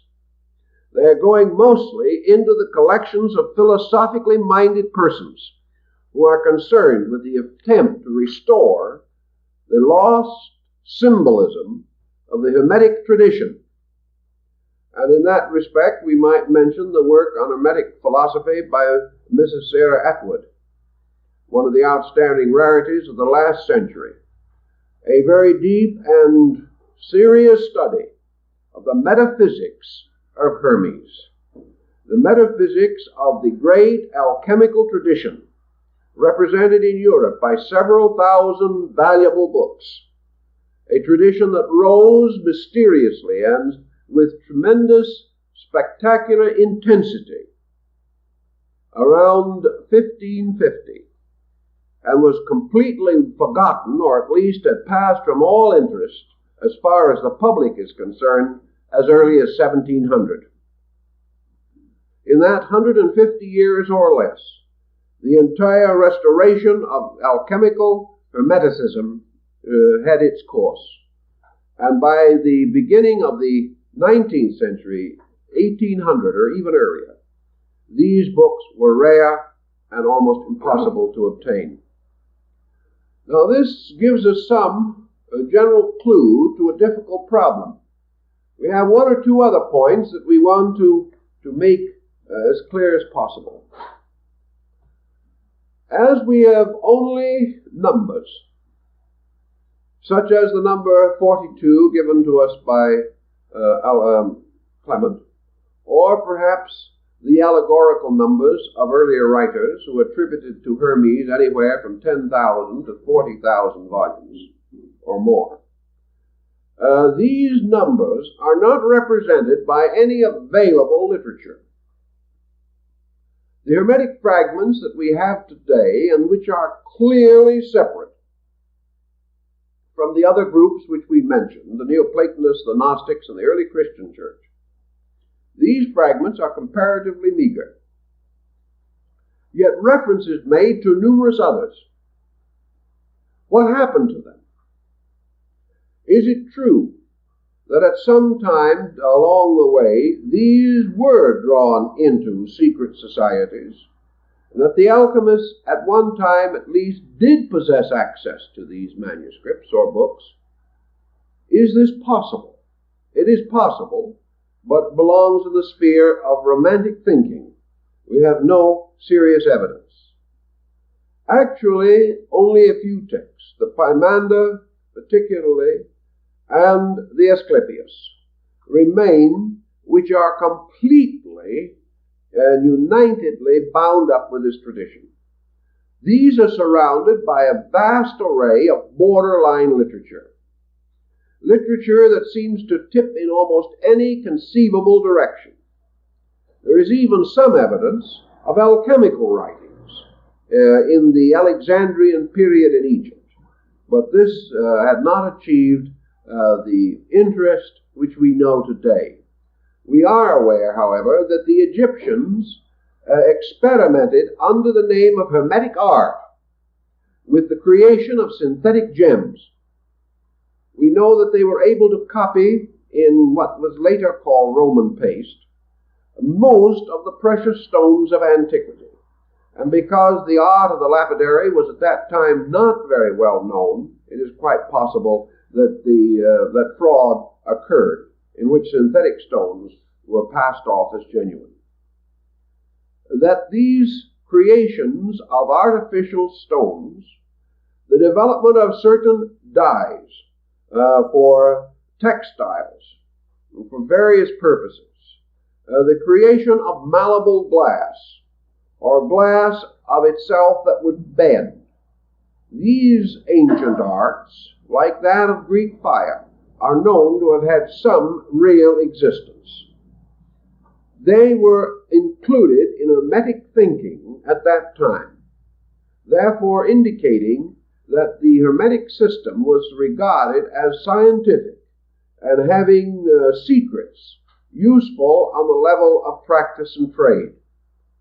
This, again, is represented only by a meager circle of authority or traditional remain. How then shall we examine the books of Hermes out of the knowledge that we have of them? I think the answer lies in one direction only, namely that the Hermetic concept in itself must have had a school of some kind surrounding it.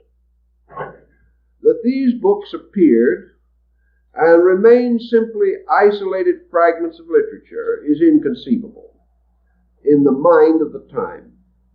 For in those days it would have been very difficult for any scribe to have remained concealed. It was not then possible to follow publishing procedure. These manuscripts had to have been circulated among at least a small group of friends, devotees, or dedicated persons who were at least partly aware of the facts. Thus, this literature could not have simply appeared and not have had any foundation in realities. In our discussion of the Pymander, which will come later, and which perhaps should have been introduced at this point in the planning of the series, but it wasn't, so we must follow the pattern, we have some interesting thoughts. In the Pymander, we have a general concept of universal procedure, a concept partly paralleling that of the Greeks, perhaps somewhat paralleling that which was later to become Gnosticism, and to a little degree, at least, paralleling the early theological speculations about universals held by the Christian fathers. Very early, the church drew to it a certain number of scholars, and these began to speculate outside of the jot and tittle of the approved canon. And the mind of man, once it has reached a certain size, cannot be further pressed back into an old pattern, so the church had to be prepared for men thinking forward rather than merely backward. This change in perspective in the various fields of learning is important to us because about the time that we attribute to the creation and circulation of the Hermetic writings, we find the basic Hermetic concepts beginning to influence thought outside of the school itself. We are told that Hermes, for example, wrote upon astronomy. And we can only pause to realize that Ptolemy of Alexandria, who was perhaps the greatest astronomer and geographer of the ancient world, and also the father of most modern astrological speculation, that Ptolemy's works move from the same premise of that of the Hermetic revelation. In other words, Hermes' universe is rather closely associated with the later developments of Ptolemy. The concepts of geography and navigation are those of the Hermetic school and not of the other neighboring schools. The changes which took place in concepts of government and in the healing arts, the secularizing of medicine, and a variety of other subjects which moved and changed the face of the Mediterranean culture. These changes followed closely after the so-called original Hermetic period, and they followed even more closely the original ideas and concepts of the Hermetic school. So we'll then trace some of these ideas in an effort to try to show how they spread out into the literature of the time. We can see, for example, the rise of certain powerful intellectuals in the Roman Empire. It is a mistake for us to assume that the Romans were all ignorant. For from the beginning of the Roman culture to the final decline of Roman life under the coming of the Ostrogoths, the king Theodoric, up to this period, we see the continual structure of a Roman philosophy.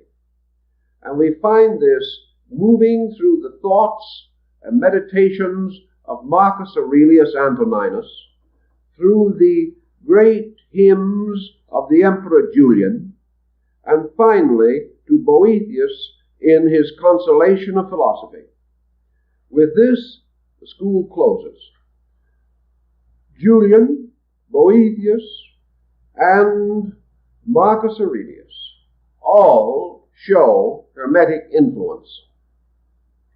They show the type of thinking which was peculiarly associated with that school, a kind of thinking which, while similar to Gnosticism, was not Gnosticism, similar to Neoplatonism, was not Neoplatonism, and with certain Christian elements was distinctly not Christian.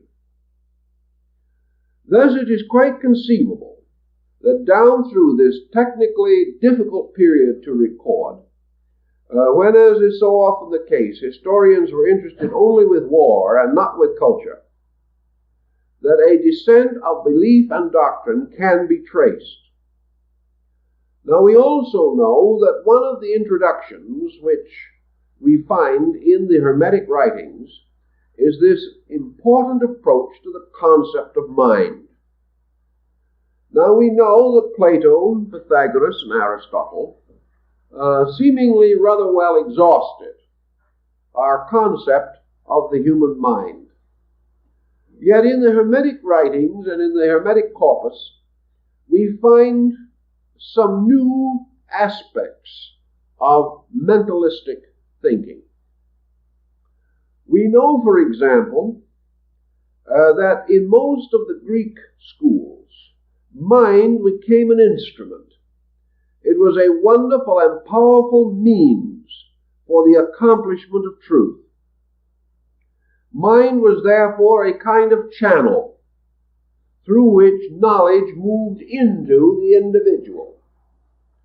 But in the Hermetic tradition, we find something that departs from this and gives us a rather different perspective. The emergence of mind as a magical power, the power of creative thinking to change things. Here we have perhaps the beginning of mental magic, and the foundation from which, by perversion, mental malpractice may well have come into our awareness. But we have in the Hermetic teachings mind not only as a way or means for the acceptance of understanding or knowledge, but we have mind capable of objectively transforming the world around it. We have mind as a positive energy.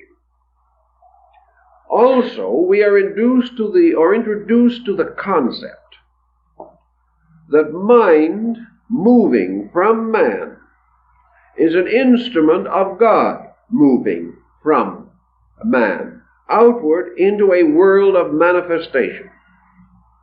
Therefore, we have an interesting Hermetic axiom, namely the concept that God moving into creation is creation. God moving into man is man. God moving into nature is nature. namely the identity of the creation and its creating power. We also have Hermes giving to us one of the great principles which was later to influence all our knowledge, and that is the great concept of analogical resemblances. Long ago it is said that Alexander the Great, while king of Macedonia, went out into the desert to visit the tomb of Hermes, a tomb which has apparently disappeared from our present knowledge, although there are reported locations for it even now. Opening this tomb, he gazed down upon the great sage of the past, whose body and bones had moved to ashes. But he saw among the ashes the great emerald tablet, known as the Emerald Table of Hermes, which contained upon it the great Hermetic inscription, which opens with the rule or law or statement, which has since become world famous: that which is above is like unto that which is below. That which is below is like unto that which is above. This parallel created the entire concept of medieval science, a science based upon the similarities of things, the idea of macrocosm and microcosm, that the universe was the great man and man the little universe. And while we have theoretically outgrown much of this thinking, as Thorndike explains it, it is still true that the law of analogy is operating in our lives every day as a force in our thinking, and is also a powerful instrument of scientific research within certain limitations. So the Hermetic concept of analogy stands out in a strange intensity. We can probably trace the thinking to earlier periods and far places, but the statement, the bringing together of the idea and its clarification seemingly was part of the Hermetic tradition. Thus we have analogy and mentalism coming out. We have the Hermetic work emphasizing that a man is what his mind is. That if his mind has experienced its re-identity with God, man is God. That mind, like the later quicksilver of the Hermetist, that mind absorbs all things into itself and transforms them. That it is the agent which can never cease functioning until all opposites have been reconciled. That also that this mental process has a great challenge in life.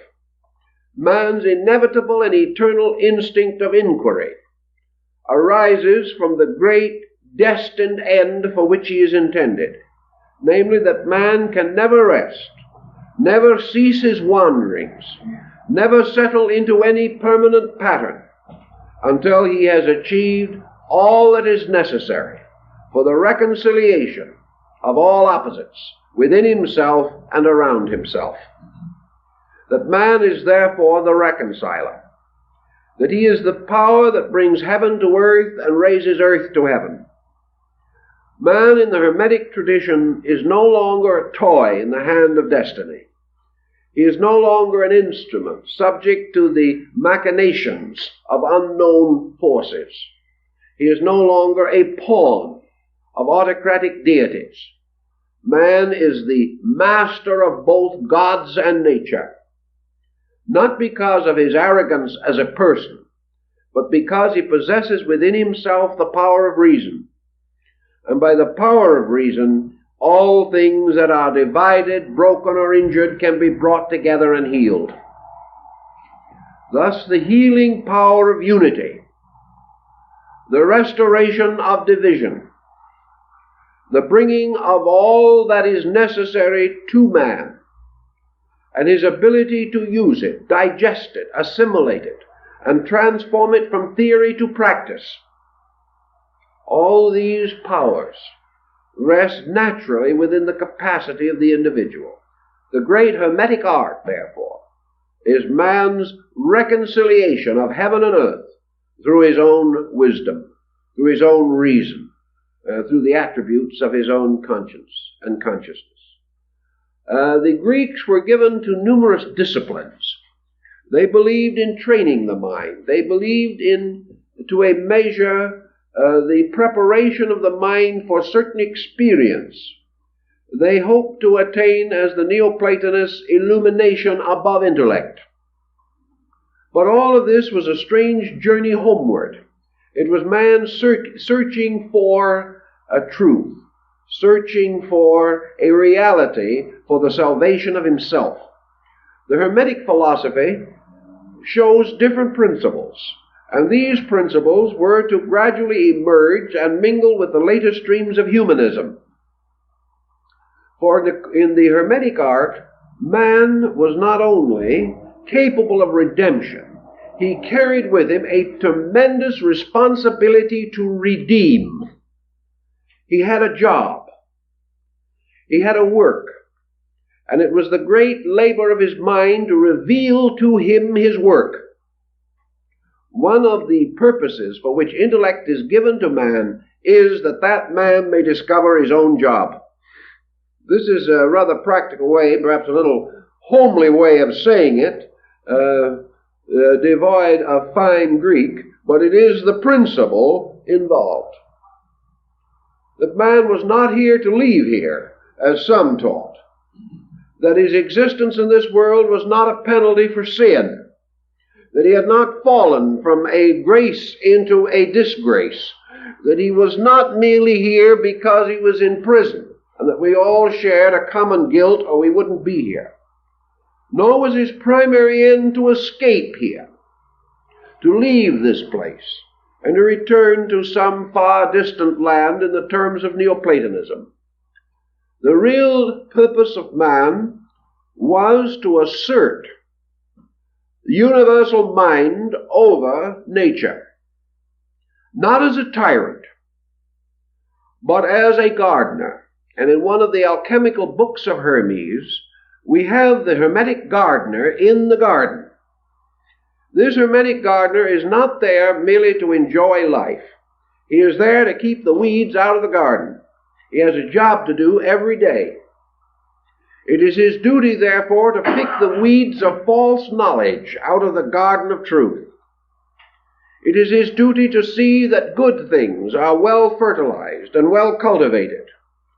It is also within his province to be a kind of Luther Burbank, to be able to improve the qualities of plants. And we have another Hermetic axiom, namely that art perfects nature.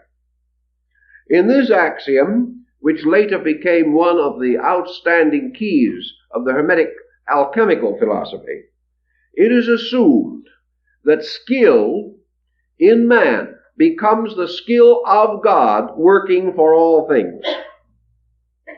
Thus the individual who goes forth and improves something plays God, just as the individual who goes forth to destroy anything plays devil. That each individual has the right and the power to have a divine participation in the improvement of things. That it is not his duty nor his place to simply wait until deity does all things.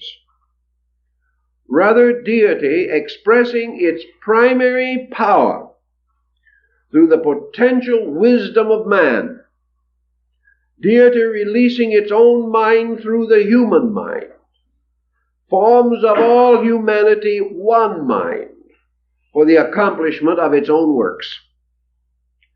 Thus the Hermetic philosopher, if he wishes to assume that Hermes is this mind personified, may well say that this mind is the author of all books, the author and original of all knowledge, and perhaps most of all, the patron of all skill, and that the greatest of all skill is this skill of transformation, this skill of transmutation, by which all things are transformed from a lesser to a greater state by law, and by lawful procedures.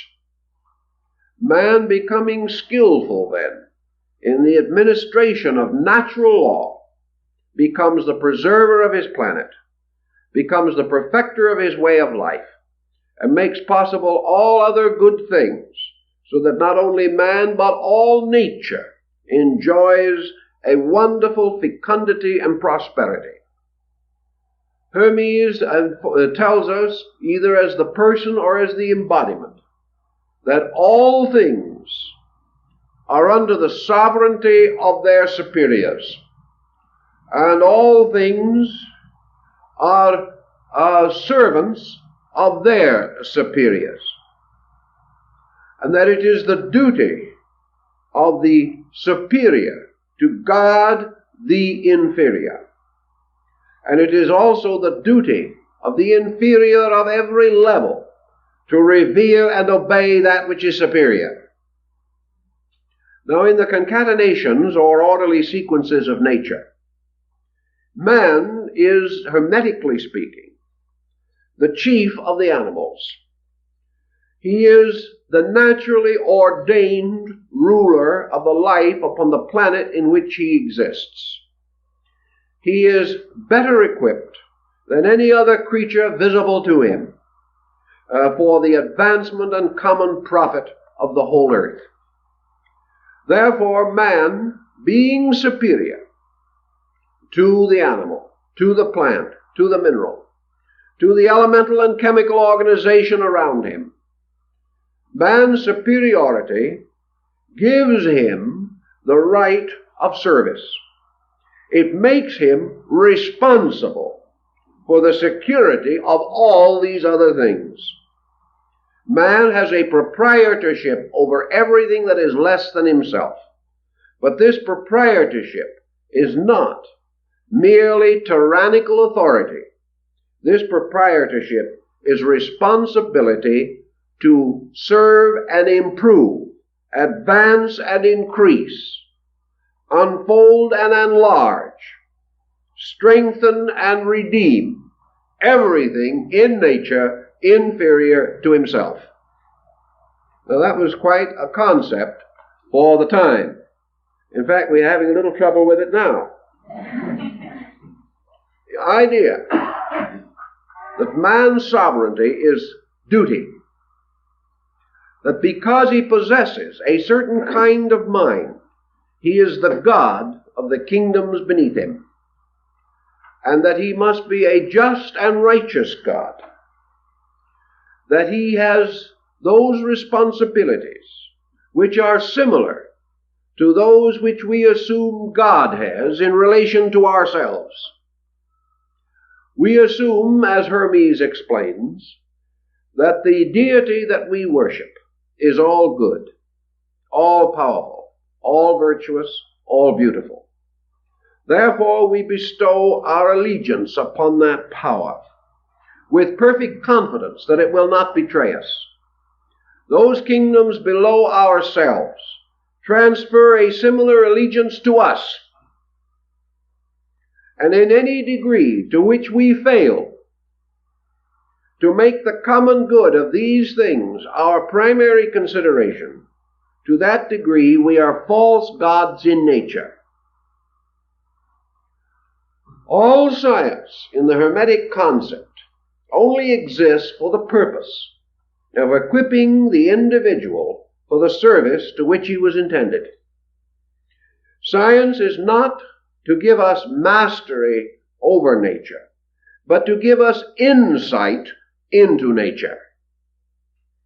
By science, by philosophy, by religion, we are supposed to have the three elements of the philosophic stone, the salt, sulfur, and mercury, that must be brought together, and from which comes an elixir of life, a life which bestows the healing of all things, because it arises from unity. Here there is appearance that perhaps Hermeticism is indebted to the Pythagorean philosophy, But do not forget that Pythagoras declared that he gathered his numerical philosophy from Egypt at an earlier date. So where it came from directly, we do not know. But whenever Pythagoras referred to the number 2, or the duad, he spat upon the ground, on the assumption that it was the symbol of division, and that all division is death. That it is something even sacrilegious to speak the number of division, and those who speak it must cleanse their mouths. Thus all things which separate, according to alchemy, retard the projection of the stone. All growth in nature is restoration, and restoration is reunion. It is the bringing together of things separate, so that in their unity they may find wholeness and wellness and fullness. But as alchemy and the later Hermetists also taught, the bodies of things are not easily brought together. It is not very easy to cause an amalgam of two rocks, no matter how hard you hit them together. Nor is it easy to conceive that out of two separate human beings, the Hermetic androgyne can actually physically be created. Physically, things cannot be identical, having a separate existence in body. Therefore, the Hermetists always pointed out that union is not to be attained in body, which, however, is not a misfortune nor in any way a retarding of the process. Before things can be united, they must achieve a victory over body, because things outwardly not to be united may be inwardly united, which is the strongest union of all. If this be true, though bodies cannot be identical, minds can come into a common union. And out of the compatibility of minds, a unification may take place. And this may in turn lead to the final Hermetic step, namely, that minds are compatible. But as man outdistances mind and elevates himself to a spiritual state, he passes from compatibility to identity. That in a spiritual condition, all things may be one. In mental things, or a mental level, all things may be in agreement, may find common purposes and common good. Whereas physically, all things can only be, as the old masters used to so quaintly state it, in vicinity. That is, close to each other in some way, but not achieving any internal union. Hermes then gives us the mind as the wonder worker. He tells us that mind, because it is superior to body, is master of body. That the body cannot be held responsible for any corruption while it is under the sovereignty of an intellect. Therefore, that all ills, troubles, misfortunes that afflict a body must be blamed upon the mind, which is the ruler of that body. Therefore, that if this mind leads man or permits man to indulge in unreasonable or irrational procedures by which the body is injured, it is the mind and not the body that is responsible. Also, if through its own mistakes the mind has brought the body to mishealth or to difficulty and to sickness, the body cannot remedy the excesses of the mind, and therefore the mind must remove its own negative factor and must reintegrate its own position and must redeem its own conduct before health can be restored to the body. Even then, as mind in turn is master of body, so spirit is master of mind. And whereas mind is accountable to the body for certain leadership, it is accountable to the spirit for certain obedience. For all things must obey superiors. Therefore, mind is the messenger, the instrument, the intermediary, and in this sense becomes the Greek Hermes and the Latin Mercury, the messenger of the gods, the winged being that can travel into all spheres and spaces, carrying the words of the gods. Hermes, as the messenger of God, therefore is associated with this concept of Mercury. He is associated with the quickness of this deity. And in the ancient Greek legends, it is said that Mercury was more rapid even than his winged heels and helmet might imply. He was so rapid that he could circle the world in the twinkling of an eye. Mercury was therefore the universal immediacy of mind. And also this Mercury could not be held in any restraint or limitation. It penetrated walls, it went through solids, it did all kinds of things, being apparently possessed of the most superhuman attributes and powers. Obviously, again, referring to mind, that knows no distance and no limitation except that which it imposes upon itself.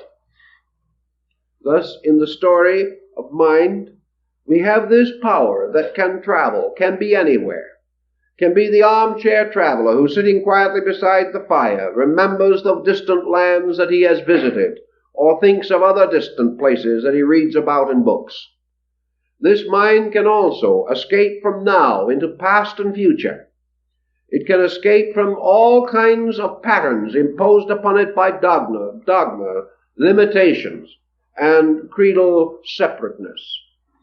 It can most of all, if it is so minded and so inspired, attain to the free circulation of its own state. It can be itself, totally and entirely. And in being itself, it is free of everything except the duty which it owes to those things less than itself. And in the natural nature of its own being, it becomes the useful and inevitable servant. Even Hermes was aware that there is nothing more dismal than unemployment, and therefore that the mind, escaping from the burden of ignorance with the duties and employments which it bestows, does not escape into free space merely to become a vagrant, merely to wander around thinking about things and enjoying thought of itself forever. The mind, having escaped from unprofitable labor, chooses profitable labor. Having departed from unworthy procedures, moves victoriously into worthy ones. Thus the mind can never be idle. It can never rest. It must always move, and in its motion, it must always be adventuring toward the solution of mystery.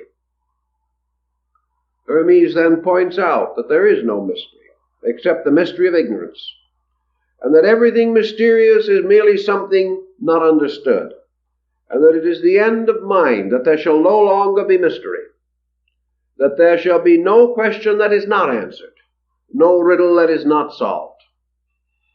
This concept Hermes carries also to another level, namely the power of mind in the sense of its imaging propensity, that the mind is not only capable of perpetuation and self-discipline and all of this type of thing, it is capable of a procreative process.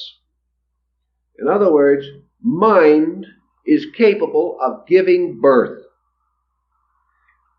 And in the description of this process in the medieval Hermetic tracts, we find many things that could well be attributed to an earlier date. The idea of the creation of the Hermetic energy, the mind as father and mother of itself, the mind as a kind of Melchizedek, a priest forever, and that the power of the mind to create between its own positive and negative polarities, or its male and female principles, brought together through what the alchemists call the Hermetic marriage, that from this is born the homunculus, or the crystal being, the infant that is made of glass, born within a womb of glass, and like Merlin possessed of all kinds of magic. This homunculus is the symbol of man's innate creativity. The mind is not exhausted, either in learning or beholding or administering. The mind is not exhausted in the perpetuation of knowledge.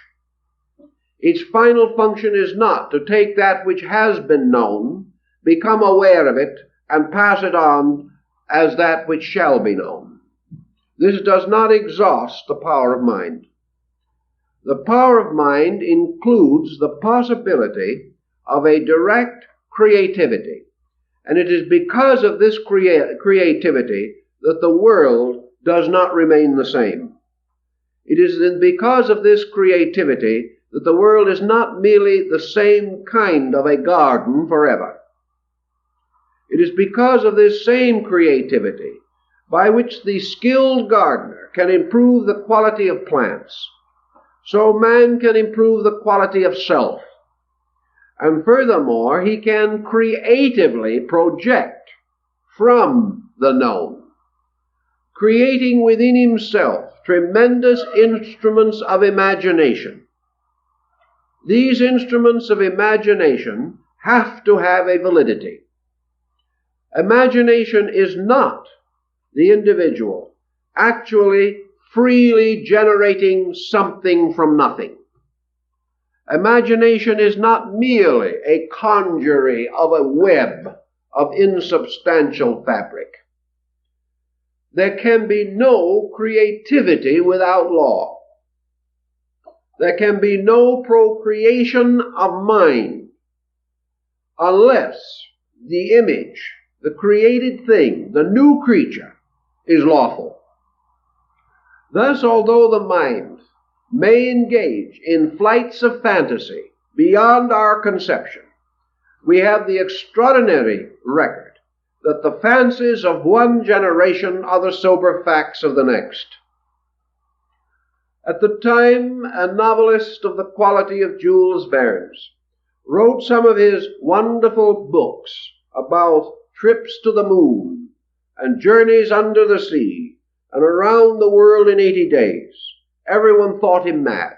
They said his creativity, his imagination approach insanity. Yet these things are now sober facts. And down through the ages, countless dreams that have never had substance in their own time became the basis of the mature growth and development of the race, or of the tremendous social pattern to which we belong. In all things, therefore, Hermes points out, there is a lawful creativity in mind. We can imagine nothing that has no relation to a fact. We may imagine a disproportion of things. We may build a daydream about futures we will not live to see. But the only reason we create this dream is because we have already recognized a need for something more than we have. We are merely projecting both our processes and our necessities. Therefore, we are bringing together procreating elements and fashioning them into a new vision.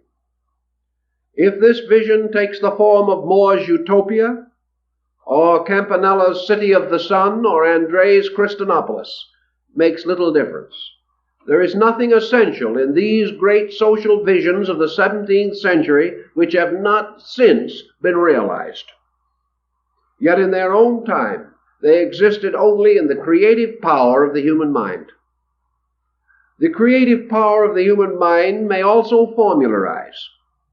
It may not only have certain abstract thoughts, but it may weigh and estimate needs so exactly that it can create solutions immediate to problems imminent. This means that certain minds have the power to go beyond the common acceptances and to achieve certain things. There were thousands and thousands of good parents who realized in an abstract way the need of their children's education. They knew that there had to be a way to bring essential knowledge to the young. But from among these parents, Amos Kominsky, or Comenius, came forth with a creative concept of an exact method, and that method has given us the modern public school. These things existed as dreams first. These dreams are sometimes handed on from one to another before they are realized. But dreams realized now or later, according to Hermes, belong in the fact that there is a creative dimension in the mind. That the mind not only buffets itself against the necessities of nature, but is forever ingeniously solving the unsolved problems of its own necessities. This mind then carries still further implications, and on this ground Hermes approaches that section of his work which is essentially religious. Hermes now identifies this mind with a series of situations, and he produces what is called the great Hermetic confusion, inasmuch as he presents to us a concept of God that is monotheistic, polytheistic, and pantheistic, all at once. He intended to. Actually, when he created a monotheistic concept, he did exactly what many ancient peoples did. And when he created a polytheistic concept, he did no more than the Trinitarians did in the early church when they made of God three persons. Actually, no difference was achieved. And pantheistic, with its implication on the divinity of natural beings, also did not depart from the concepts of the Greeks, the Egyptians, or for that matter, much of our modern thinking. If there is a tendency to religion in modern materialism, that tendency is pantheistic. It is not so named or so distinguished, but science, with its tremendous exploration of energies and its discovery of ever-increasing power throughout nature, has gradually come to take an almost reverent attitude towards elements and substances and essences and principles and laws, regarding these as innumerable powerful agencies which it would like to control, direct, and use for its own purposes, whereas Hermes says the answer is to use them for their own purposes, which is something a little beyond us at the moment. But Hermes does give us a monotheism. And in this he is not different from most other ancient peoples. For it is a great mistake to regard either the pagan or the heathen as essentially a polytheistic believer. Although we may have gods by the thousands in ancient and oriental pantheons, these peoples are essentially monotheists. For monotheism is not primarily the existence of only one divine person in nature, but of one divine principle in nature, that principle being reality, truth, or God. That this one divine power manifests solely in itself, by itself, and through itself, and has no dependency upon its own creations for the expression of itself, is scarcely reasonable or logical. The most devout person today believes that he is a spark from the flame of God. He sees no conflict with his monotheism in affirming that there is a divine principle within himself.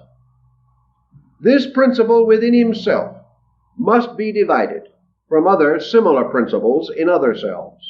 But all of these are suspended from one common principle, the great fire from which all the sparks have come. That great fire is the one deity. The sparks are the polytheistic expressions of that deity. And nature, every part of which is filled with the life and power of God, the innumerable sparks in the atoms, in the blades of grass, in the rocks, in flowers and animals. These sparks are pantheistic in the sense that they represent God growing up through nature. They represent this one power. Medieval man denied the power in himself, or the divine principle in himself, to all other creatures less than himself. But today we are not inclined to take this position. We recognize that growth is the manifestation of life, that anything that can grow is alive. We further recognize that existence, the continuance of a thing without disintegration or decay, is also the proof of the presence of life. Therefore, all things which have a continuance have some kind of a life. Even dead bodies have some kind of a life. And therefore, this life, which is a continuance of existence, or is an animation in existence, with growth, with motion, with power, this life must either be God, or else there is a life in nature apart from God, which Hermes would not accept. Consequently, we live in the substance of a monotheism. As human beings, divinely ensouled, we are polytheism. And as we gaze out to the infinite vista of the presence of God in all universal mysteries, we are in the midst of pantheism. Yet these things are not essentially different. They do not contradict each other, in spite of the fact that much has been made of this apparent Hermetic contradiction. It is not a contradiction because it is an unfoldment upon levels, and is no more unreasonable nor unorthodox than the statement of Paul relating to the thrones, dominions, powers, principalities, angels, and archangels. A recognition also of the existence of secondary powers of a divine origin, but superior to man. The Hermetic tradition binds this entire problem together by placing over the universe a kind of being representing the extension of divine consciousness into nature. This medial being, suspended twixt heaven and earth, dominion wielding, is the concept of universal intelligence. Intelligence is less than God and more than nature. Man likewise is less than the totality of God and more than the totality of nature. Man has powers above nature, but he is subject to powers beyond himself. This median power is the instrument by means of which the sovereignty administers the world. This power is intelligence, wisdom, knowing, learning, or reason. Man has become peculiarly, by his position, the embodiment of this reasoning agent. Everything above man has a faculty beyond reason. Everything beneath man has a power or faculty less than reason. Therefore, as man ascends, he moves from the reasonable to the intuitional, to the inspirational, and to the illuminal. As he leads downward from reason, he goes down into instinct, into sense, and into attributes of reflexes and sensitivities which he cannot really understand. Thus man possesses this reasoning power. This reasoning power, however, is also in motion of its own accord. The power of reason is not forever the same. The power of reason, apparently, is subjected also to a kind of growth. Reason moves upward, as all other things in nature. And this motion of reason is clearly set forth in the vision of the Pyamandres. This motion of reason is also indicative of man, for man is gradually moving through reason. from its least to its greatest parts, even as he is moving in philosophy, from theosophia practica to theosophia theoretica. He is moving upward from objective, obvious things to things more real but less obvious or less objective. This motion is his natural growth, and this motion is the releasing of his power to act as an intermediary between heaven and earth. For this reason, Hermes and many other Hermetists and mystics do not accept the idea that man is simply an animal standing on its hind legs. Nor will they accept the famous old Platonic definition that man is a biped without feathers. There is something more to this than meets the eye. Man is divided from the kingdoms beneath himself by a quality which these kingdoms possess in potency only to a limited degree. In the animal, reason is potential, and to certain animals, the rudiments of apparent reason or manifesting reason may be dimly traced. But man is the only creature, the only reasonable creature that can build an empire. He is the only animal that can wonder where it came from and wonder where it goes. He is also the only animal that can look at the sky and determine to conquer it. Man has proportions and dimensions within himself, a great uneasiness. If this uneasiness was in the beast, he would have taken the world away from man. But because man possesses this uneasiness, possesses this constant pull, and is moved toward the continuous improvement of himself, man is gradually learning the magic of his own mind. He is learning, however, that this mind is governed by law. He is learning that this mind is something for which he is accountable. That unlike the concept of modern humanism, he is not lord of all he surveys to do as he pleases, but only to do what must be done. He has the right to do as he pleases only because he has the power to do so. And if having this power and exercising this right, he does that which is contrary to law, he falls into adversity.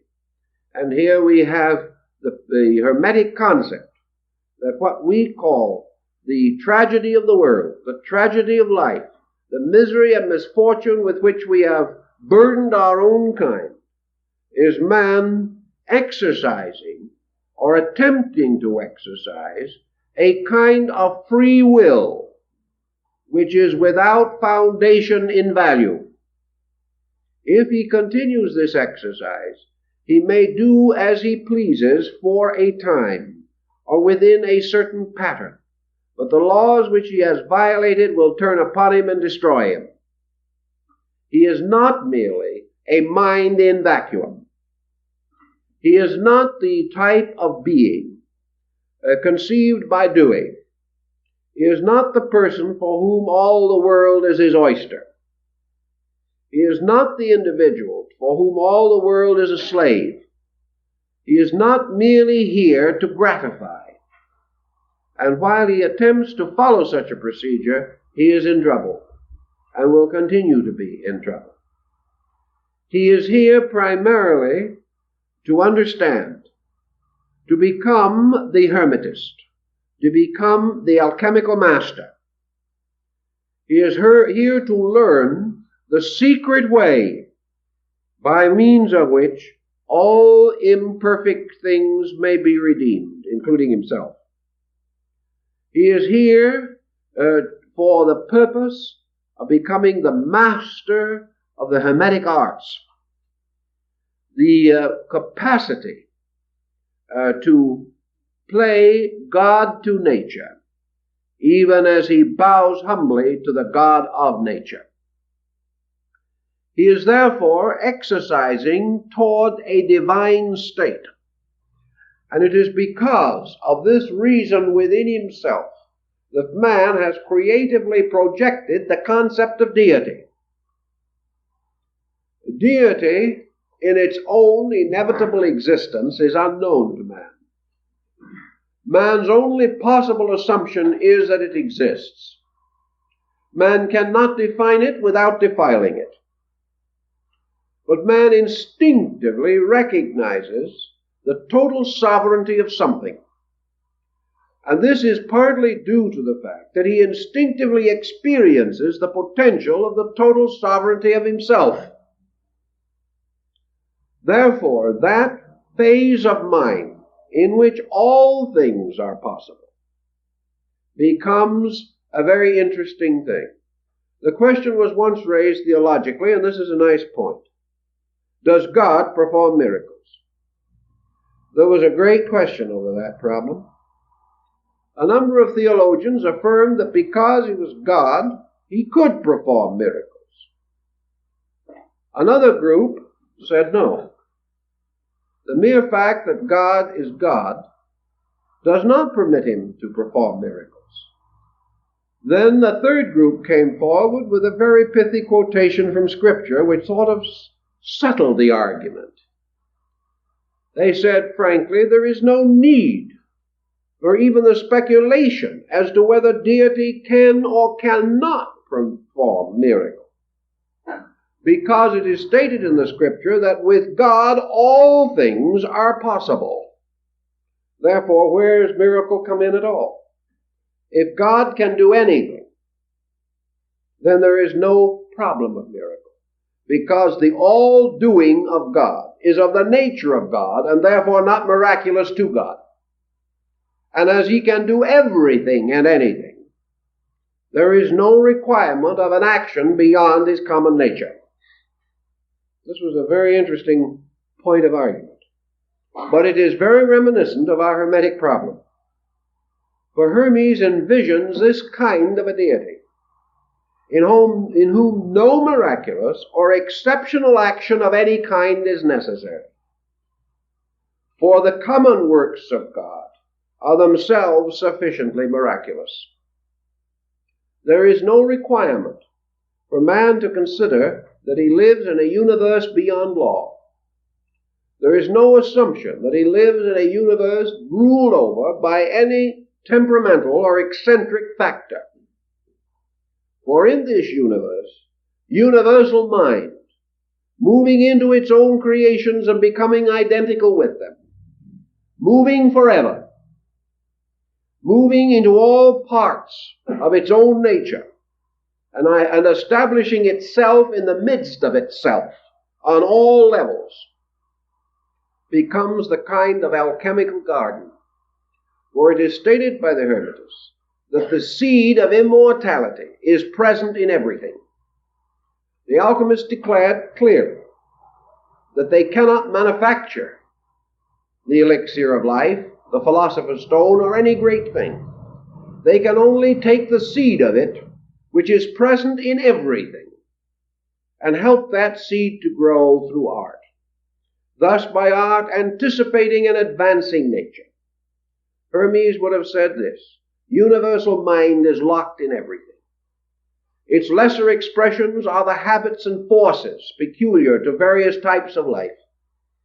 Its greater expression is the reason within it. Its greatest expression is the consciousness within it, which is the master of all its reasoning processes.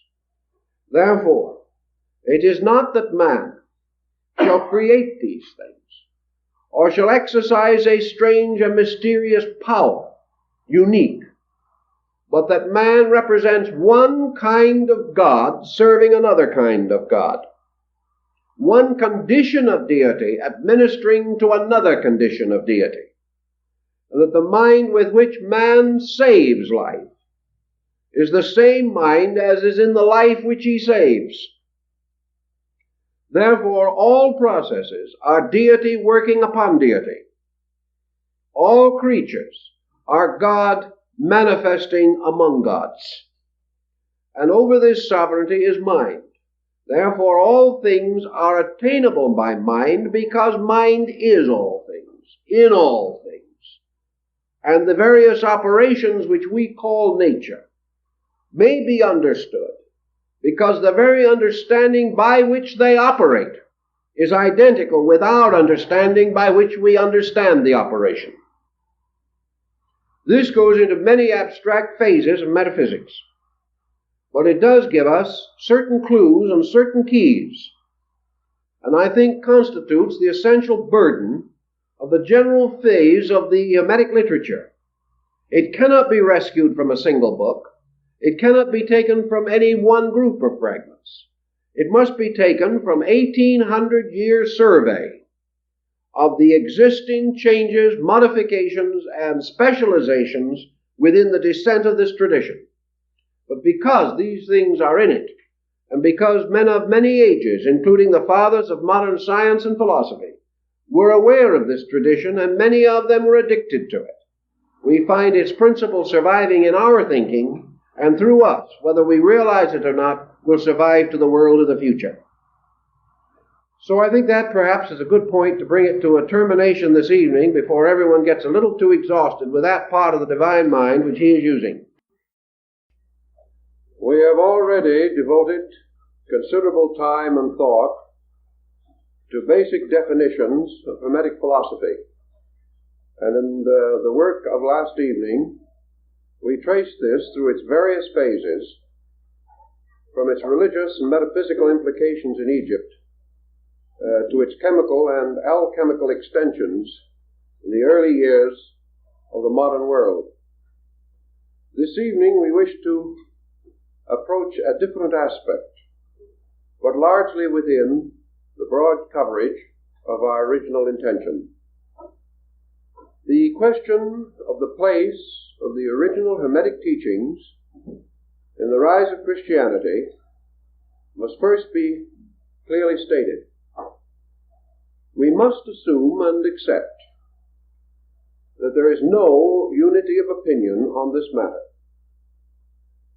The more conservative writers are inclined to think that the old Hermetic tradition had a comparatively slight influence on Christianity. They support their position in many ways, particularly by interpretation of the Hermetic writings. Let me point out exactly what I mean by this statement.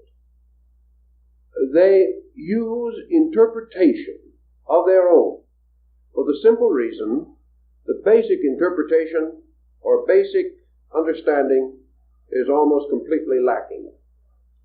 Therefore, we are unable to say with certainty what the old Hermetic masters might have said in relation to Christianity. Most of the articles, books, research papers that have been done from a very late date and by more or less prejudiced thinkers. I do not mean intentional prejudice, but through the long medieval period where scholarship in these extraordinary subjects was not particularly clear or complete, very little survived that could guide us and direct us in our modern thinking. On the other hand, we must realize that Christianity and Hermetism rose in the same general environment and background. And a study of the early church fathers indicates clearly that among the original Christians of the first 3 centuries, there were men and women of numerous attainments. We cannot assume that Christianity was composed entirely of simple folks. It attracted the scholars of many persuasions, and as must follow under such conditions, these scholars brought with them to the faith the background of their own general and particular learnings. Thus we may say that it would have been almost impossible for a new sect or creed to arise, completely uncolored and untouched by earlier or even important contemporary influences. There can be no doubt also that among certain learned groups which later became distinguished in many instances for heresy, among learned groups there was a natural inclination to philosophize Christianity. It became important to certain minds to orient Christianity against the background, we will say, of Platonic philosophy, or against the background of Aristotelian thought.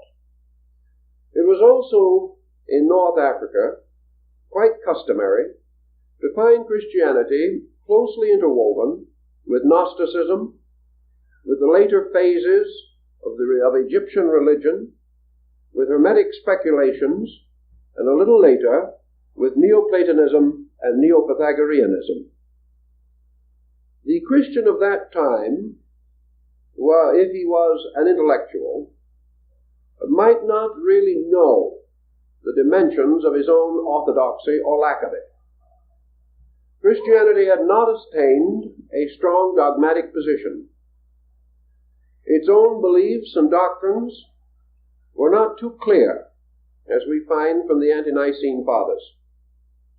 We must therefore accept that there was, not only probably, but almost certainly, some interchange, some intermingling of ideas in the early Christian communion. Gradually, with the passing of time, some of these early minglings came to be generally recognized and accepted as orthodox. Others of these early influences did not fit so well into the growing philosophical structure of the church. They were therefore discarded, or perhaps only ignored out of existence. The question that perhaps interests us is the degree to which Hermetic ideas may have survived, may even now be found within the body of orthodoxy, acceptable, generally regarded as orthodox to the person of today. One point that perhaps is of interest in the parallel between Hermetic thought and Christianity is the approach to deity, which strongly differentiates and distinguishes the teachings of this mysterious ex-personality whom we know as Hermes. In one of his earlier tracts, Hermes says the universe is composed of only two qualities: the Creator and the works of the Creator. This statement not only survived into Christianity, unless we wish to regard it as already indigenous there, but it certainly continued to exercise a strong influence in medieval thinking and even in modern religious thought. The concept as Hermes unfolds it conceives the universe to consist of only the attributes of one sovereign power. There is nothing but God. All things that do not appear to be God are conditions of God. Deity in substance and in essence, absolute and indivisible, may not so be cognized by man, Hermes taught. Man, therefore, must observe the separate works of God, and by thus observing, he falls into a possible illusion. This illusion is that these works have a separate subsistence, a true and total existence in themselves. Hermes says this is not so, that all works have their existence and subsistence only in God. Extending this concept Hermes also taught that the manifested or obvious parts of creation, even if brought together in all their diversified and apparently separate fractional manifestations, deity is not merely the sum of the manifested parts of deity. Deity is the sum of that which is manifested and that which is not manifested. Deity is the substance, therefore, of all things knowable, all things known, and all things which have an existence but are unknown or unknowable. Hermes then gives us a statement which is very reminiscent of a familiar one, namely that in deity, or in God, men live and move and have their beings. And not only do they exist in God, in a world of God, surrounded by God creatures and God creations, they exist here not as visitors or strangers, or things separate and apart. So we have the Hermetic thought that man shares with creation an immediate participation in the Creator. The total of things knowable must include man. And Hermes tells us that not only that man which is visible to the sensory perceptions, but that man which is invisible. Not only that man which is the son of earth, but that man which is the son of mind. Thus Hermes gives us the relationship of parent and child, as far as this can be applied to an abstract theological concept.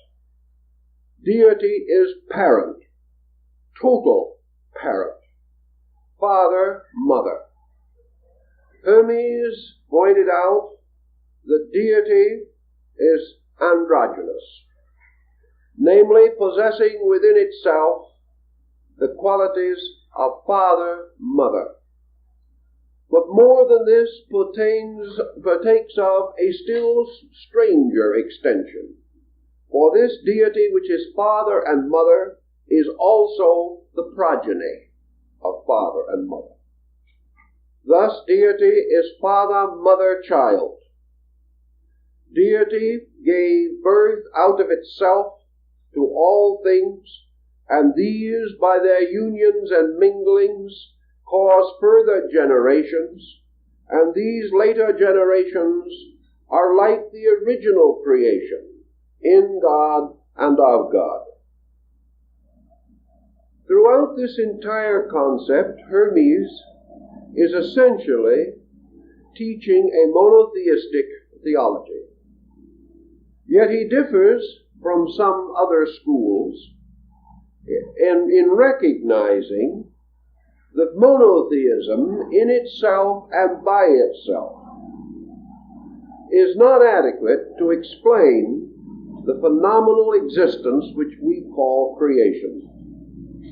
Therefore, to Hermes it was necessary to assume that from the original and creating power, and still embraced within the love, wisdom, and authority of that power, there are both primary and secondary emanations. Some creatures or creations more closely resemble deity than others. And here we come very close to some of the early Pythagorean and Platonic speculations. Those creatures first created and containing within themselves the greater effulgency of the divine power are more proximate to deity, and therefore by proximity attain a likeness, or by likeness attain a proximity. Both positions are advanced. later creations, or shall we say creations of creations of creations, depart from the original proximity, and that man which is the Son of God is nearer in a strange way in power and potential than that man that is the Son of Man, that is the Son of God. Thus, by descent, creation falls away from the center of its own creative power and falls into the circumference of that power. Hermes conceived the center of this power to be will, or the tremendous dynamic of life, and the circumference of this power to be love, or the hunger of all things for their own divinity, and the hunger of God to absorb into himself or itself all of its own creations. Therefore, man falling away from the will of God falls into the love of God. He never departs from God, but may be brought back by love to proximity again with deity. And the story of this return will be the subject of the final lecture of this series, which will deal with the great Hermetic book, The Shepherd of Men. Hermes, therefore, like the Gnostics, envisioned a hierarchy, a universe of powers, principalities, angels, archangels, thrones, and dominions. He saw not only the great fountain of all things, but closely followed the Chaldean oracles in describing the farther fountains from the great fountains, the powers and the minds that flow forth from the power and the mind. He conceived of Anthropos, and Anthropos the son of Anthropos. He beheld in the unfolding of universal existence the opening of a great flower, reminiscent of the vision of Dante.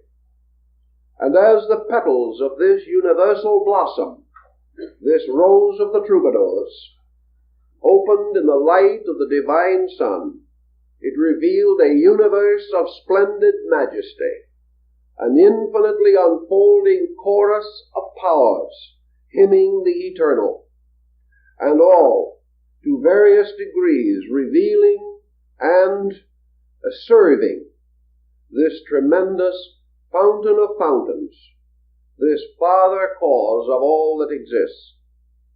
From these reflections, the Hermetic teaching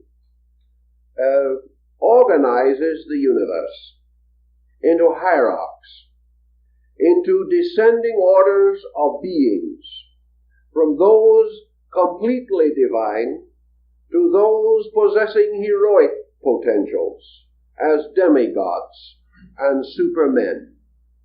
There were not only celestial orders of deities, but there were sidereal orders, and there were terrestrial orders, and even subterranean orders, again following the Eleusinian and Orphic concepts of the Grecians. These orders of life filled all space with life, so that there was not anywhere where there was not life.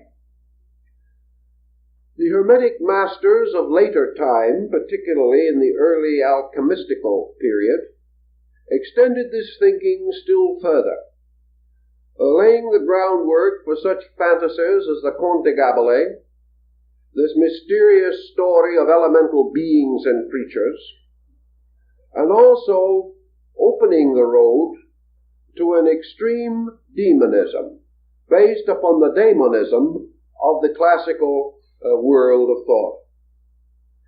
In the course of this thinking, Hermes made a series of statements which perhaps are indicative of a phase of our problem.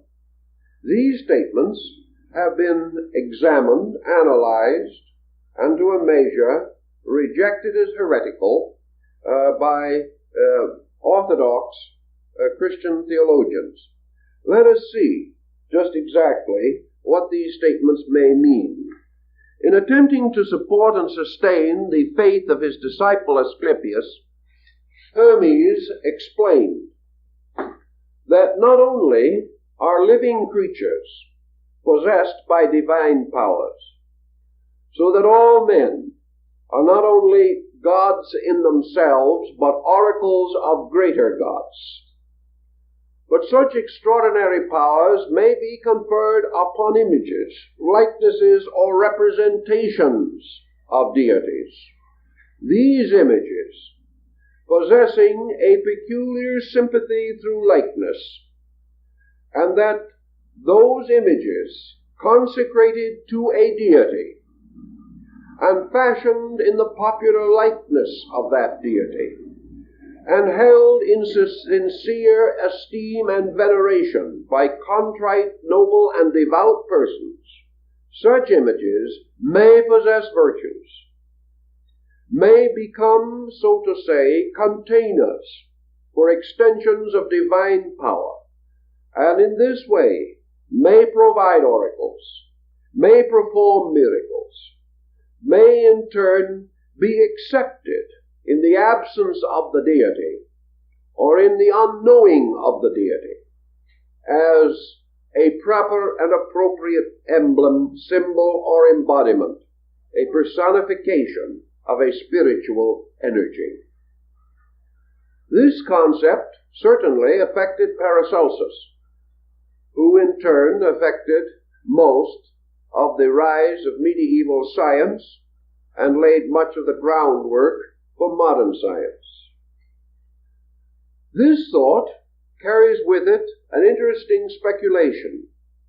Hermes pointed out that images erected to sanctified persons or to deities may have power to heal the sick.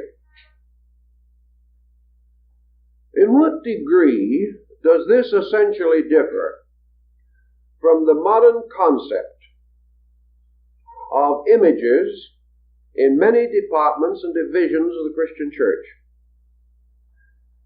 Hermes does not tell us that these images are gods, nor that they are false gods, nor that they should be worshipped as equivalent to or equal to gods. Hermes tells us that these images are symbols, emblems, figures, bearing witness to man's veneration of invisible powers, proximate statues in honor of remote principles. If, therefore, an individual shall create an image with the full realization that this image is a shadow of a principle, and shall worship this image not for itself, but as a means of focusing his attentions or his devotions upon something substantially unseen and invisible, he shall not be regarded as an idolater. He shall not be regarded as a worshipper of idols, unless he bestows the spiritual power upon the idol itself, unless he regards the creature of marble, stone, or wood as having a sanctity in its own nature. If, however, he shall use this as he uses religious art to remind him of the existence of a spiritual power, and shall fully recognize that the image is not that power, but only represents it under certain conditions, and that all prayers addressed to the image are addressed actually to the power and not to the statue, under such conditions there shall not be heresy. This is more or less accepted today, and the intercession of saints and the presentation of petition to canonized persons or to representations of Christ or the Virgin Mary or the apostles shall not be regarded as the worship of images, but but shall be regarded as internal reminders by which man receives an impulse to the fulsomeness of veneration, and shall therefore worship in spirit and in truth, using this symbol only as a means of centering his attention upon something which is otherwise beyond the cognition of his senses. Hermes clearly makes this point, and we can scarcely deny that it has survived to us. However, in the course of time, a point also made by Hermes came into general disrepute and was conveniently forgotten. This point is to the effect that such images as are made under certain conditions have magical qualities peculiar to themselves, these magical qualities not being spiritual or religious, but pertaining to sciences, as yet but remotely sensed and practically without our general recognition. Thus, according to Hermes, if into a figure or into a symbol there shall be incorporated certain principles of mathematics, of universal procedure, of cosmogony, of art, of musical harmony, of artistic canon, if, in other words, this image shall be made a resplendent, geometrical, or artistic composition, so essentially proportioned, so beautiful in its parts, so benevolent in its complexion, that it shall cause the admiration of men, then this image is not dead, for it may lead men to repentance. It may cause evil persons to ask forgiveness. It may console the afflicted and the burdened, and it may also inspire the studious to examine its proportions in search for universal truths concealed behind the actual structure and form themselves. Thus, according to Hermes, anything which influences man cannot be dead. Furthermore, anything that influences man and is alive, or has life of any quality in it, can not only not be dead, but it can participate in but one life, and that is the life of God. Therefore, whatever virtue there be in herbs, whatever authority there be in law, whatever skill there may be in the hand of the physician, all these things are but the extensions of the creating power into the diversity of created attributes. Hermes therefore assumes that deity not only causes to come from himself forms and lives, but also relationships, patterns, interplays of forces, and that in these relationships there are also virtues, for things in themselves unchangeable appear to change or take on new mutual meanings and values because of motions. Motion is therefore a movement in interval of time or place, and interval and motion itself both are God. Out of this concept, a great many philosophical points could be developed. But for the moment, we cannot extend beyond this small circumference, as we have too many other points that call for our attention. We can therefore only summarize this phase of our thinking by pointing out that it was not correct and is not correct to assume that Hermetism is essentially pantheistic. It is not. It is pantheistic only inasmuch as it conveys life to everything. But it conveys only one life, that the life of God.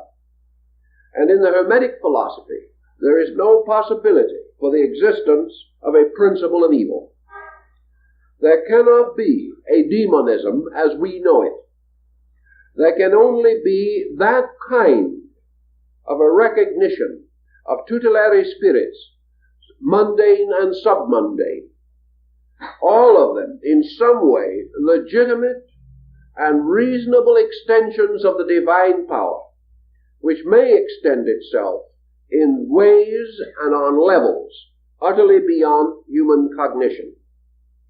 Hermes also held that because one power animated all things, that there was a continuous and endless interrelationship of things. Man is not unaffected by that which is unseen.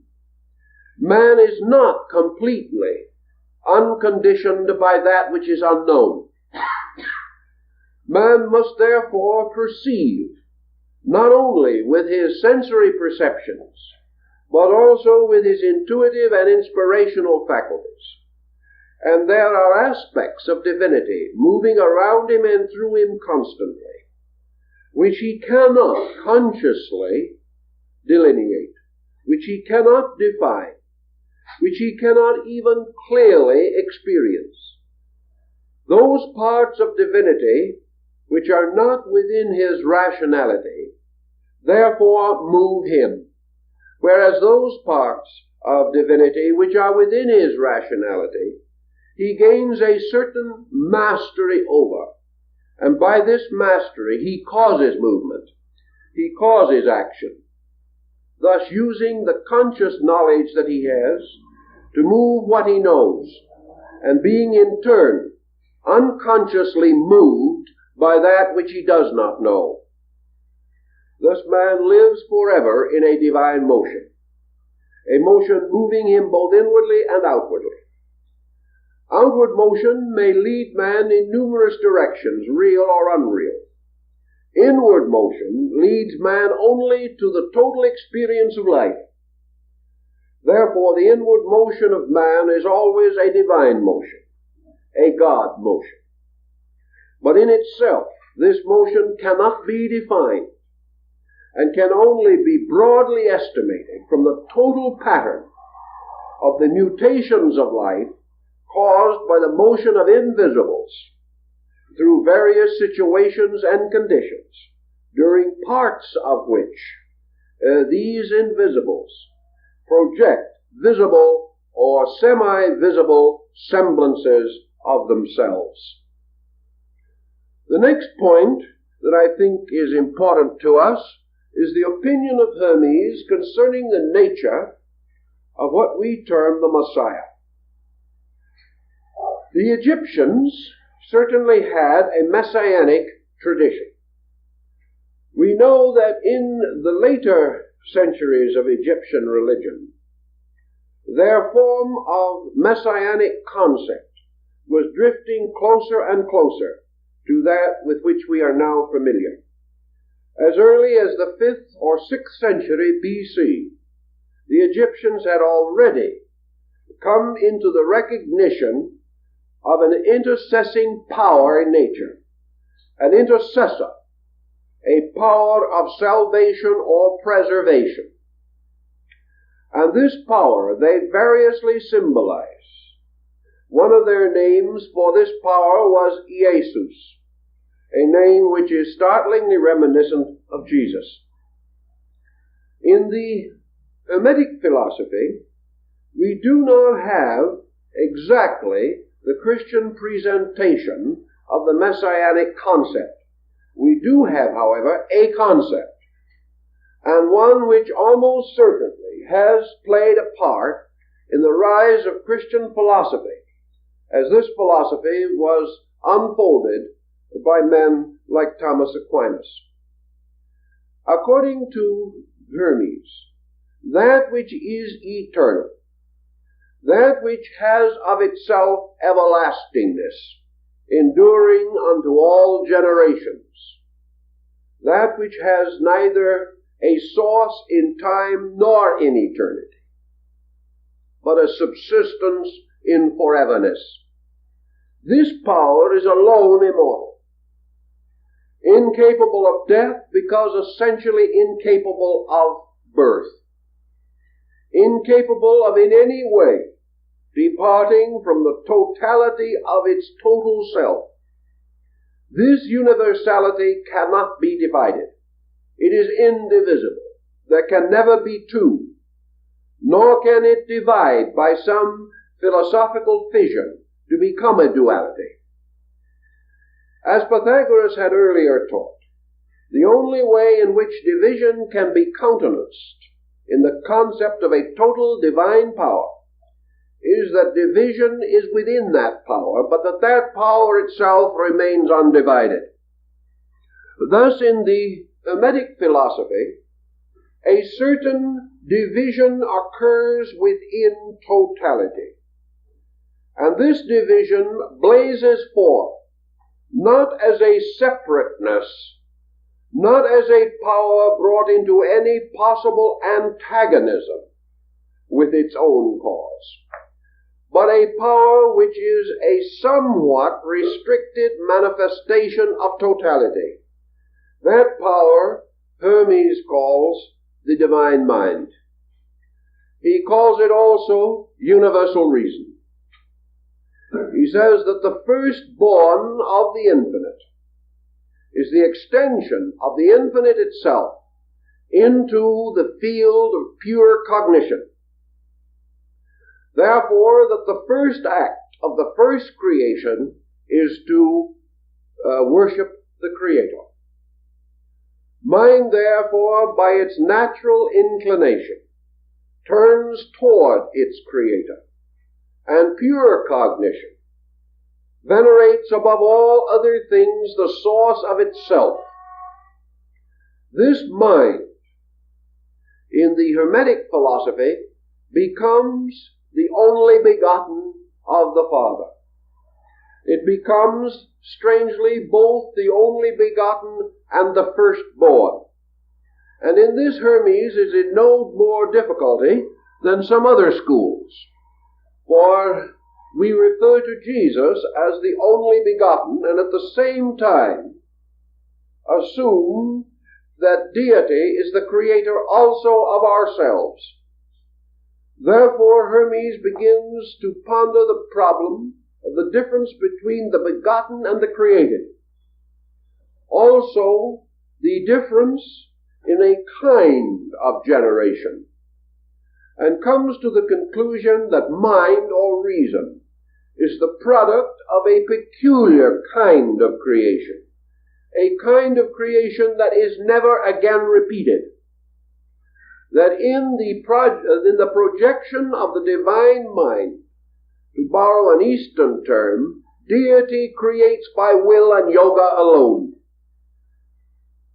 The deity, by the pronunciation of a determination within its own nature, engenders within itself that aspect of itself which is mind. This mind, or this cognition, then becomes, strangely, the instrument of the divine purpose. It becomes the apex of the ascending pyramid of creation, and the base of the descending pyramid of the creating power. Thus, in the Hermetic philosophy, mind is a kind of savior. But Hermes was not perturbed with some of the peculiar situations that later arose in Christian theology. He was not concerned with the problem of a mind preserving something otherwise lost. He was not confronted with the need for a saving mind, as we know it. He was rather in need of the concept of an instructing mind. In the Hermetic doctrine, all so-called redemption, or regeneration, or restoration, or the transmutation of things inferior into a superior state or condition, is the result of the power of the revealing mind. It is due to the fact that through the revealing or the unfolding principle of reason, all things become aware of reality. And regeneration is awareness of reality. It is not a rescuing from sin, but a restoration from not knowing. It is the creature becoming aware more and more completely of the universal reality in which it exists. By the Hermetic concept, therefore, there can be only one kind of wisdom, and that is the wisdom by which man is capable of becoming totally aware of the total existence of deity, by which man can also become aware that all diversity is an illusion, and that what we call division is merely the result of limited sensory instruments which are unable to attain a state of total cognition. Universal reason, having come forth out of the eternal, becomes next to the eternal the most immortal of all creatures. Yet this wisdom is not in itself immortal. Nous, or reason, or mind, with its overtone in Hermetic speculation, a mind which is pure cognitional reason in itself, is therefore the most aged and the most immediate of all things. Mind has a beginning in time and an end in time, but its timelessness is exceeded only by the eternity of divinity itself. Thus mind must be born or begotten, and that which has been begotten must again return ultimately to the state from which it came. Therefore, eternal reason or absolute cognition must ultimately return to the Father, must become one with the Father. For truly, any being which has experienced pure cognition has experienced the Father, and that which has experienced the Father by likeness comes under the protection and under the shepherding of pure cognition. We cannot say, therefore, that pure cognition was the god of Hermes, but we can say that it was definitely the primary symbol, the first cognizable image of that which is beyond all human estimation. This mind, this universal reason, must then be examined in its several parts, for it contains within itself universal perception, universal reflection, and another quality, perhaps born of the union of perception and reflection, and that is the quality of immediate experience within the substance of its own rationality. Mind must therefore, in its fullness, to return to its full archetypal proportion, contain within itself the absolute experience of itself. Reason, therefore, must lead to what perhaps we may first conceive of as understanding. Understanding being more than knowing. Understanding being an enlightened kind of knowing. A human knowing impregnated with a spark of divine knowing. Understanding must then also be the power of impersonalization of perspective. It must be the flowing of knowing and of wisdom into the conscious participation with life itself, so that man understands not only intellectually, but by the impact of a factual significance upon himself. Hermes therefore points out that this mind possesses numerous saving attributes, if we wish to regard them as saving. But salvation is now merely rescue from inadequacy. Salvation is the natural return of life up the great ladder of souls. It is the path leading by means of love, through wisdom, back to the one which is the sovereign of all experiences. Hermes thus divides this wisdom into a spiritual, a semi-divine, a sidereal, and a terrestrial wisdom. He has special terms for these kinds of wisdom. He assumes also that in all the material and objective works of man, there are also patterns of wisdom. And there are various kinds of knowing, marked or sealed upon creation itself. These kinds of knowing become the parents of creatures.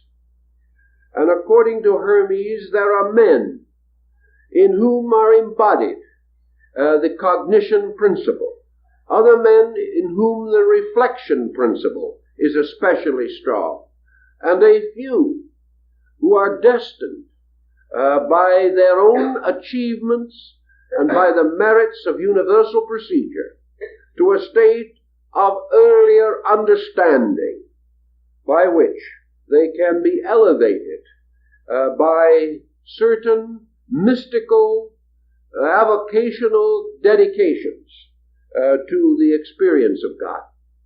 Thus there are some who are born with a peculiar power to know men, others with peculiar power to know nature, and others with peculiar power to know God. Those with the peculiar power to know God are called religious. Those who have the peculiar power to know men are called philosophers. And those with the peculiar power to know nature are called scientists.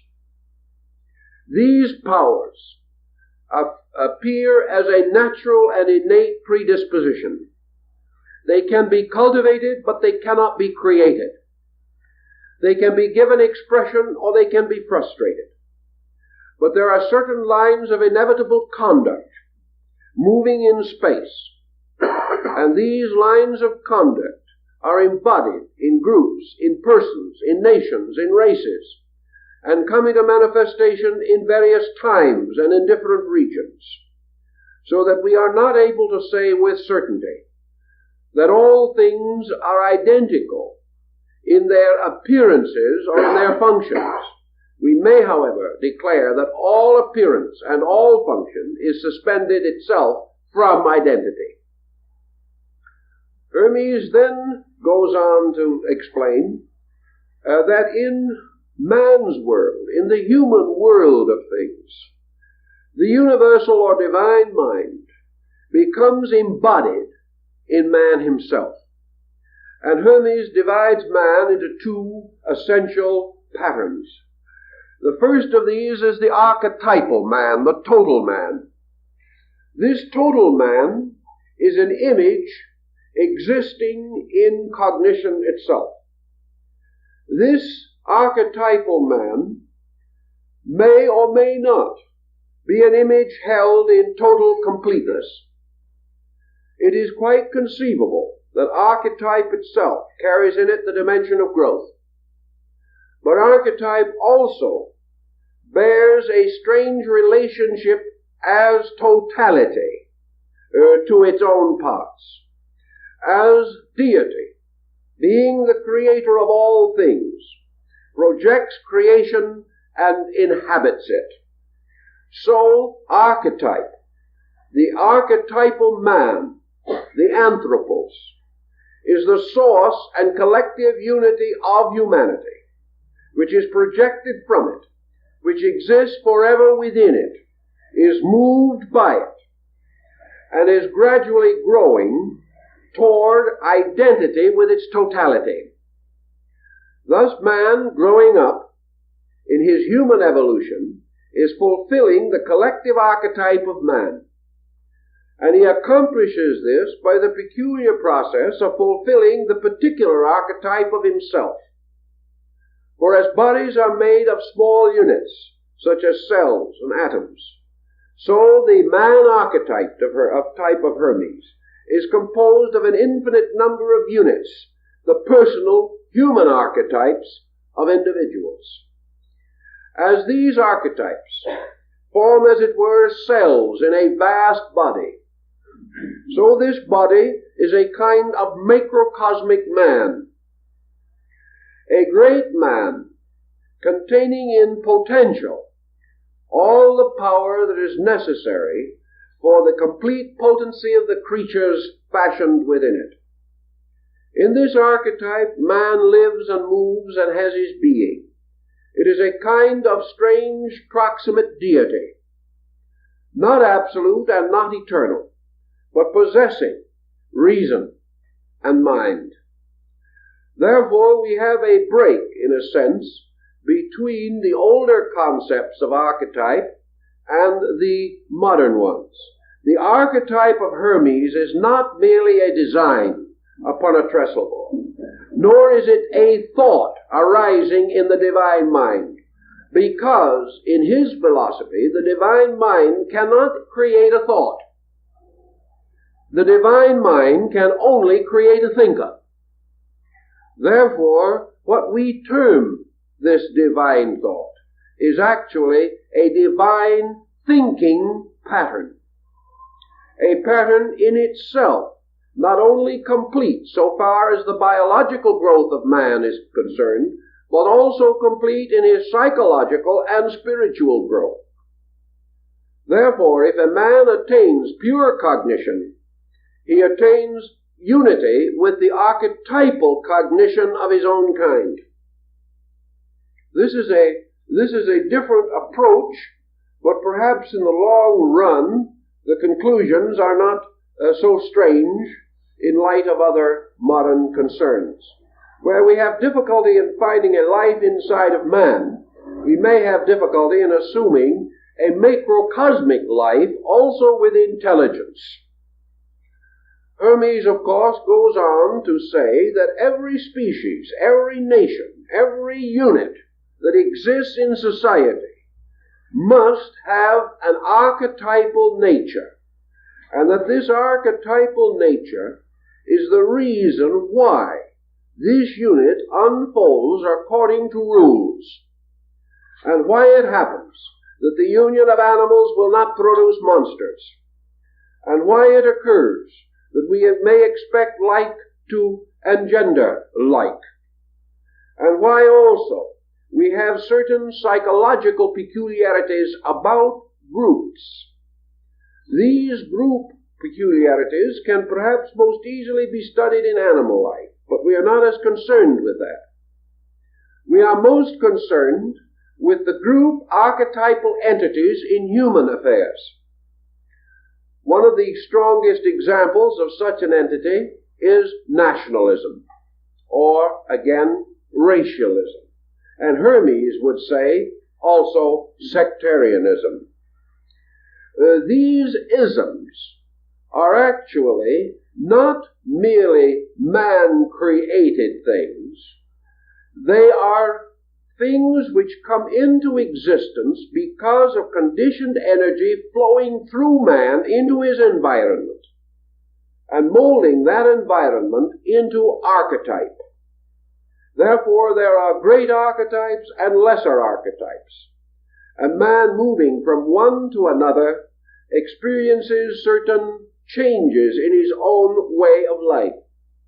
The ancients were quite certain that when a person of a certain nation moved into another nation, he must also adjust his magnetic fields and his electrodynamic structure to these new vibratory circumstances, and that only when he was adjusted to the new archetypal pattern could he be said to truly belong. For things belonging must ultimately belong to archetypes, because archetypes alone have the energy or power to require belonging, or to manifest the instinct of belonging through themselves. The forms do not do this. It is the archetype behind the form that exercises this influence. It is not then particularly remarkable that Hermes should use this philosophy of archetypes to a measure as Iamblichus did in his development of his treatise on the gods and of the Egyptians. To Hermes, such archetypes might appear to be gods. They might appear to be sovereignties, and sovereignties of this kind might well reveal the peculiar dispositions of the creatures suspended within and evolving through these archetypal dominations. Thus, archetypal deities cannot be dissimilar to the peoples whom they support and from whom they receive worship. Plato perhaps gives us the same idea when he causes the world to be divided among the mundane gods, each having a certain allotment. We know that the Athenians regarded Pallas Athena as the patron deity of their city. To Hermes, this would have been an archetypal assignment. In other words, Athena or Minerva was the archetype of the Athenians. The Athenians being a kind, not only just Greek, but a kind of Greeks. The Athenians had laws, principles, ideals, traditions. Their culture was filled with this mysterious, intangible manna that is worshipped in the South Seas, or the arenda of our Indians. These people belonged, and because they belonged, they lived and died in the support of that to which they belonged. And escaping from this sense of belonging were uneasy and dissatisfied. We may have 1,000 other explanations for this condition today, but to Hermes, the basic meaning of this belonging was that they were within archetype, and that to what we call the folk, or the collective consciousness of groups, is archetypal, and that these archetypes have a consciousness, not merely as an existence as patterns or designs upon a tracing board, even though that tracing board be regarded as the universal mind itself. This concept, then, would lead to the concept further that reason, or universal mind, this firstborn cognition of the infinite, must recognize archetypes of a mundane order as dividing forces. As Homer describes the struggle between the gods of Greece and Troy in the battles for the Trojan city, so all struggle on earth bore witness to archetypal strife. And as surely as individuals find grave difficulties in overcoming their prejudices or their opinions, or escaping from the boundaries of their racial or cultural traditions, so likewise these things are dividing powers, keeping the individual locked within an archetype, but forbidding him to depart into a larger pattern. Here Hermes conceives the rescuing power of the universal mind. He perceives that this power is not only master over the world, but master over the patterns of the world. That it is within the power of the messianic mind to liberate creatures from archetype. That it can impose upon all things one greater archetype, and that is the archetype of divine reason itself. By this means, men break away from lesser gods, revolt against restrictions and limitations upon consciousness, and because there exists within them the peculiar power of the true mind of God, They are able, as in the Gnostic philosophy, to escape from the abyss and to free themselves from the power of the 7 planets, representing deities of archetype, deities imposing limitation and separation upon living things, separation through classification, whereas the universal mind breaks through. It does not deny the levels of life, but it unites these levels at their apexes, or at their most common grounds of junction. It brings them all within one master archetype, that archetype being the pure substance of the divine cognition itself. Thus this mind functions as a preserving force. It may also be merit to worship this mind, to adore it, to venerate it. For to Hermes, worship was merely a profound statement of acceptance. Worship implied that the individual agreed with the object of his worship, that he believed likewise, that he saw in the object of his worship an archetypal pattern that was the fulfillment of the deepest graces within himself. Therefore, worship is an allegiance. It is a giving of oneself to a concept, to a degree of enlightenment, to a conviction deeper and more real than that ordinarily or previously held to be true. Thus man, moving by consciousness toward universals, moved by the reason within himself, sought to break through archetype. And our entire history of civilization has been a motion from isolation towards unification to at least a partial degree. We have not achieved the end, but the natural tendency for man is to seek to find fraternity with man. From the isolation of the primitive, man moved into various levels of community existence, until finally, at this time, he is at least dimly aware of one world, of one civilization, of one humanity, and the possibility of one religion. This one concept is a primary archetype. It is the great Pythagorean archetype, the archetype of the restoration of unity. And also, to Hermes, it carries with it something else. Man cannot attain to reality merely by the affirmation of reality. He cannot achieve any great end unless his cognition is merited by a total action. Thus we have, perhaps in Asia, a reason for the various postures, mudras, and mantram forms, which represent a kind of action. In any event, the achievement of a state must be as the result of the performance of a deed, not merely by the acceptance of that state itself. Theory without the performance of the dynamic action can never transform knowledge into understanding.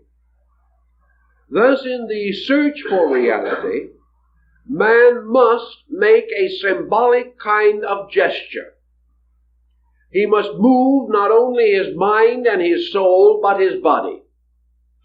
And in moving his body, it is not assumed that he can fly with it to some remote place, nor that he can perform some strange motion in space. He must perform a symbolic motion.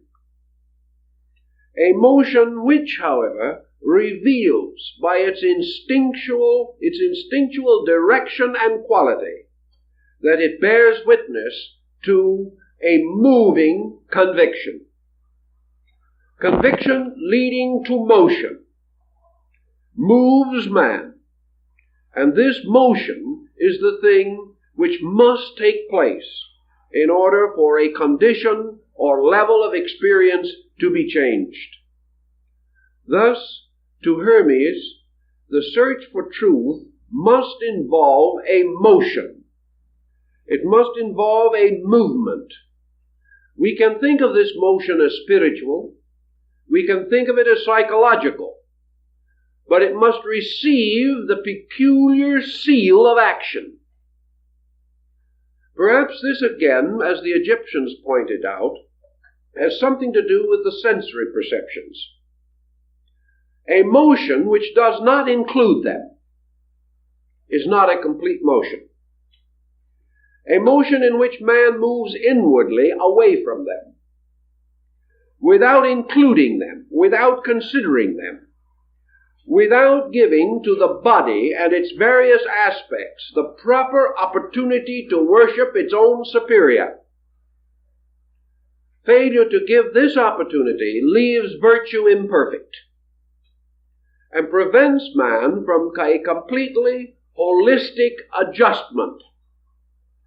This again would have some conflict perhaps with some theological systems, where man has thought of moving away from body, of transferring allegiances from body to consciousness or to mind.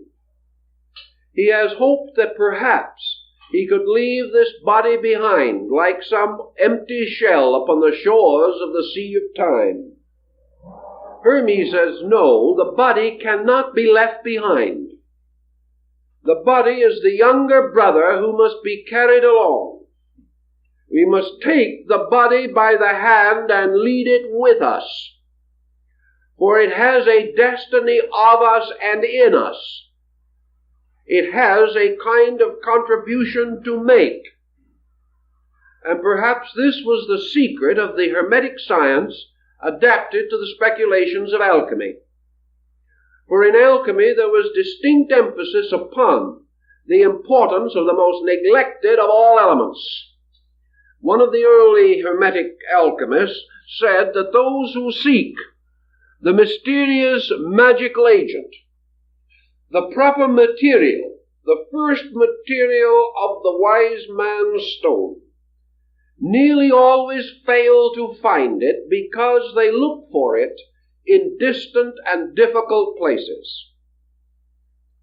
Another writer says, those who would achieve the great elixir, the universal medicine, must realize that its basic material is with them from the cradle to the grave, that it is never distant from them, that it is nearer to them than any other object that exists in nature. And this same writer says that even more humble than this, the very excrement from this near thing is richer than any foreign substance if we seek the material of the stone. The only possible implication from this is that in some way the basic material of the Hermetic mystery must be man's body. It is the only thing which can answer the requirements of the various definitions that are given. This mysterious thing must be physical. It must be composed of elements. It must contain within itself the seeds of life. It must have motion and animation. And it must be closer to man than anything except his own soul. The implications become increasingly obvious, for the only thing that can be so close and still physical must be the body. And the experimentations as they unfold justifies this thought. Therefore, in the Hermetic mystery, body has something to do with the regeneration or perfection of man. It is true in the Hermetic arts that it is the power of the mind to protect and preserve body. But it is not necessarily true that the body can make no contribution to this larger purpose. In his discourse to his son Tatian, Hermes explains that the humblest of things must not be left out. For as surely as the great may contribute to the greatness of things, so surely that which is most humble, that which is least of all, must likewise contribute, or completeness cannot follow. What then can the body contribute? And here Hermes gives us a few more rather interesting pointers. Body can contribute symbolism. It can contribute a kind of action, an action perfected by art, an action which we find perhaps most nearly approached in the artistic canons of men like Leonardo da Vinci. Leonardo never regarded the body merely as the house of life. He examined it, he measured it, he estimated it. He came to numerous subtle calculations. He divided it into an infinite number of parts, these in turn divisible. He originated a concept of the ultimate, eternal repetition of parts, a concept which has been preserved to us in the theory of dynamic symmetry. Namely and factually, every part of the body blazes forth with the emblems of universal law, and like the mysterious vision of the Greek philosopher, it stands as an heroic figure, its body covered with letters of fire, and its entire structure held within a strange framework of geometry. This body, then, must make its own peculiar contribution. For as surely as the image, because it is held sacred, may have a virtue, so surely the body, recognized in its true nature, has a virtue. And one of the virtues of the body is its power to release man through an experience of total body consciousness. Now, this is not necessarily consciousness of body, but man has been given several books, even from the Hermetic Arcanum, by which he may know the divine. One of these books is nature, one is Holy Writ, and one the human body itself. Paracelsus said, if man would be wise, he must study his own body. For the proper study for mankind is man as a total experience. Hermes was convinced that the body was a kind of magical formula, and that those who could read it rightly and use it properly possessed a secret knowledge not to be otherwise attained. Furthermore, this body, acting, brought into motion, under law, and by consciousness, assumed certain attitudes, became mathematically and harmonically adjusted. Much of this is contained in the abstract concepts of Hatha Yoga, where there is a peculiar and particular virtue in the positions of the body in relation to health, and also in relation to consciousness. And the body, assuming certain postures, and brought into a certain degree of refinement, and brought under a certain mastery by consciousness, becomes an indispensable part in the accurate and correct performance of the Hatha Yogic disciplines. In other words, it would be fair to say that certain spiritual ends attained by Hatha Yoga could not be attained if the person practicing it was not embodied. There was an ancient Egyptian adage that all new experience must come to man during embodiment, and that in the periods between embodiments he reflected and gradually assimilated and digested experience and built it into power. But that new experience must come through body, and therefore that the release of man into certain levels of conscious experience also required the cooperation of body. Thus man not only must redeem life, but he must also redeem body, for body is merely a form of life. And just as surely as man is a citizen of a divine empire, he has another empire over which he is master. Let us assume for a moment the Hermetic axiom, which is derived from the Babylonian Hermes, Nebo, who was called the god of the writing table. This deity paralleled very much the thinking of the famous Hermetic axiom that was written on the emerald tablet of Hebron. On this tablet it was stated that all superior things are like unto inferiors, that all inferior things are like unto superiors, that things differing in multitude and magnitude are still bound together by a common sympathy of design which is indissoluble. By the same token, Nebo says, that which has been shall be, that which is somewhere is everywhere. Therefore man, recognizing himself as a citizen of the infinite, views himself as one small part of a great empire. He looks around him and beholds a total population of creatures like or similar to himself.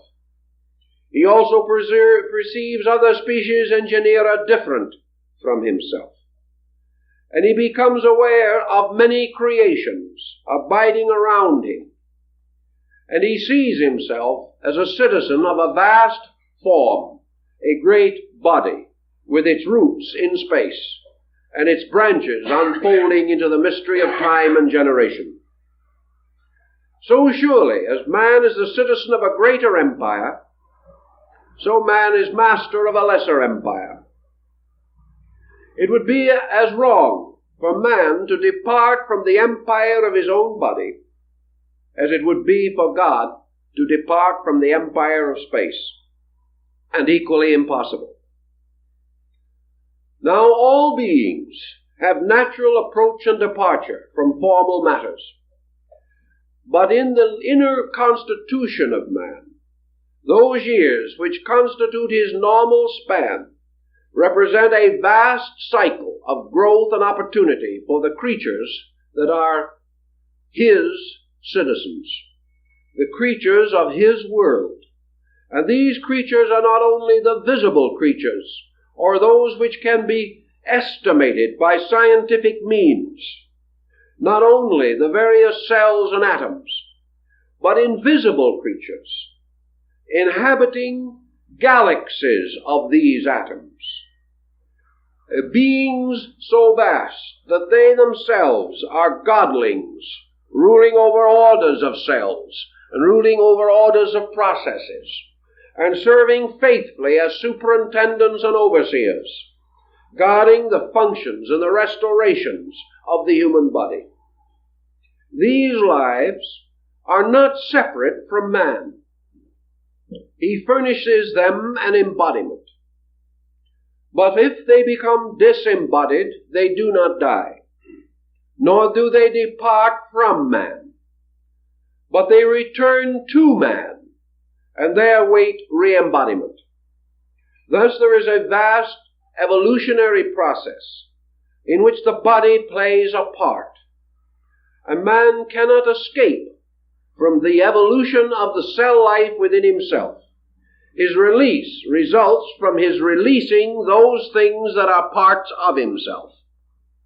Therefore his emancipation, his final liberation from his humanity, means that he has also brought up to a certain level of attainment, to a degree of revelation and liberation suitable to themselves, all the life that is dependent upon him and upon which he must bestow a sacred obligation.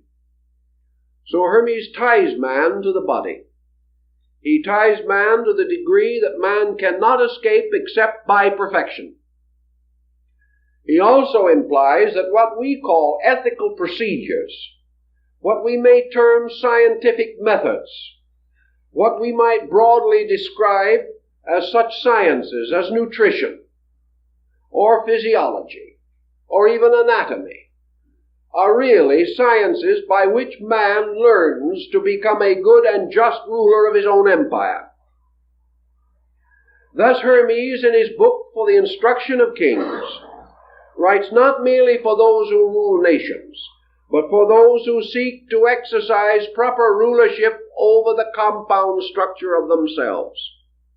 The man who is a despot to his own body will never attain the idealistic liberation which he hopes. Man must bring with him the least of himself, or remain behind with that which he has left imperfect. Man cannot depart from his humanity until he can take with him the total of the parts of himself. And this totality includes those parts which are extended into matter. Man, therefore, can cast off a physical body, but he cannot cast off his responsibility to body archetype. He can only bring it to perfection with himself. He cannot outgrow it. It must outgrow the need for him. And this it accomplishes through his assistance, through his wise and effective administration of that empire which is himself. By the next step, man, belonging to a society, must ultimately bring that society together, for there is no release from archetype except outgrowing of archetype. If, therefore, there be a complete archetype of humanity, there can be no true substantiation of this archetype, no total fulfillment of it, until all humanity occupies its proper relation to the archetypal pattern. This means that all differences between men must be overcome, that amity must be established, and until such time as this occurs, the continuance of differences requires the infinite continuance of an existing condition. There can be no change without remedy. There can be no release without growth. Man can escape from nothing, but he can outgrow everything except God. And when he outgrows all other things, he returns to God, who is the proper and eternal source of growth. If then we conceive that reason is the shepherd of men, is that power by which the individual is enabled, first, to cognize his own existence, and second, recognize his own need. Reason, therefore, provides him with the indispensable instruments of his own salvation. He is saved not from ill, but from the state of not being saved, which in this is the common ill.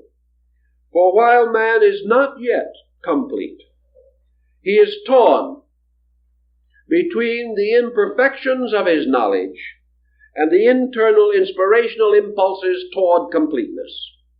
He is torn because prematurely completeness is not even attractive to him. Yet he cannot evade it. Therefore he is moved remorselessly along the way toward total enlightenment. And this emotion is universal. We have some concern and agitation at the present time over the possibility that our present atomic researches may result in the decimation of our species. We are worried that we may cease before we are perfect. Let me warn you and assure you that your fears are groundless. Nothing can end its labors until it has completed the purpose for its own existence. Therefore, it is conceivable that man, by his ingenuity, might destroy a kind of world, might destroy a kind of race, might devastate a planet, might even force it from its orbit into chaos. But none of these, even so-called tragic things, can in any way change the requirement of man. For man, surviving all vicissitudes, is still responsible for the government of his empire, and somewhere space will provide him with the environment necessary to growth until growth is accomplished. Now, growth in this kind, the Hermetic meaning of growth, as we find it in alchemy certainly, is not exactly the kind with which we are familiar in the developing of garden plants, or even in the upraising of the young. Growth is another kind of thing. Growth is a qualitative fulfillment. Growth is the thing becoming itself. It is that which removes all limitation upon self. Growth is not an addition of that which is not natural. Growth is the achievement only of that which is inevitable. A thing does not become necessarily more by growth. Rather, we may say it becomes whole by growth. Growth does not increase the number of the parts. It increases the unities of parts. Growth does not remove the evil of its own absence. It merely removes intervals by means of which things lose their dissimilarities and find it possible to reunite or to coalesce in a more complete and harmonious manner. Therefore, growth is an increasing awareness by means of which we are able to reconcile dissimilars and gradually come to the realization of identities. Growth in this same sense of the word generally appears to us as a means of enlarging our abilities. Actually, this is not the truth either.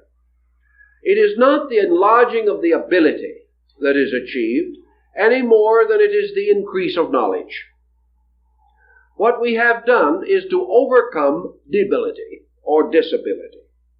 We have not added to knowledge, because knowledge is eternal and knowledge is forever, and knowledge is total.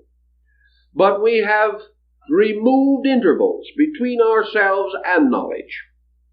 Therefore, growth is the setting up of a situation by which ever-increasing normalcy may be attained on the various levels in which growth is specified. Growth toward God is not a motion nor an enlargement. Growth toward God is a gradual removal of interval through realization, through understanding, and through the unfoldment of conscious powers. Hermes, then, gives us a universe in which all things are moving toward the completeness of their own parts, and in so doing, achieving what we like to term evolution. Evolution is really the overcoming of discords on all levels. The body becomes normal when its discords are overcome. Normalcy is not a remarkable state, nor is it a superior state. Normalcy is the natural state, which has been obscured by various forms of ignorance or excess. Man cannot create normalcy, but he can correct abnormalcy. Man cannot cure the sick, but he can remove the causes so far as possible by which sickness is able to endure. Health is not a particular end which men may sometime attain. Health is nature's norm, which by circumstances of one kind or another, sometimes obvious, sometimes subtle, sometimes caused by indiscretion, sometimes perhaps resulting from heroic self-sacrifice, but always sickness must result from the fact that normalcy, for one reason or another, has been unbalanced or has been prevented from manifesting itself. The person who works himself to death is a martyr, because actually he is sacrificing normalcy, which is health, perhaps in a cause greater than himself. Still, however, he will be rewarded for the merit of the cause for which he worked, but he cannot escape the limitations imposed upon the flesh by its own laws. Therefore, all good men do not have to be healthy. But no man can be truly healthy who is not also the good man, having within himself a true and proper enlightenment concerning values. And health, in a way, is righteous government over the population of our material empire. And where it is endangered, we must rush to its assistance with every possible and available means. Not because we simply want to be well, but because we have an obligation to universal life, and we want to meet this obligation in every possible way that we can.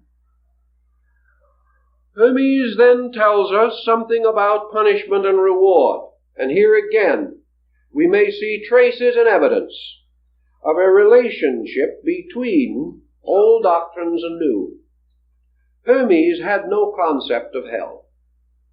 The Egyptians did not know it as we understand the term. Most peoples of antiquity had but a dim vision of it. Some had a comparatively extravagant notion, but this only upon the outer surfaces of themselves. Their deeper and more mystical schools nearly always recognized symbolical meaning rather than literal meaning. To Hermes, as to Plato, hell or perdition or punishment represented the condition of a soul in bondage. It represented the individual who had not gained ascendancy over the total economy of himself. That being who is not able to posit his rationality in such a way that it is his guide, his leader, and exercises a kind of determinism. The individual who is not master of certain processes of his own life must be regarded as a slave, and hell or punishment is slavery to mental, spiritual, or moral infirmity. Hell is the condition of the individual who lives without attempting to attain unity. Hell is the discord of diversity in function, in attitude. It is confusion. It is pandemonium. And it expresses itself most commonly in the most obvious and simple evidence of confusion, and that is fear. That individual who has not been able to establish value, has not established a core consciousness within himself, has not devoted his mind and his thought to such arts and sciences as give him dominion and at the same time give him earnest responsibility. Such a person must be under the condition of fear. Fear is unreasonable doubt concerning providence. Fear is founded in a belief in accidents. Fear exaggerates the power of things over principles. Fear is natural, where man looking from himself sees confusion and not unity. And furthermore, looking from himself, observes in the conflict of parts a variety of misfortunes, and further contemplates the possibility that he may himself be involved in these misfortunes. Therefore, fear must be in that mind which has not a goal, a purpose, or a plan. The mind which is aware of the principle of the universal Creator cannot abide in fear. Therefore, one of the primary purposes of divine mind, or universal reason, is to bring man into a rational cognition of destiny, to reveal to man his inescapable place in a plan, that he is and must always be a creature of purpose, that truly, in this plan, the plan itself cannot be solved, cannot be completed, cannot be consummated, until fear ceases in every existing creature. One fearful creature leaves one part of the inevitable imperfect. Therefore, the very power which traditionally is said to mark the sparrow's fall, this same power decrees that in this universe there is nothing to fear but fear. And furthermore, that fear is proof that man has not attained inward penetration, that fear is the victory of defeatism over faith, that fear is the acceptance of division, whereas the achievement by rational illumination of the fact of unity relieves man from all unreasonable fear and places him in a universe of eternal progress in which he can never be less, but which he has the power through the unfolding of rational consciousness to become more, in the sense of having more awareness of that which is. Hermes then considers redemption, or the saving power of grace, as a kind of victory, not only of reason or rationality over fear, but of love over fear. Now, the difference between love and reason is of peculiar quality rather than essential nature, because the heart and the mind, originating in one source, must in their root be identical, though in their manifestations they appear divided. The reunion of these parts must also be attained in the course of the great Hermetic experiment.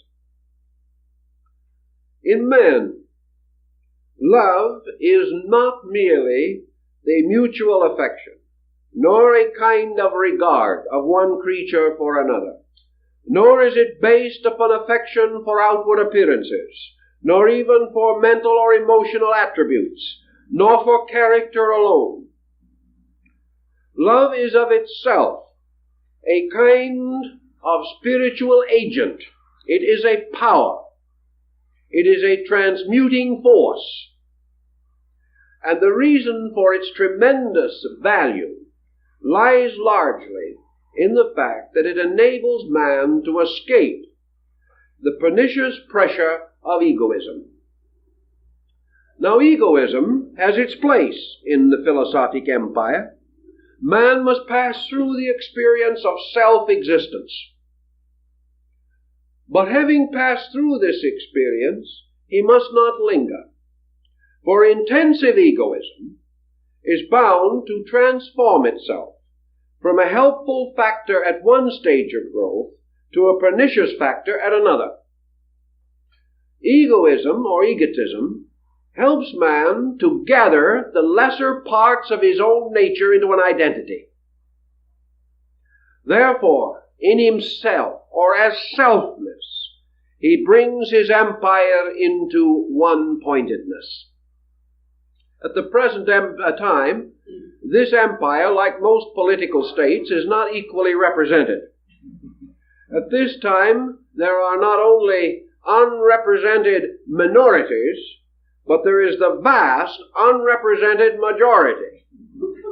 That, in this case, being man's egoism, ignoring the requirements of his physio-psychical nature. Thus man has turned his democracy into an autocracy and established egoism or egotism as a dictatorship of self-will over both body and environment. This is not the purpose, however. Ego must be tempered and must regain its sense of responsibility. It must realize that the one that would be greatest among parts must also be the servant of all, and that ego is never complete in its purpose until it has redeemed the least parts of its own compound nature. But having achieved the unity of internals, having brought its own parts into conformity, into uniformity, into final partnership, having diffused its own consciousness as a mystical experience through the cell structure of its own body, ego must then face a larger challenge, namely that it must sacrifice its own identity, or it can never achieve absolute identity with eternity. The world is not saved if 2,750,000,000 human egos remain separate beings. It may be saved from something less, but it is not saved from a greater need. Thus egotism, resulting in innumerable egotistic institutions and structures, can ultimately frustrate archetype and can prevent the union of divided parts. Thus, beyond a certain point, ego must be released, relaxed, and allowed to escape from the driving power of necessity, which is its principal motivation. Ego, according to Hermes, was driven by necessity, an outrageous goddess. Necessity, in turn, forcing ego to certain attainments, ultimately forces ego to relinquish these attainments by a larger necessity. Necessity exists while man must struggle for survival. And the final symbol of this struggle is the survival of his individuality. Man must sometime, however, waken to the fact that the struggle for survival is an illusion, because it is utterly impossible for him not to survive. Survival, for him, however, does not have this broad philosophic implication. For most persons, survival means merely the continuance of a present state. Here, unhappily, ego is of little use, for it cannot preserve man from the changes of his estate, nor can it prevent change in nature. Thus, beyond a certain point, ego turns upon man and destroys him. And this is Hermes' concept of the fall of the angels. Lucifer, representing ego, the brother of universal mind, rebels against heaven and is finally cast into the abyss by Michael, the psychopompus of the army of the Lord. Thus ego must find ultimately either a voluntary relinquishment, or it forces the individual to an extremity in which a violent procedure seems to be the only possible course. Ego, however, by its own nature, is not too difficult if man will permit it to be itself. Ego is perfectly natural and perfectly normal in a situation. It is when it is moved out of that situation, or something is expected of it contrary to its own nature, or it is forced to preserve that which by its instinct it does not wish to preserve, then, under the pressure of will, ego becomes a pernicious circumstance. The relinquishing of ego, therefore, becomes the higher discipline of Hermes, as it was in India, Egypt, China, Greece, and many other areas. The relinquishment of ego is the gradual breaking down of the barriers of mental isolation, by which things are even more totally divided than they are by physical isolation. That thing is truly separate which is mentally apart. And as surely as mental separation is a more terrible problem than physical, so surely mental union is a greater blessing than that of any other kind. Mental in this case does not mean intellectual, scholastic. Mental means union on the level of idea, union on the level of pure intellection. And the moment man is confronted with a challenge to depress the power of the ego, he finds an ever-present agent working for him and with him.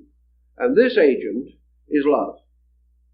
And love, according to Hermes, is one of the primary fields of the divine nature. For love of all things forces upon man the importance of the not-self. Love causes the individual, first of all, to place value above self. At first symbolically, by transferring his attachment from himself to another.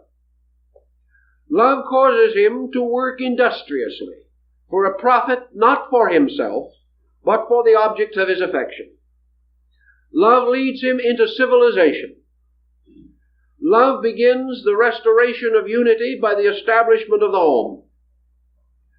Love progresses this restoration by the foundation of the ecclesia, the assembly of those who are devoutly united in spirit.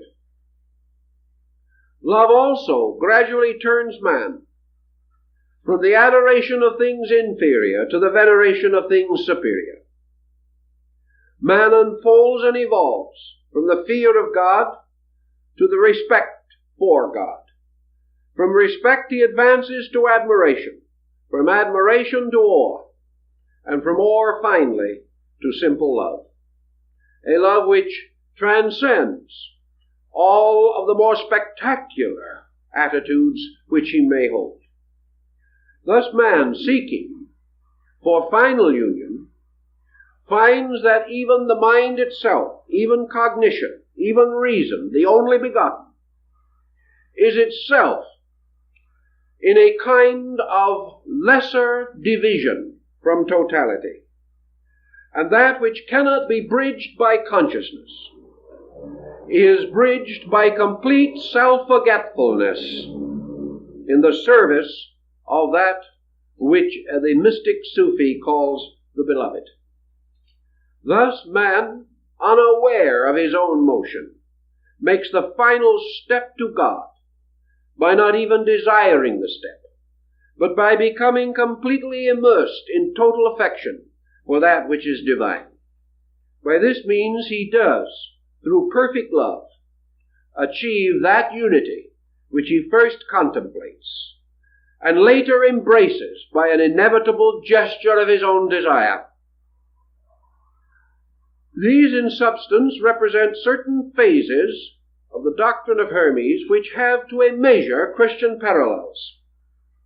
Parallels which are not always obvious, but I think we have selected those points in the Hermetic doctrine which have the greatest provocative power in causing us to consider or contemplate as to the possibility of an interplay and interrelation between these doctrines.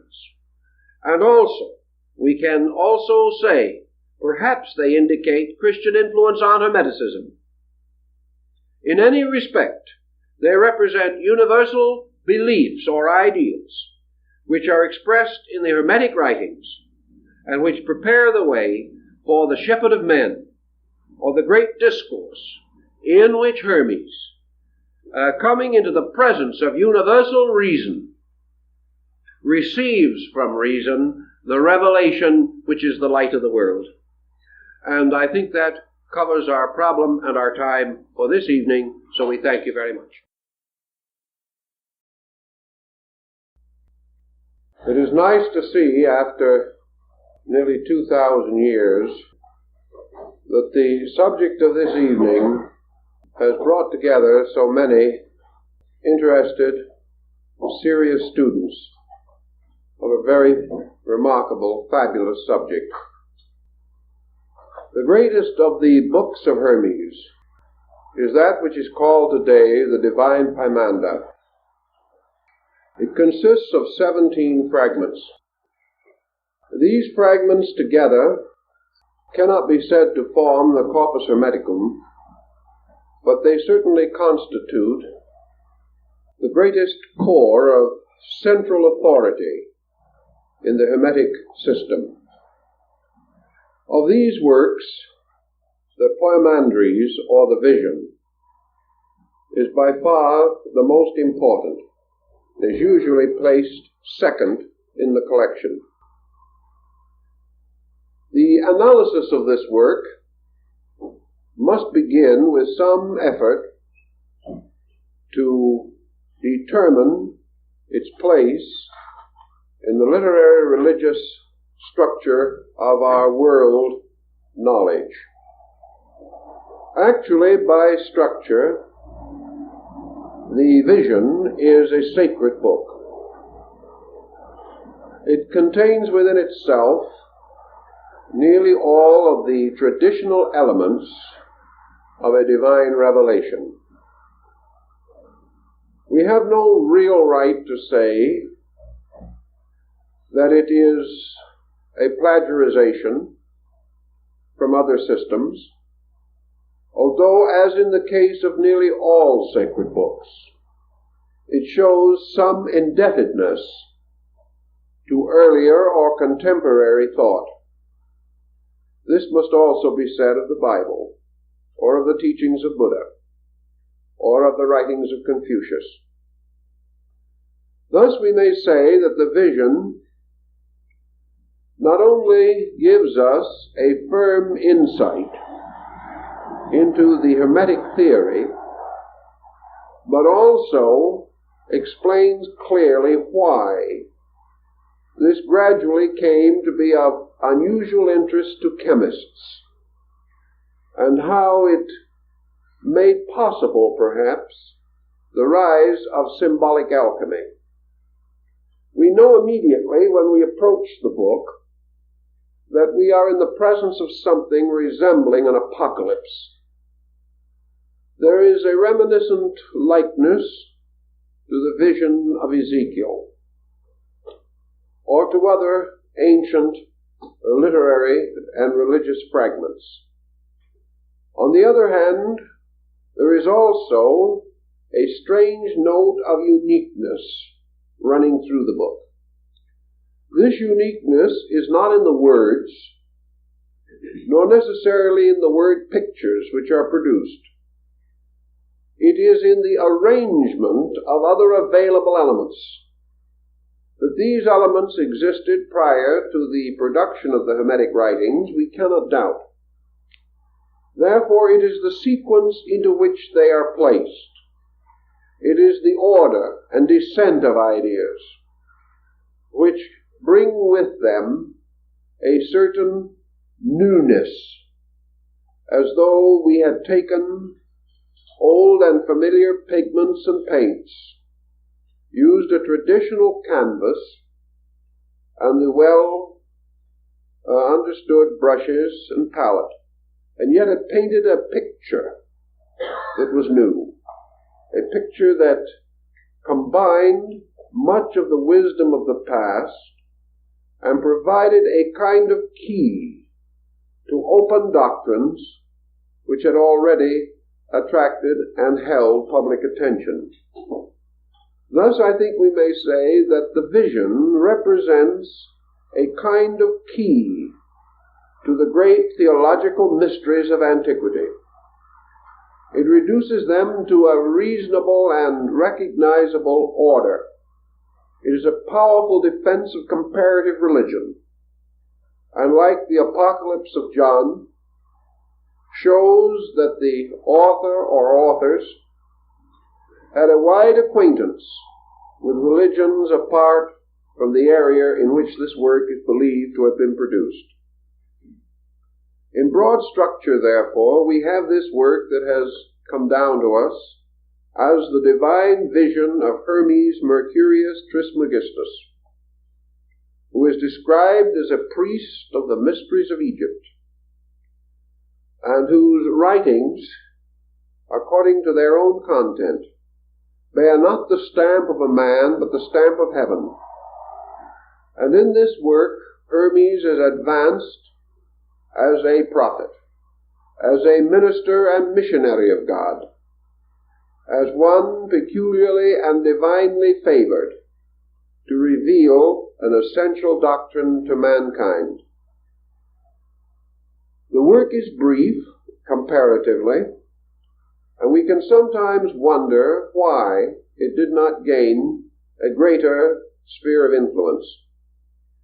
In many respects, it has a drama missing in other sacred books. It certainly has a wonderful symbolism which could inspire the minds of many persons to the contemplation of mysteries.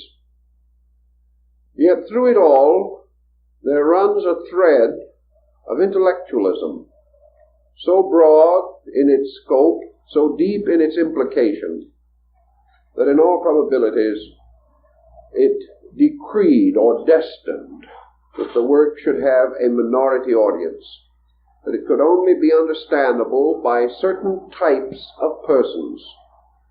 While it was a wonderful picture story, it was only for a certain kind of minds.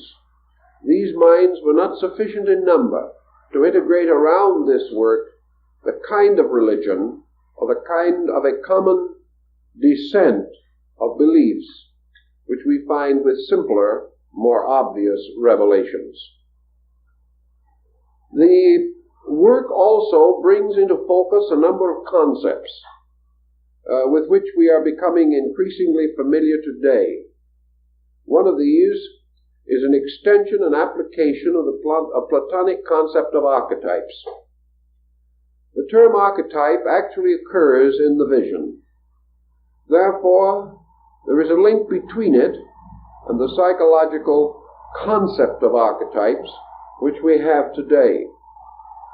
Also, like Buddhism, and to a measure like Taoism, the vision strongly emphasizes the psychological quality in human nature.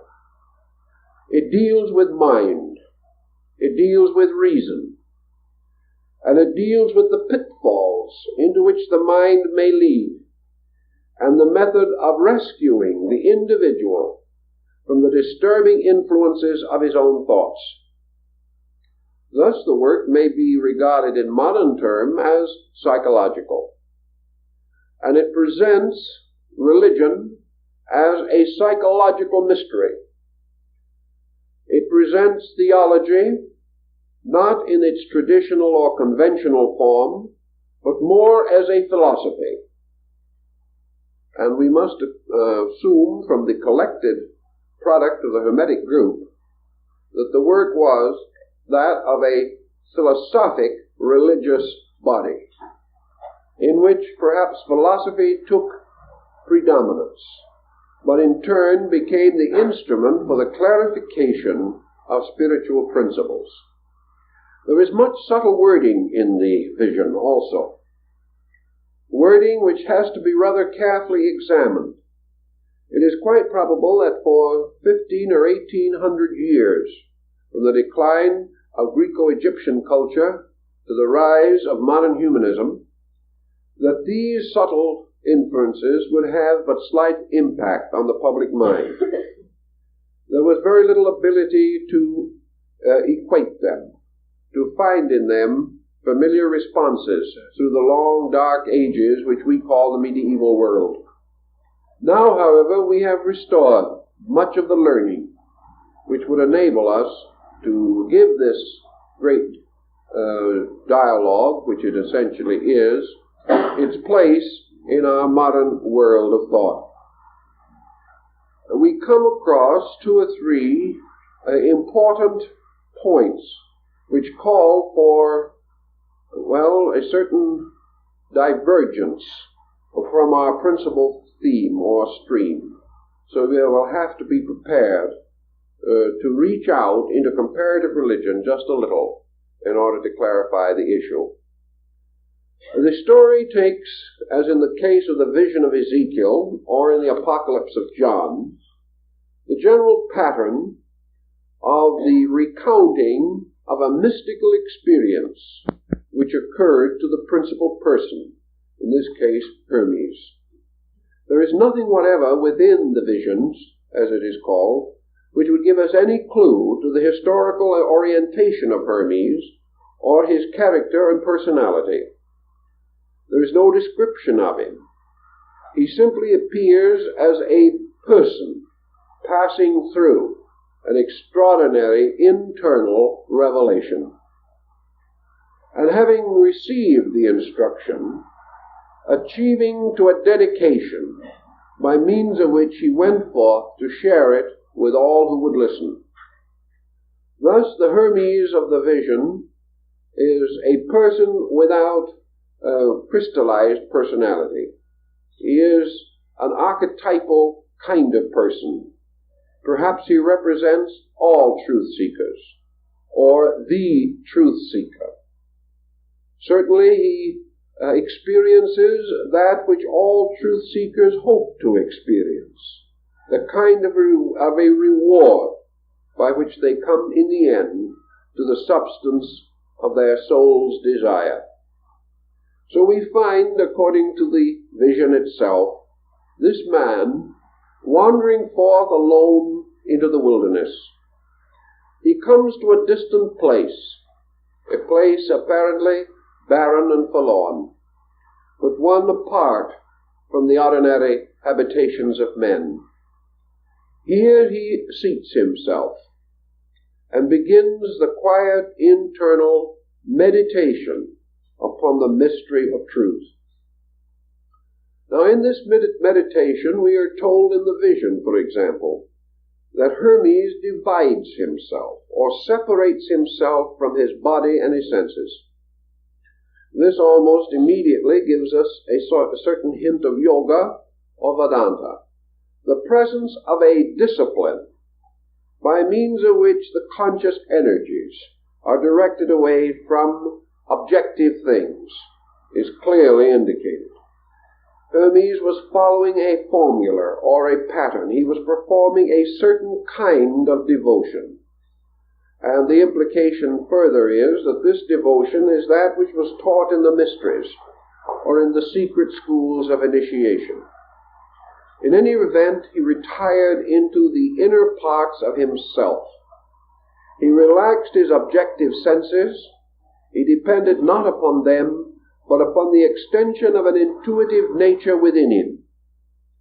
And as he internalized, separating himself totally from all the concerns of this world, departing not only into the wilderness of a desert place, but into the inner wilderness of his own life, apart from all things, he suddenly beheld the universe open around him. It seemed to break, burst, unfold with incredible rapidity, and he beheld filling the universe, filling space, a strange monster.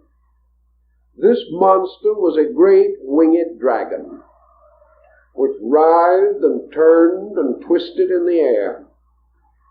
And when we come to this, we come to our first exploration of comparative religion. Well, the description of this dragon is almost identical with the description given by Confucius of the mind of Lao Tzu. It was this strange, incredible power monster. Something like the Chinese dragon, particularly the imperial 5-clawed symbol of heaven. To the Chinese, the dragon was the symbol of universal energy.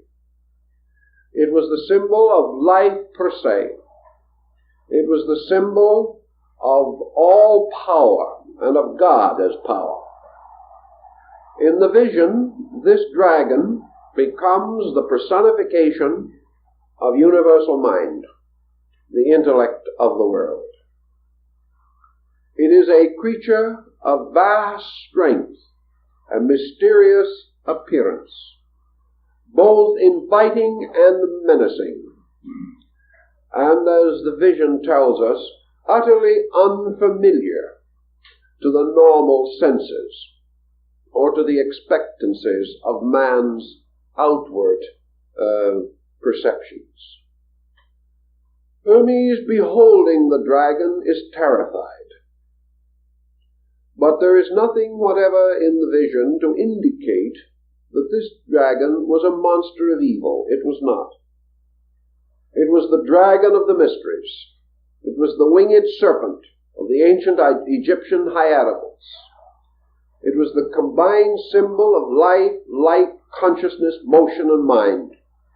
It was all these qualities and powers as one eternal writhing thing. In the Chinese philosophy, the dragon is a most sacred and important symbol, inasmuch as it represents an animal that feeds from the sky. It derives no nutrition from the earth. It does not place its feet upon the earth. Its abode is space. It sleeps upon clouds. It never approaches man, and those who would discover it must journey to the most difficult and inaccessible areas. Yet this dragon in China is also the guardian of the pearl of great price. It is the guardian of the mysterious golden ball of light. It is even to some degree the devourer of the sun, and among the Chinese, of course, it was also the particular emblem of absolute sovereignty and royalty. Now, Hermes, beholding this dragon, gives us symbolically, almost in the form of pictures, a story that we must also give some consideration to. It tells us that the nature of true mind is unknown to man. That what we call the mind is not the mind. That this thing that is really the mind is as incredible as the dragon. That it is utterly beyond our experience. And he tells us in one of the fragments that the mind that we know is not the mind. That what we call the source of thought is simply an aggregate of physical faculties and powers within us. That what we call the thinker is not the thinker. What we call reason is not the reason, with a capital R. What we call the God concept is not the true God concept. That what we are trying to define and defile in the very process is utterly beyond us. An incredible thing that in its first impact terrifies and brings us to our knees, beseeching it to conceal something of its radiance from us, because it is beyond our knowledge and beyond our power to endure. Thus, we have in the vision the immediate clarification of this thing which Hermes is later to refer to as reason. That this is not the reason of the bookman. This is not the reason of scholarship. This is not the reason which arises only from the experience and contemplation of worldly things. This is not worldly wisdom. This is not the wisdom that is derived from the researches that we know. This is the wisdom which lives and forever exists free in space. A reason that never feeds upon earthly things, but has a life in itself. A reason that is wisdom with wings, an immortal creature. A creature forever in motion, forever frightening or fearful in its aspect, but at the same time, this fearfulness of appearance only, for this reason destroys nothing, attacks nothing, injures nothing. The only way in which it hurts man is because it frightens him. It does nothing actually to injure him. Hermes, however, fearful of the tremendous impact of this mind in the form of the great dragon, beseeches reason to present itself to him in some more familiar or more simple form. And this heavenly thing sort of falls back into itself again. And in the place of it is a great area of radiance. There is only light. And this light is therefore the appearance of reason. This light is a radiance abiding in space. This light carries within itself the power of the dragon. Yet it is not of the same terrible and menacing appearance. This radiance, then, to Hermes, obviously permeates all space, and reason takes upon itself the power of enlightenment. It is revealed as the enlightener, or the bringer of the light of the mind. And Hermes feels himself lifted up, and he is placed in the midst of this radiance. And he stands there, supported only by space and the light, having a foundation in everlastingness, because he is in the substance of light itself. And from this substance there can be no falling, and there can be no injuring, and there can be no lack of anything. And yet, because Hermes has asked for wisdom, and asked to know the mystery of the great reason, which is the master of the great mystery of the world, he beholds something else, made possible to him out of the power of the divine mind. And this thing that happens to him is that gradually he perceives something. He does not know what it is exactly. It seems like dark curtains, or mysterious streamers of mist, or a strange obscuration that flows down from above, as though it were water putting out fire. And this strange mist-like darkness, descending in every direction, slowly causes the radiance to fade out. The radiance is dissolved into this mist.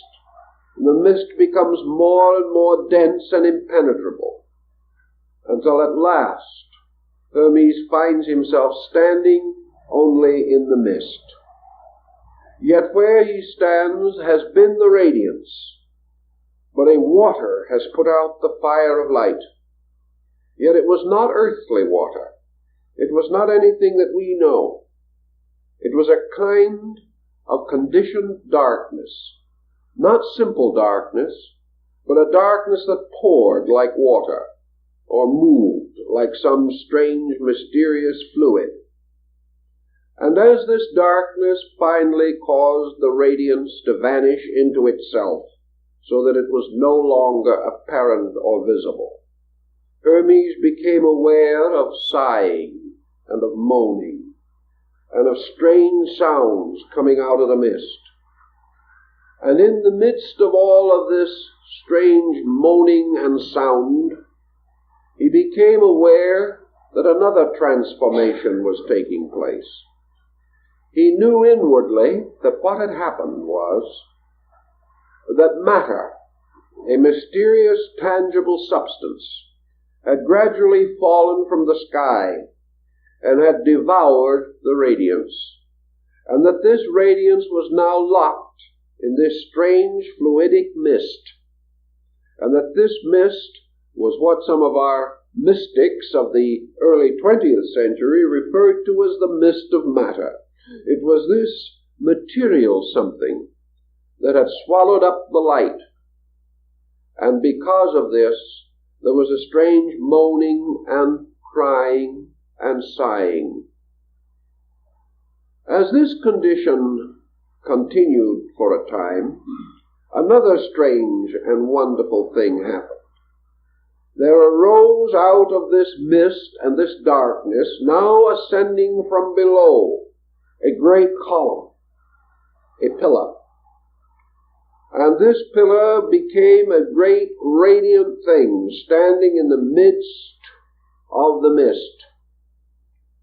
And Hermes heard the voice of reason, the great invisible dragon that was no longer to be seen. And the invisible dragon declared that this mysterious thing that had risen out of the darkness was the word of the mind, the power. That this mysterious mind-word power represented a kind of instrument that was brought forth and created out of mind itself, out of being, out of reason, that was to stand under everlastingness as the symbol, like the column of Enoch, of the enduring fact. It was the pillar perhaps set up in Egypt, referred to in the Old Testament. Anyway, it was the steadfastness of the Lord, standing forever like a rock, like a great column, a great lighthouse or tower, forever standing in the darkness. Now this thing that stood in the darkness was a symbol also. But it was a symbol that in the Hermetic mystery, and particularly with some of the later Hermetists, takes on a great many attributes. This tower takes on some of the qualities of the mysterious rainbow of Noah, because this tower is the tower of the covenant. While this tower stands, there also stands the power, which stood, stands, and shall stand. This column represents the presence of reality in the midst of all things. In fact, the great mind instructs Hermes that this tower is the certainty in the midst of the darkness. It is the ever-present and indestructible monument, the lighthouse, the testimony unto the ages. And perhaps Hermes is not so far from the fact when he tells indirectly that to him this tower means law. This tower is the law. And this law is the law that stands in the darkness, that remains whether man knows it or not, sees it or not, understands it or not. And modern science, looking out into the universe, beholds a tower of law, which it cannot break. And that which in its own nature is forever invisible, reveals itself by the immutability of the seasons, by the motions of planets, by the great courses of cosmic systems, by the principles of growth in all things, by the harmonies of elements, by the structure of cells, and by the mysterious formulas which by their reversal can even split the atom. Every one of these things stands as a strange lighthouse in the darkness, bearing witness to the fact that this world in which we live is forever supported and sustained by the single column of the divine will, and that this will is the proof that God cannot, has not, and never will depart from his world. That this principle stands forever.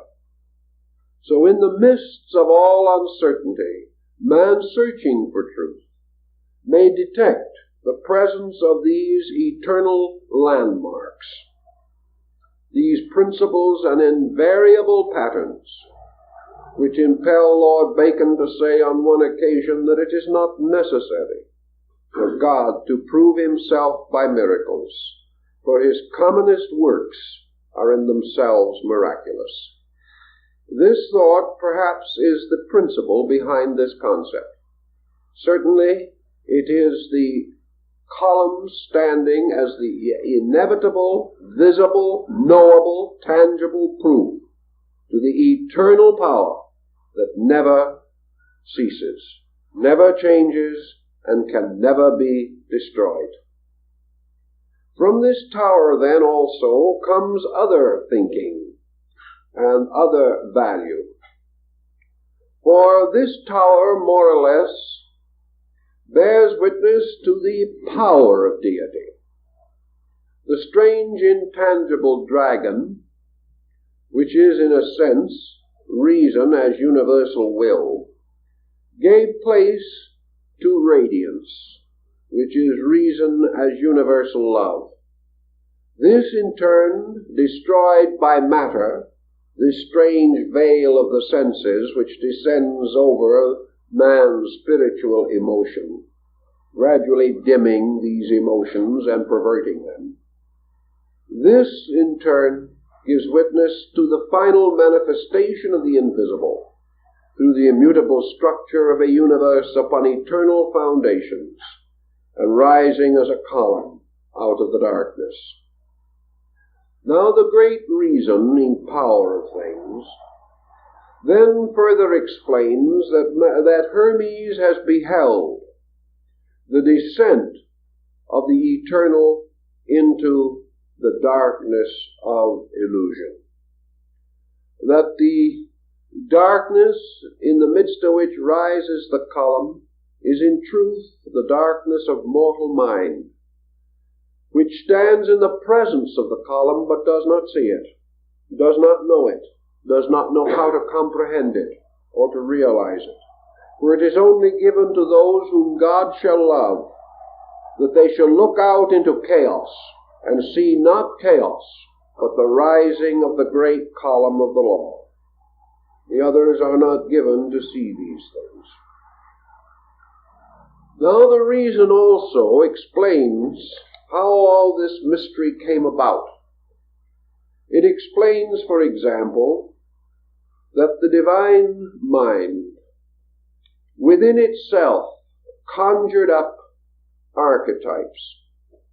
These archetypes are its own thoughts, and the divine power of mind reason, reflecting upon its own nature, caused to arise within itself thought forms.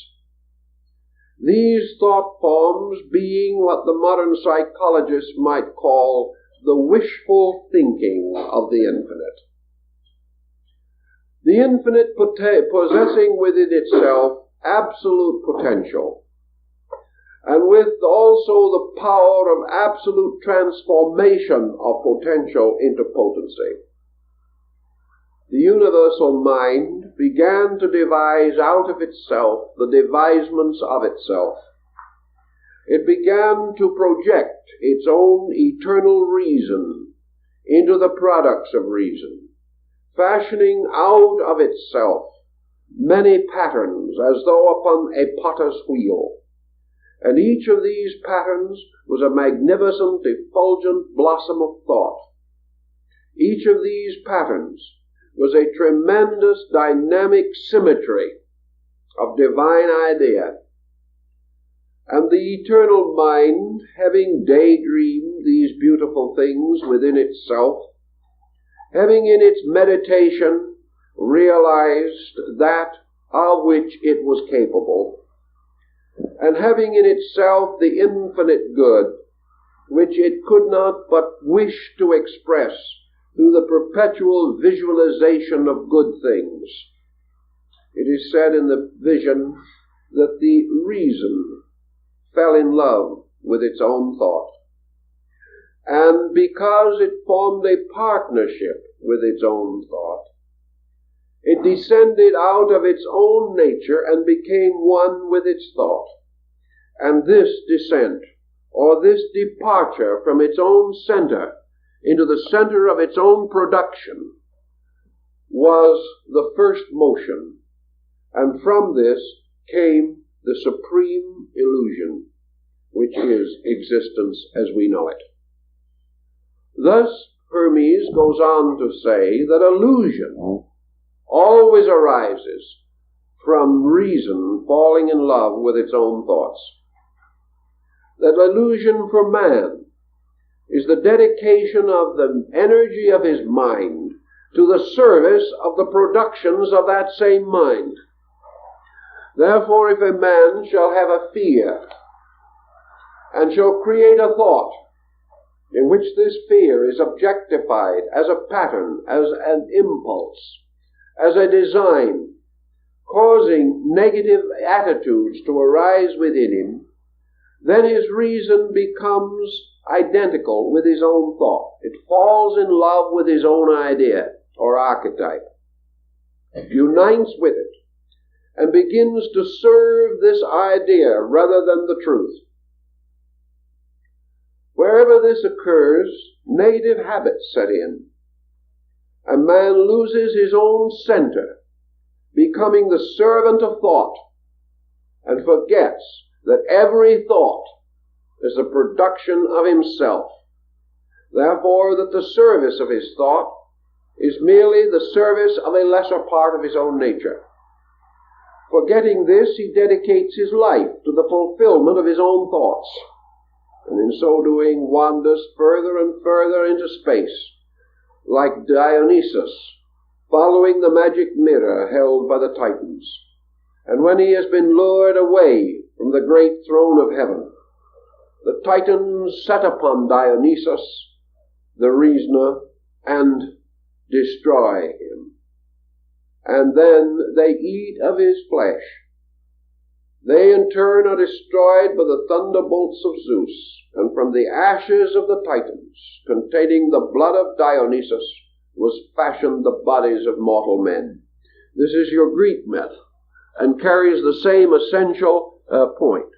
In the beginning, reason is lured into space by its own archetypal thoughts, thus establishing a pattern which maintains upon all the levels of life, and every man is lured toward chaos by his own thoughts, which he becomes enamored of, thinking them greater than the thoughts of any other man, and most of all, regarding them as greater than the thoughts of heaven.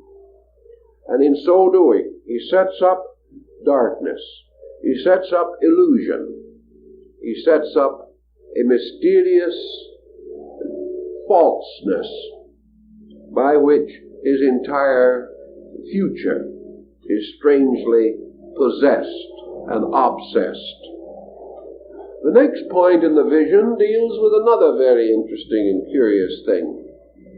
Having fashioned out of its own nature this mysterious symbol of the word mind, the great power takes the word and uses it as a kind of hammer, so that like the mysterious hammer of the Nordic deity Thor, or Thor, this hammer is used to beat out space, to carve or cut great holes in space. And we are again reminded of the Chinese, because Pangku, the symbol of the divine mind personified, is given a hammer and a chisel, and is given the power to carve out holes in space. And these holes become suns and planets and worlds. And here's an interesting point that Hermes makes, namely that these are not bodies in space, but holes in space. And that what we call the solidness of a physical thing is actually a solid within a density. And the density is the true solid. Therefore, matter is not a solid in space, but a deprivation or a hole. And density, which is space itself, life itself, the divine mind itself, finds its own productions as small areas of negation within its own nature, rather than forms or structures more positive than itself. The word or the mind moving upon the great deep, upon this strange mist of matter, causes something that Hermes in the vision describes as striving. Therefore, here we have an alchemical principle of motion releasing fire. We have motion as friction. And out of the motion of the will in the form of the hammer, or in the form of the active agent, we find there emerging out of space the 7 children of friction, called by Hermes the sons of striving. And these are the 7 deities, or the 7 planetary gods. And together these gods constitute what Hermes calls the second mind. Therefore there is the first mind, or the reason, which is the dragon. And there is the second mind, which is composed of the 7 governors, or the 7 cosmocrators, the objective forces of creation. These 7 governors form the demiurgus, or the second type of deity, the secondary god. And to such orders of deities would belong Zeus in the Greek order, or Jupiter in the Latin. These deities are the objectifications, the coming forth out of the darkness of cause into the great world of effects. Universal reason, the first mind, therefore operates through the second mind, which is the orderly sequence of creative bodies and worlds. And these 7 governors have their power from the great reason, which is the dragon. But they disseminate this power from themselves into the world, calling forth out of the darkness the shadowy substance of creation. These are indeed the spirits that move upon the face of the waters. These are the Elohim of Genesis. These are the Ammonian artificers of Egypt.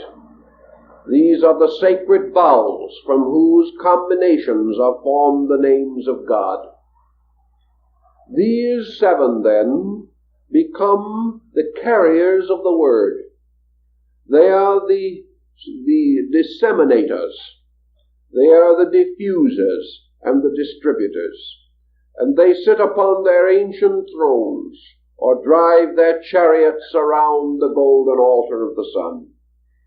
We have therefore now the concept of the emergence of a universe, of a solar system, or of a power. Now in the midst of these procedures, Hermes beholds something still further. He beholds rising out of the deepness and darkness of things, Anthropos, the divine man.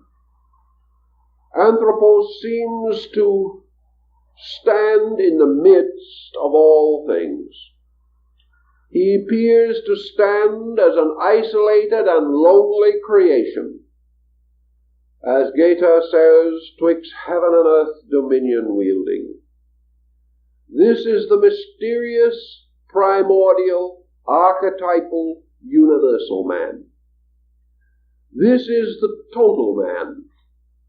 This mysterious great man of the Zohar, who stands with his head in the heavens, one foot upon the earth and the other upon the oceans. This is the great macrocosmic man. And this man, in the Hermetic doctrine, is the one and only begotten Son of the Father. And this is the man that stands forth as Anthropos, the man which is the son of the mind, the son of reason, in whose nature have been gathered all of the celestial elements. For this man is the final and most perfect of the archetypal projections of the mind of the Creator. This man, therefore, is that being made and fashioned in the image of the reason of God.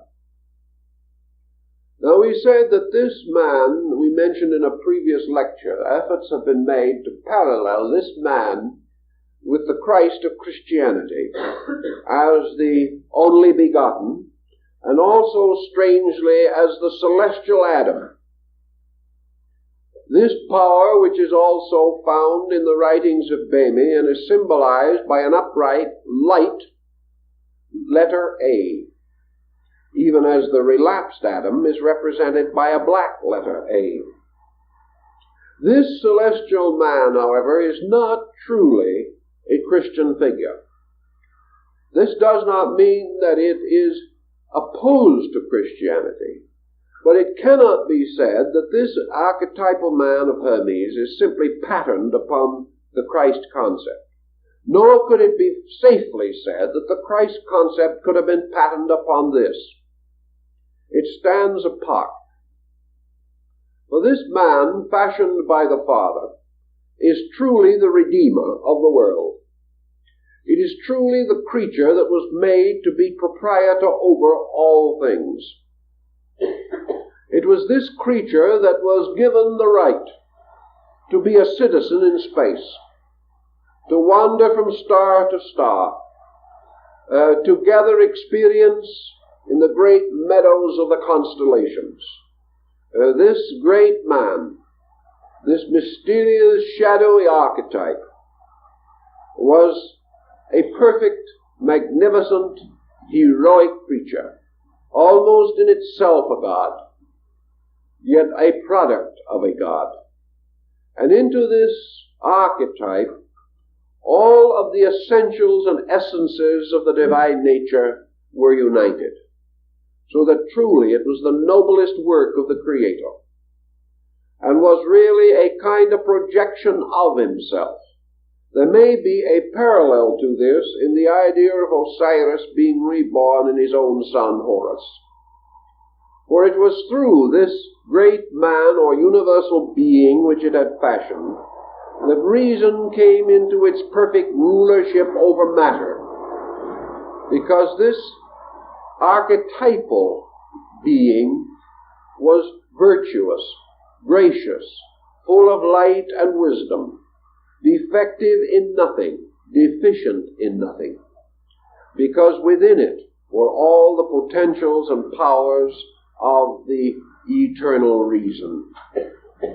Thus, in a way, eternal reason is consummated in the concept of archetypal human reason. Not the reason of the schoolman, but the reason of the internal intuitive being. For this being was not embodied. It was simply a great design, a great living archetype.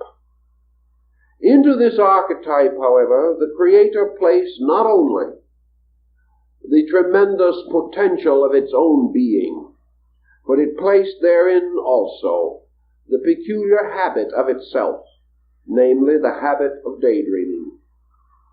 This creature, like its father, could project thoughts from its own mind.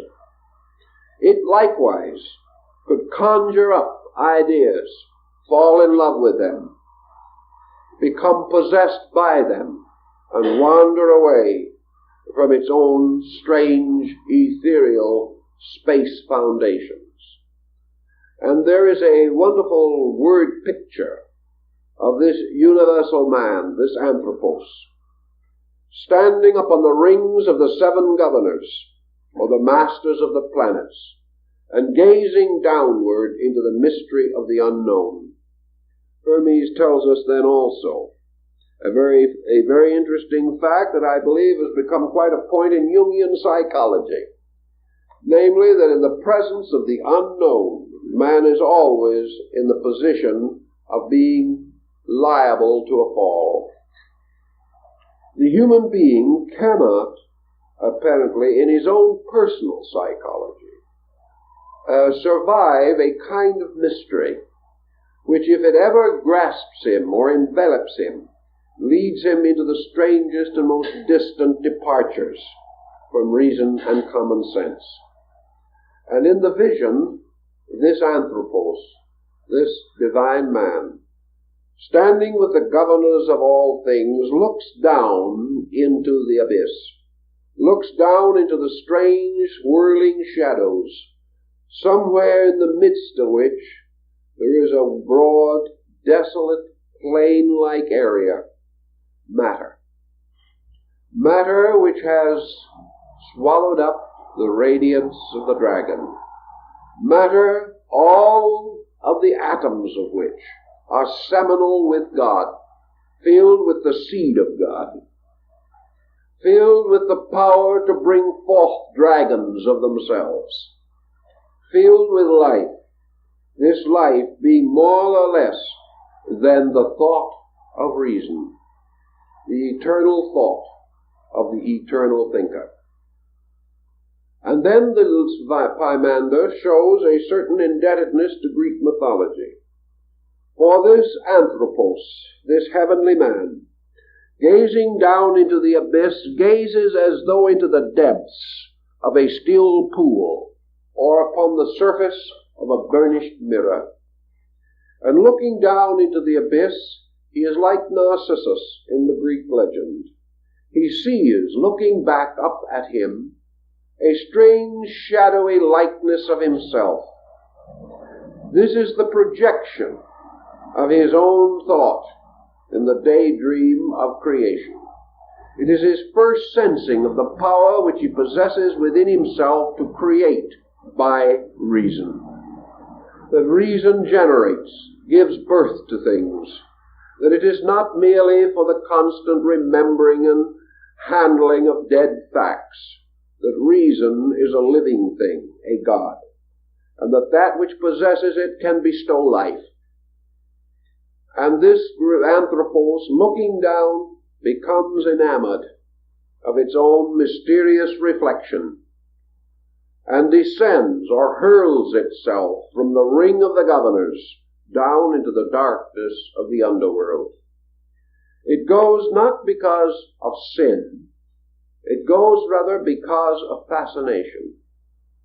It goes because within the nature of mind is an eternal inquiry, that the thinker cannot exist without his thought, that reason cannot escape the instinctive desire to reason, that the noun is forever giving birth to itself in the form of the verb. Therefore, that the thinker without a labor is inconceivable. An existence which does not seek to solve the mystery of itself is inconceivable. And an existence that is not fascinated by the projected shadows of its own creation is also inconceivable. So we find this universal man moving downward, precipitously, but voluntarily. And as it moves downward, there is a reaction from below. A mysterious veiled being, like Erda, the great earth mother of the Nordic rites.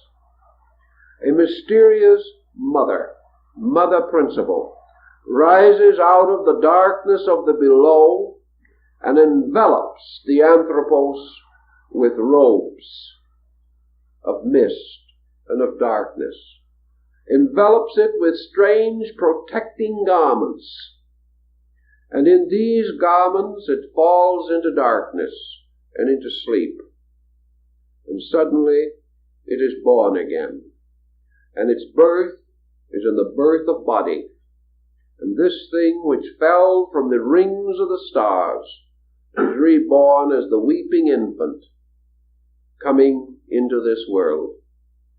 Now, Hermes is not really telling us the story of human birth primarily. That is not his motive.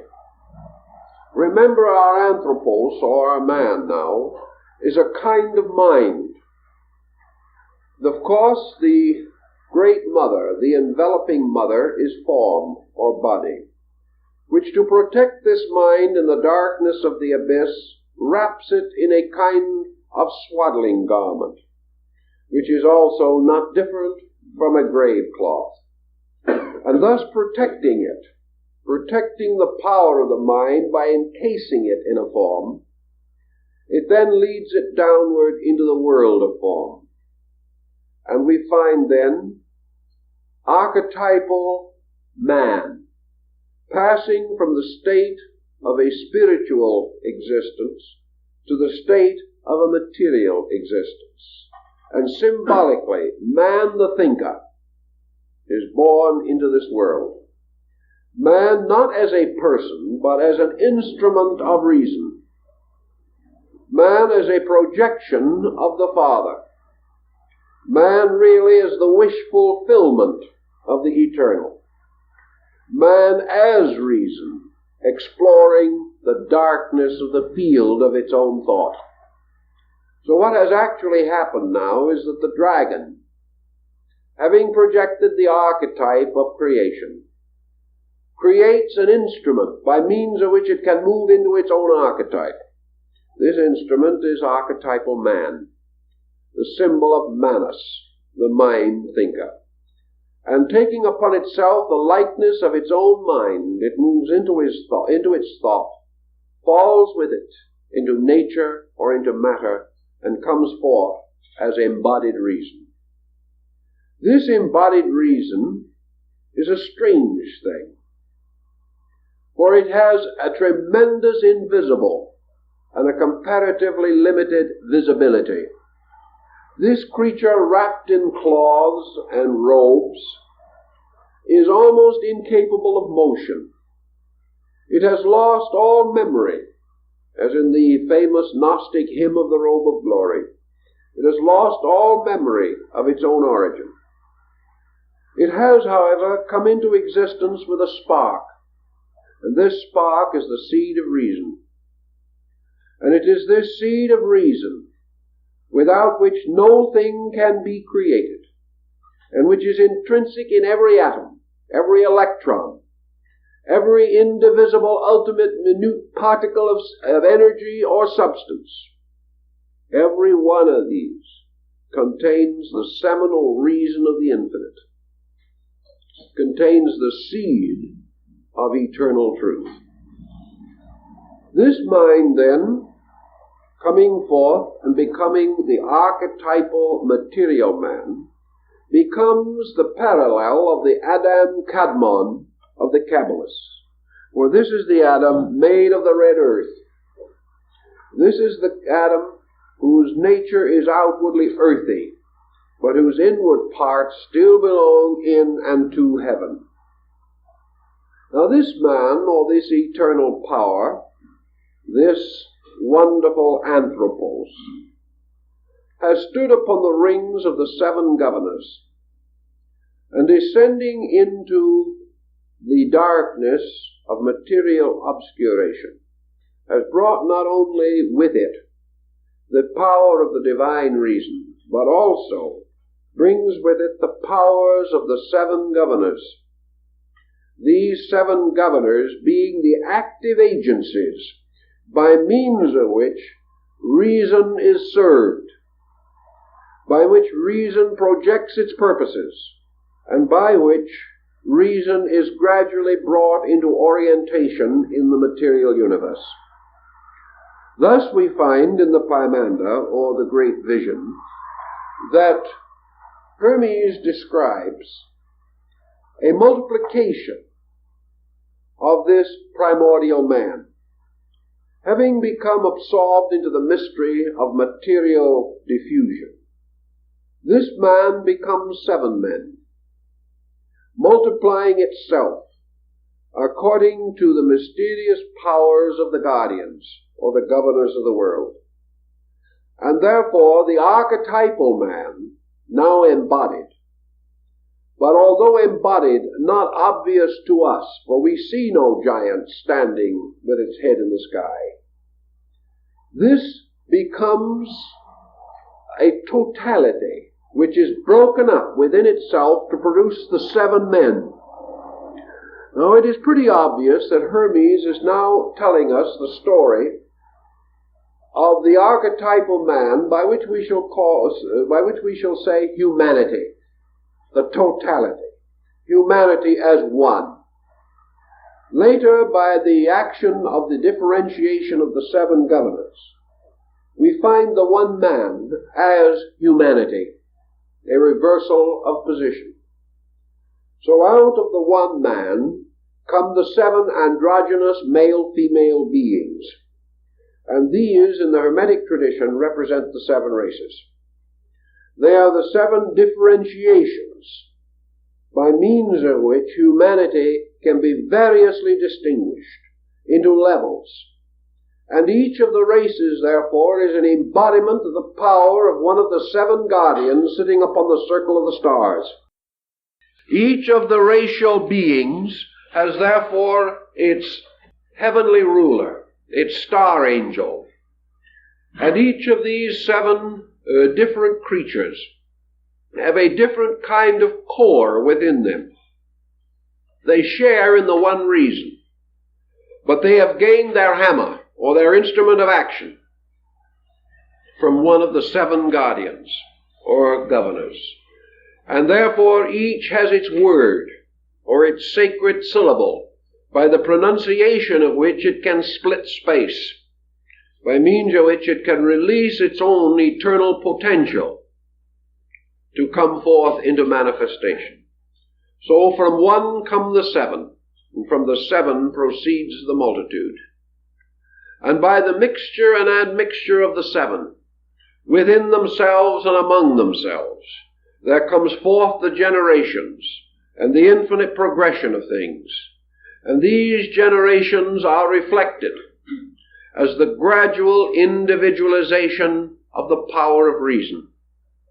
Each of these seeds develops within its own nature its own individuality.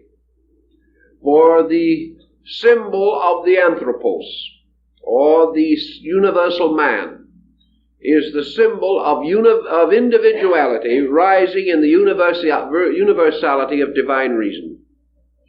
So out of all of this comes the mortal mind, mortal reason, the human thought, the human projection of its own thought purpose.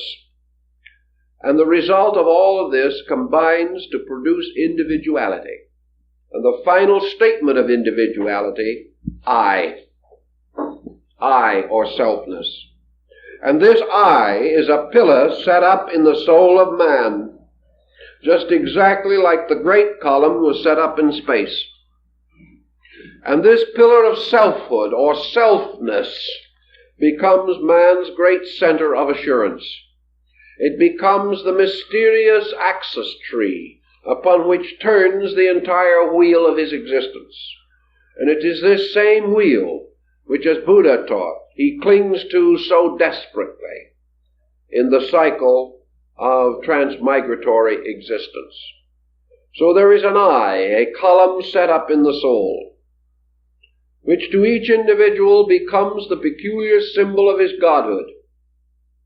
But this symbol of his godhood is a strange and illusionary thing, and in the pursuit of it, man passes into a constant procedure of separation, segregation, division, further division, until finally, out of the one comes the circumference of ultimate diversity. And while the eyes shine like little stars, matter becomes an incredible area of selfnesses. And these form a new kind of matter, which is interesting and curious in itself. For just as the earth is made up of an infinite number of small material particles, so what we call culture, civilization, the vast area of human project, is composed of a kind of substance made up of an infinite number of selfnesses grouped together to form structures. These structures we may call economic, political, religious, artistic. They become schools and sects and creeds. They become doctrines and arts and sciences, forming like bodies and are composed of infinite units, compounds, each one of which must ultimately be dissolved.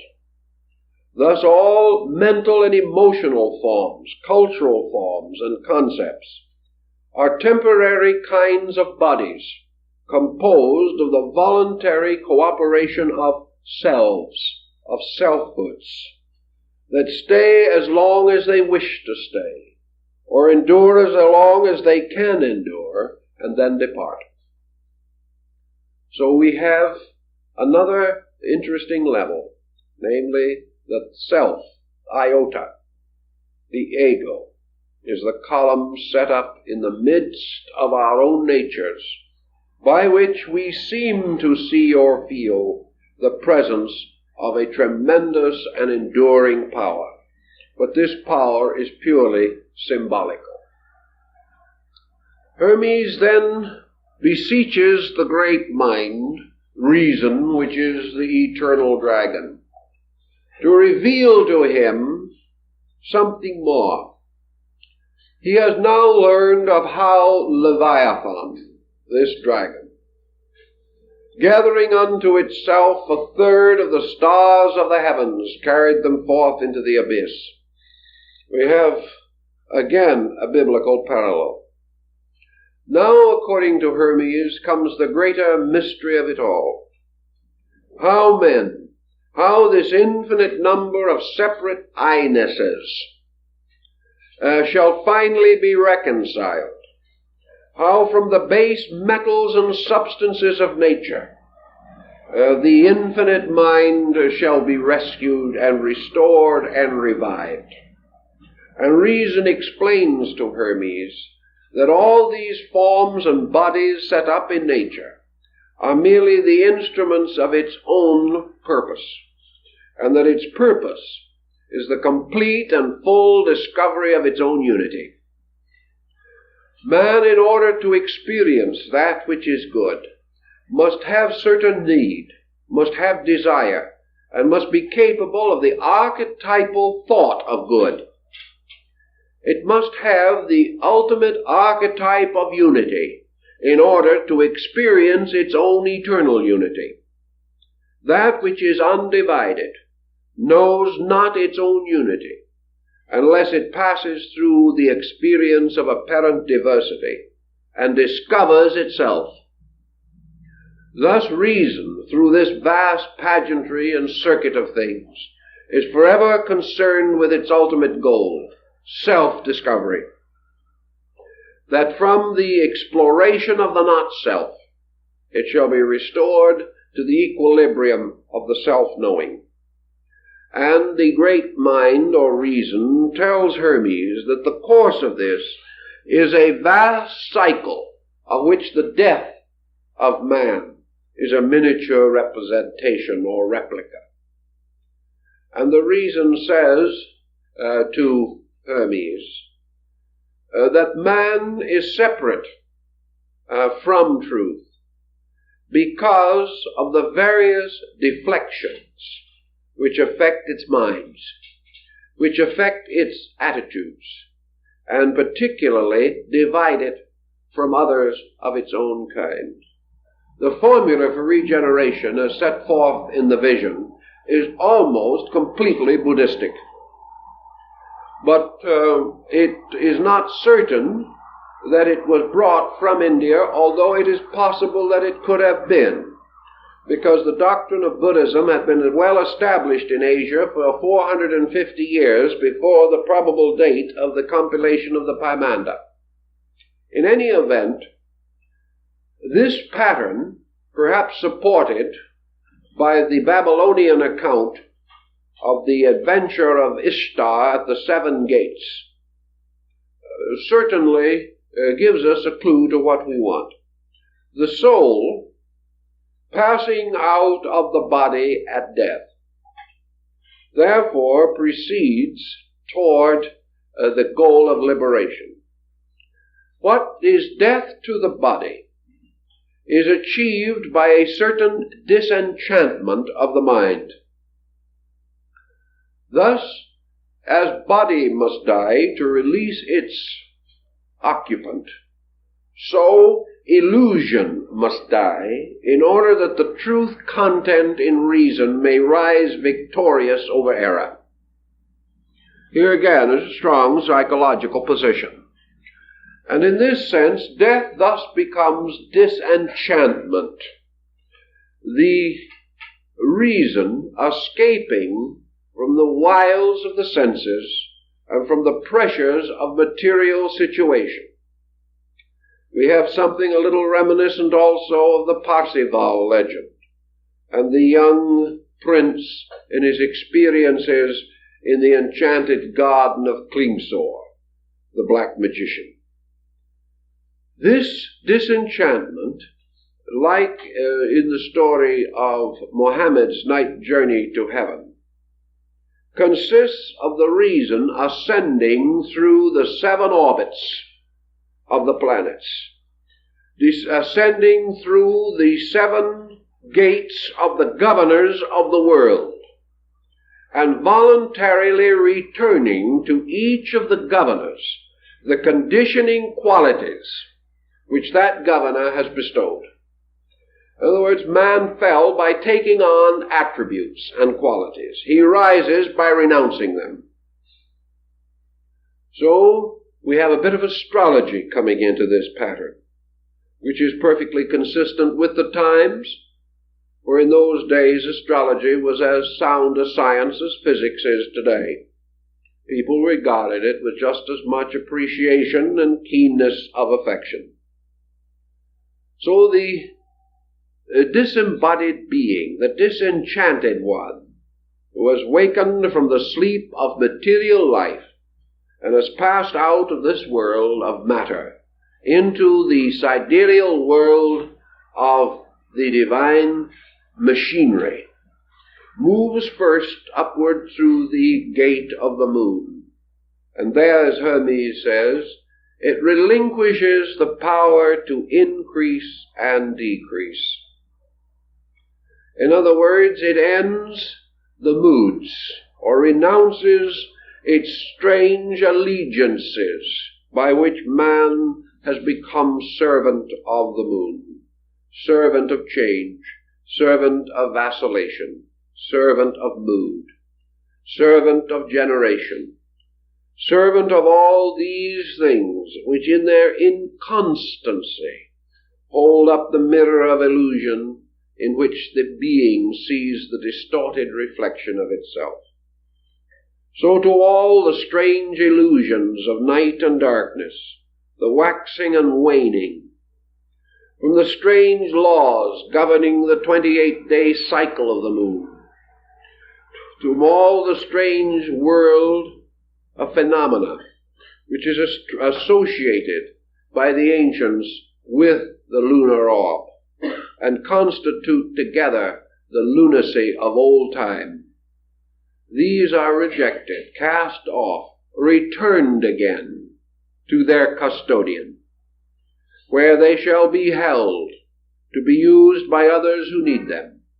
But now the soul is returning to its homeland, and having relieved itself from all of these mysterious bonds and bondages, the soul then ascends to the gate of Mercury. And here it returns to the guardian, or the worker of the gate, in its own way, those things which belong to the world of Mercury. And Hermes says that these include all manner of deceit, all manner of false thinking, all schemes, all plots and strategies, all brilliant intellections which have no substance in themselves, false knowledge, false learning, sophistication, that by which brilliance is mistaken for truth, and the light of sophistry is substituted for the light of reason. These things must return again. A man, to pass through the gate and ascend, must pay the fee of the gatekeeper. And at each gate, the gatekeeper demands its allotment from the nature of man, so that at each gate man loses something of his mortal or corporeal nature. And he ascends to the third gate. And here he must restore to Venus those things which are the peculiar province of this goddess. And most of that which he must restore is vanity. Vanity must cease. He must never again be moved by appearances and the outward semblances of things. He must not chase the will-o'-the-wisp of gratification or of idle fortune, nor must he in any way be deceived by the seemingness of anything.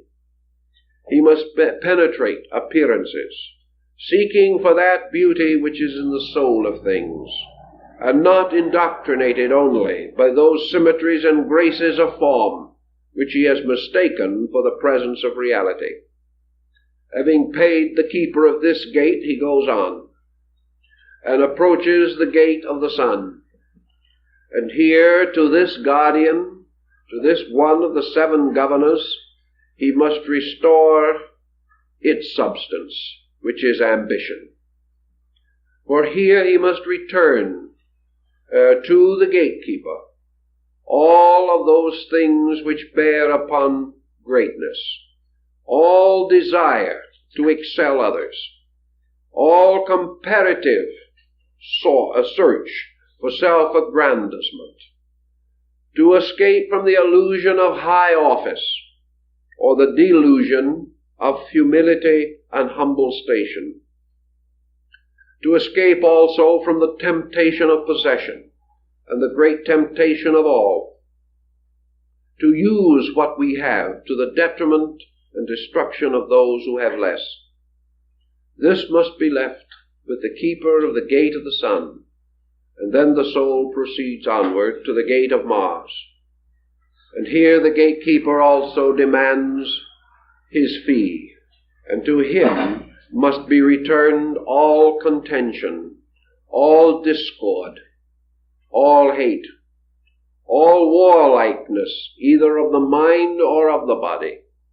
Here likewise there must be an arbitration of every conflict which can possibly affect adversely the spiritual destiny of the soul. To Mars, therefore, must be given back temper, anger. Even righteous indignation has no place. All things but gentleness must be renounced. And then to the gate of Jupiter the soul ascends. And here it must perhaps sacrifice more than in any other place in our way of thinking today. For here we must sacrifice judgment of others. Here we must sacrifice the type of thinking which many people regard as philosophical. We must give up the mental solution to the mystery of life. Here we must end forever the discussions, discourses, debates of the learned. Here we must also seek to escape from theoretical knowledge, from the common mistake that if we name a thing, we know it. Here we must reform the whole concept of our higher learning, making it identical with the quest for reality, rather than the accumulation of a wealth of ideas, which may seem to be a marvelous fortune, but really are only a burden to the spirit. And having passed through this gate, the soul comes finally to the gate of Saturn. And here it must give up those things which are its most basic ideas, its belief in life and death, its belief in happiness and sorrow, its belief that this world bears anywhere within the substance of itself any injustice. Also, we must give up all compromise about the laws of nature and the laws of God. Here we must give up all evasions.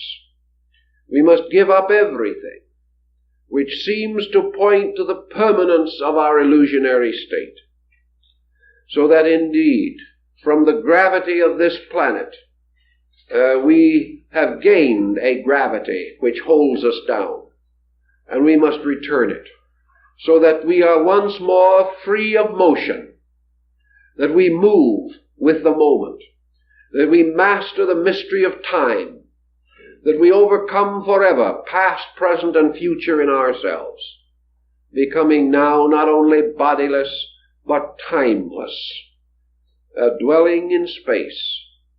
And having so done, according to the old beliefs, we were returned again to the infinite, from the strange whirling rings of Saturn. And the soul which has ascended above the seven governors then enters into what Hermes calls the blessed state of the eighth sphere. This eighth sphere, which in the old astronomical system corresponded with the empyrean, or the abode of the angels, or the abode of blessed spirits, was also the sphere of the fixed stars. Here the reason, having liberated itself now from all worldliness, passes into the contemplation of the divine universe, not again necessarily coming face to face with the great dragon, but beholding directly the works of reason, beholding as Hermes did in his vision the unfolding of the resplendent world of absolute law, beholding truly the angels and the stars hymning the wide-eyed cherubim, beholding a magnificent garden in space, a garden filled with the flowers of truth. Here the being comes into the certainty of the divine good, lives in the world directly of the fashioning of God, and beholds inwardly the faces and substances of the divine powers, thus having ascended through the mystery of the ladder, or of the seven conditions. The being, no longer conditioned, moves again into the archetypal state of pure reason.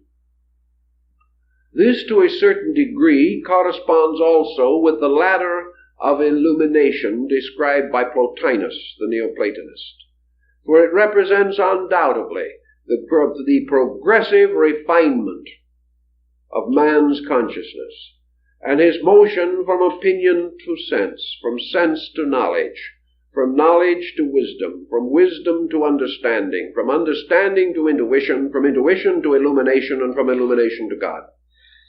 It is an ascending order, and this constitutes unquestionably the presence in the Hermetic doctrine of a distinct discipline, perhaps corresponding somewhat to the chakra system of Yoga and Vedanta, and again in the vision of the Apocalypse of John, these levels and layers through which the soul ascends are, of course, the seven churches which are in Asia, and the victory over the seven governors corresponds to the opening of the seven seals.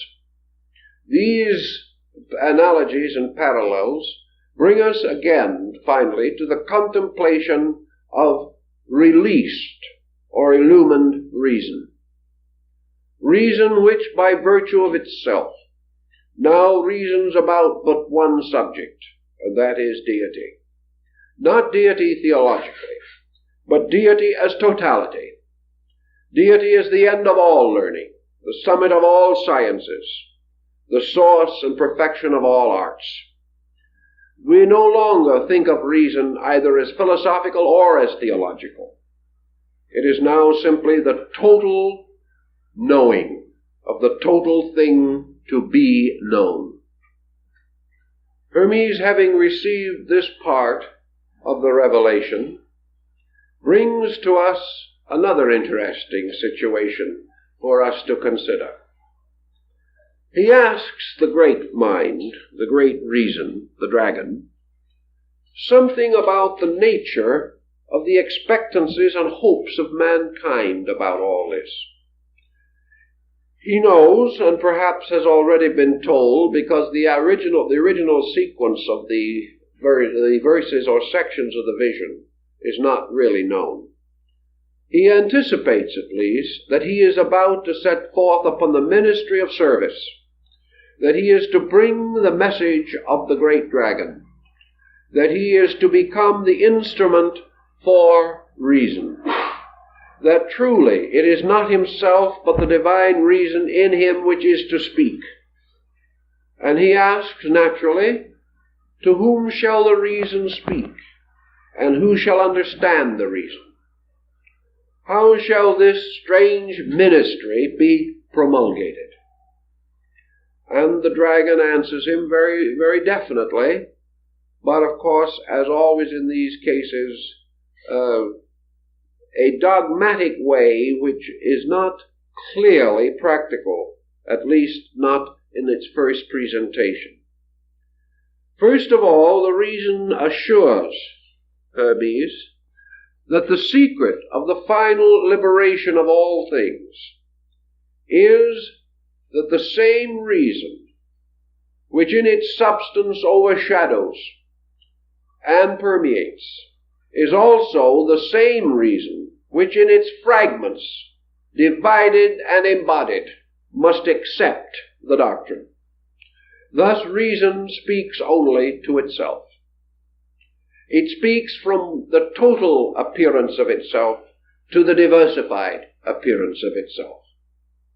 And because every germ of life contains the seed of reason, this seed can be restored, it can be released, can ultimately be raised from the darkness of its ignorance to an abiding in eternal light.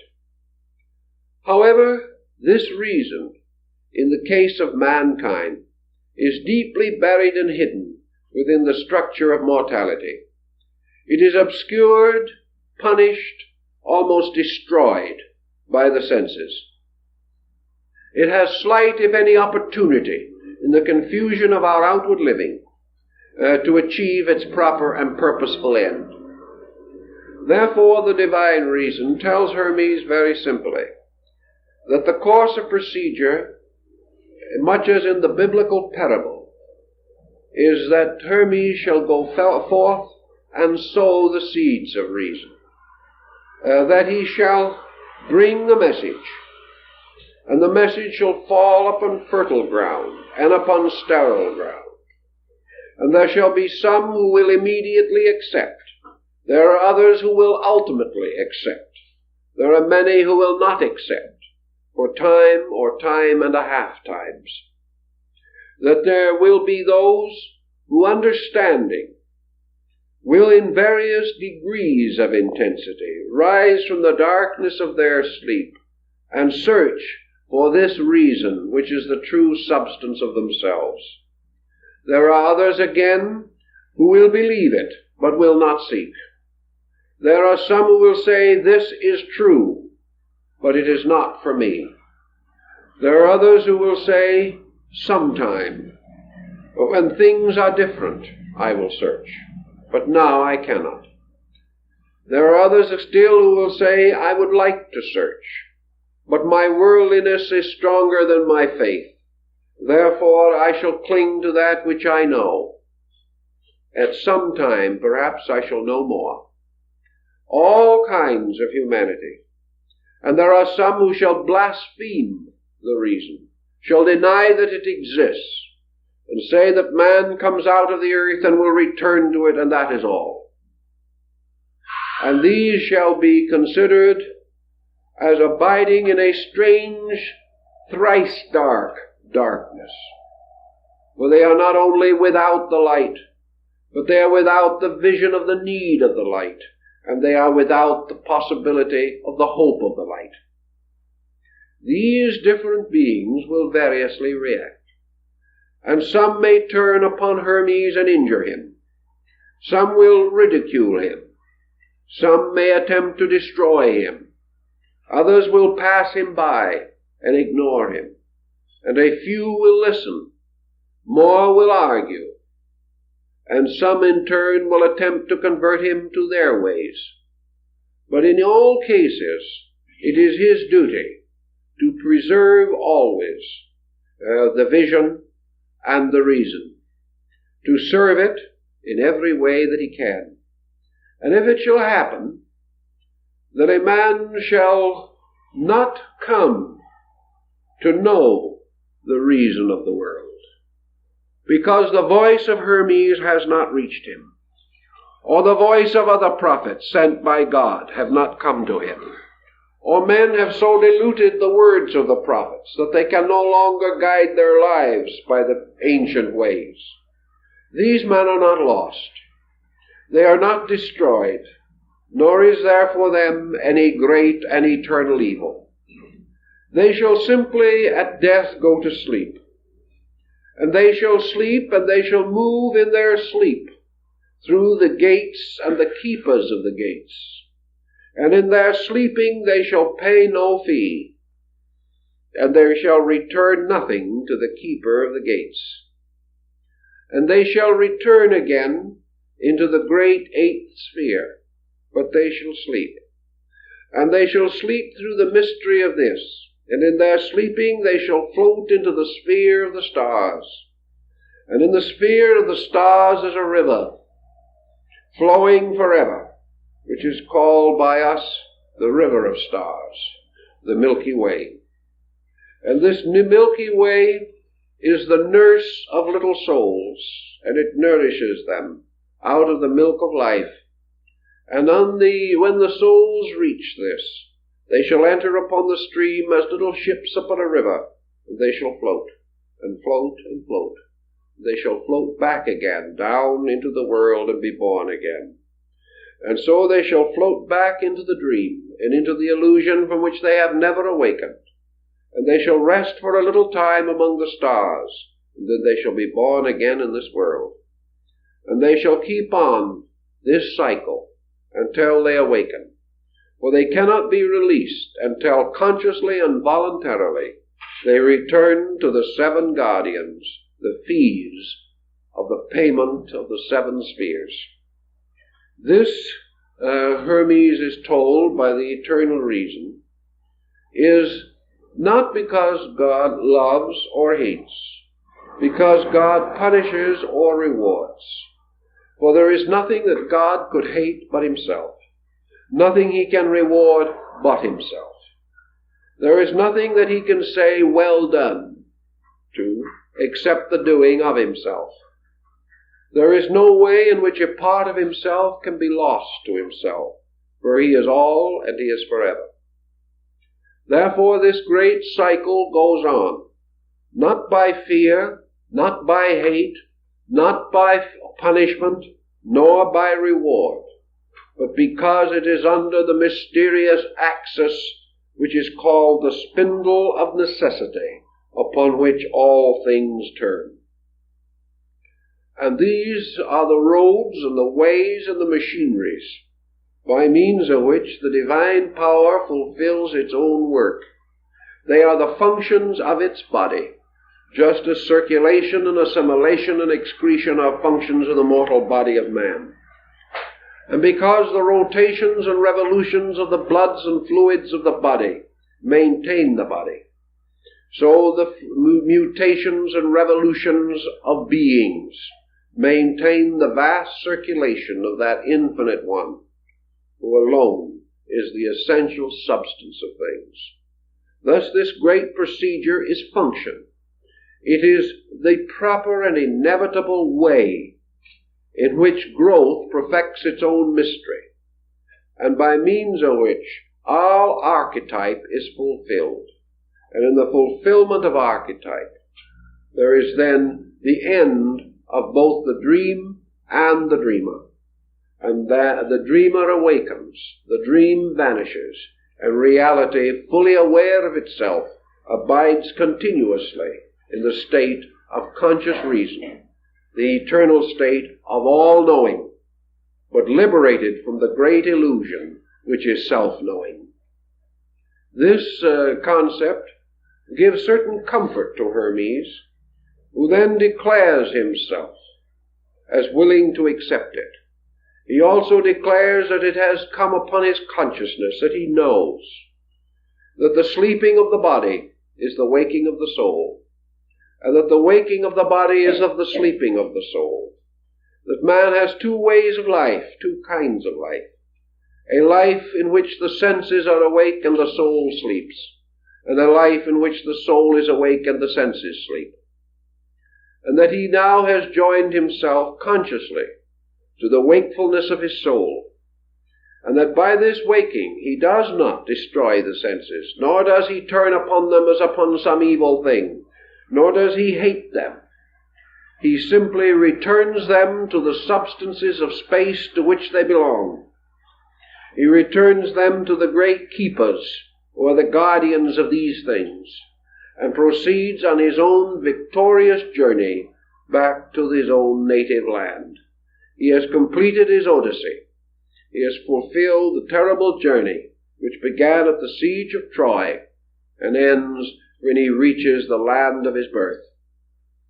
Hermes, then, conceiving these things, meditates upon them, and he tries to give us a certain further insight as to the meaning of religion and of the place of reason in all things. The word reason is hard. It is a word that we have to use. Perhaps some of the things we have said have indicated its extra-intellectual dimension. Certainly Hermes did not mean rationality as we use it. He did not mean the reasoning power as we have it. He meant rather the self-knowing consciousness of deity, which achieves a kind of existence by liberating itself from the self-knowing of all the parts of itself. But while the parts remain self-knowing, the total is not. When the total becomes self-knowing, the parts are not. It is a formula, and it is a formula that is to be found in many ancient works, but perhaps nowhere evolved and developed with as much dramatic insight as in the Hermetic legend or fable. Also, Hermes accepts this reason as a kind of complete and total insight without condition. In other words, reason implies complete freedom from the pressure of sensory perception. It implies complete liberation from any false pressure of thought or emotion. Reason is the pure power of rational cognition. It is that which inevitably turns upon fact and moves into identity with truth. Reason is therefore a kind of undisturbed ability to approach the thing in its substance, and is utterly impossible so long as pressures of any kind, mental, emotional, or physical, color or influence cognition. Thus we have in the concept of this pure reason almost a Buddhistic idea. The sense of nirvana as we find it, the samadhi of the saint in Eastern mysticism, this condition of the total experience of reality without the recognition of self-existence, the drifting of the personality to sleep, in which in this moment, when the personality ceases, the universal part, the universality takes over, opens and rushes in upon man, perhaps even with the terrible aspect of the great dragon. sometimes also in the subtle radiance with which that dragon later enveloped its power so that it was more easily cognizable by Hermes. But in this pure reason is pure knowing, the knowing of causes, the knowing of things not by their names but by their substances and natures. Pure reason is therefore the utter cognition of total existence, total life, total energy, total God. And this cognition, by its very nature, as Hermes himself realizes, moves the individual gradually from his own existence to something else.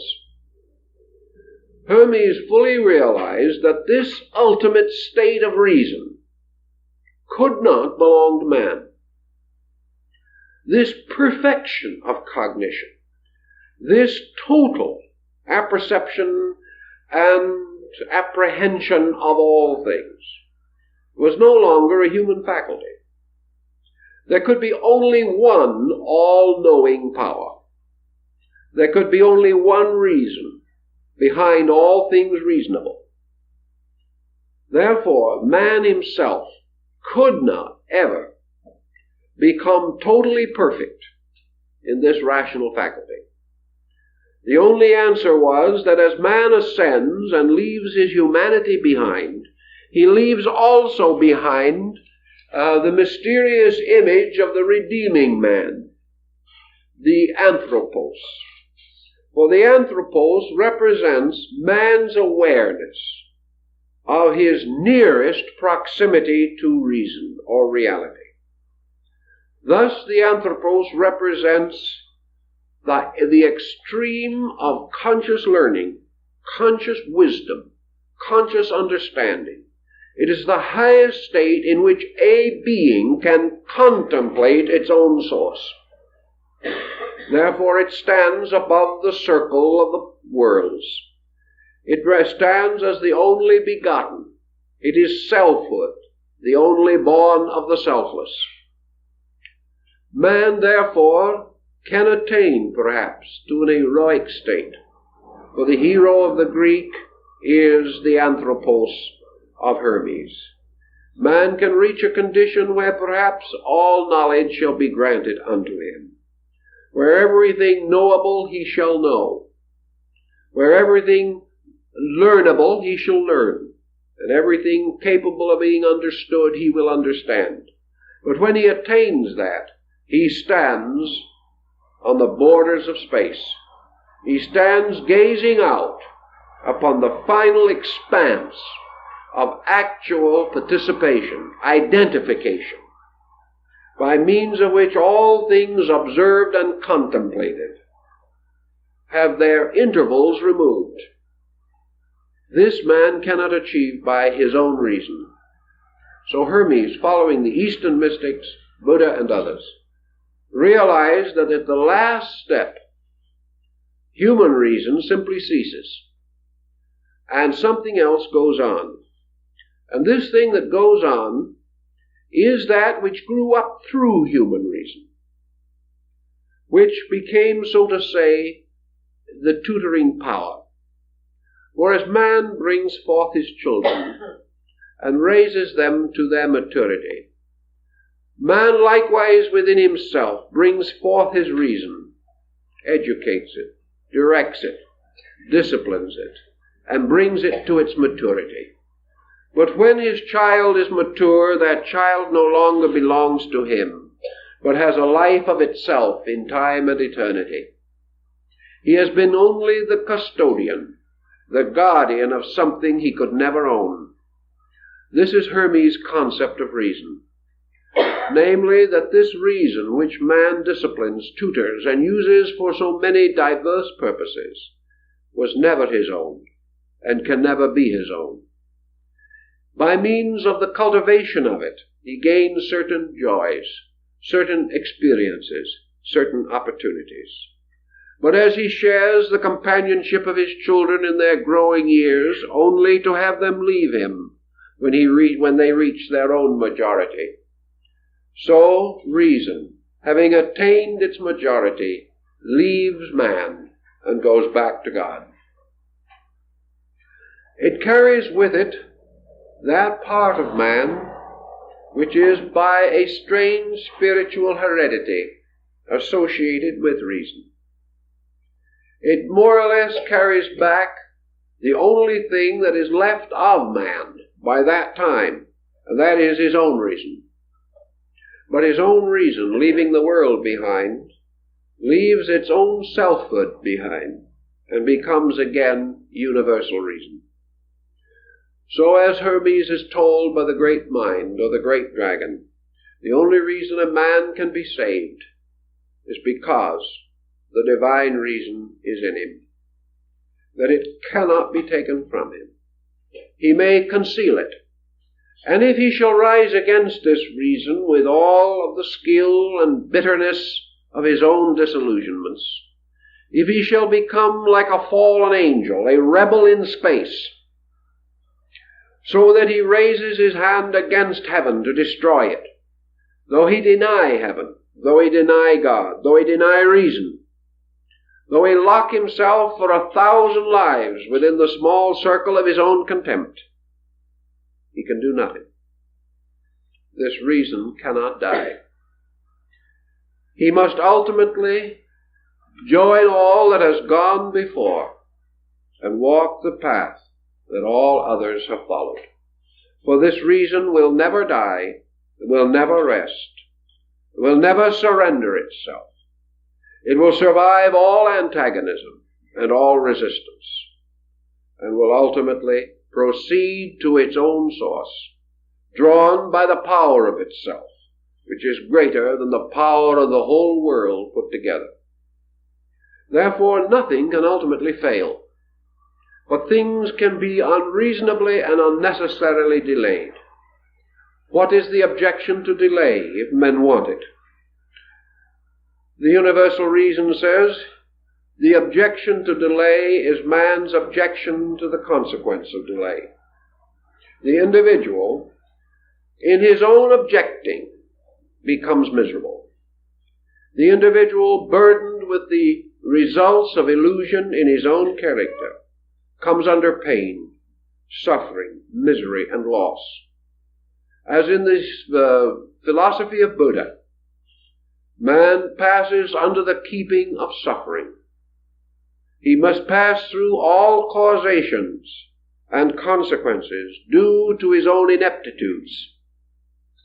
Therefore, the way of reason is the way of peace. It is the way of release from obstacle. It is the natural and proper way that a man should go. It is perfectly proper that a parent shall raise the child. It is perfectly proper that it shall guard it and educate it and bring it through many dangerous periods perhaps, and sit by the side of sickness in the night, nursing and praying that the child's life shall be spared. It is also proper that the parent shall enjoy the life of the child and shall look forward to the fullness of that life for the child.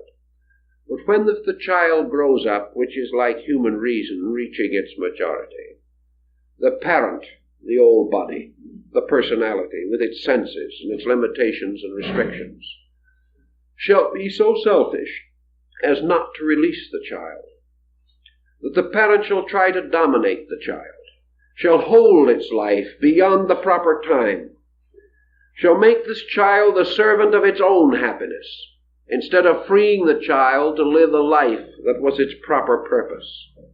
If, therefore, having brought the child to majority, the parent then continues to press its own will upon the child, then this child's life is damaged. Then there are sorrows for both child and parent, and perhaps the child will rebel, or perhaps the parent will have a broken heart, because it has not received the sympathy and understanding which it feels it deserves for having so faithfully reared that child. This is the problem of reason and the mind.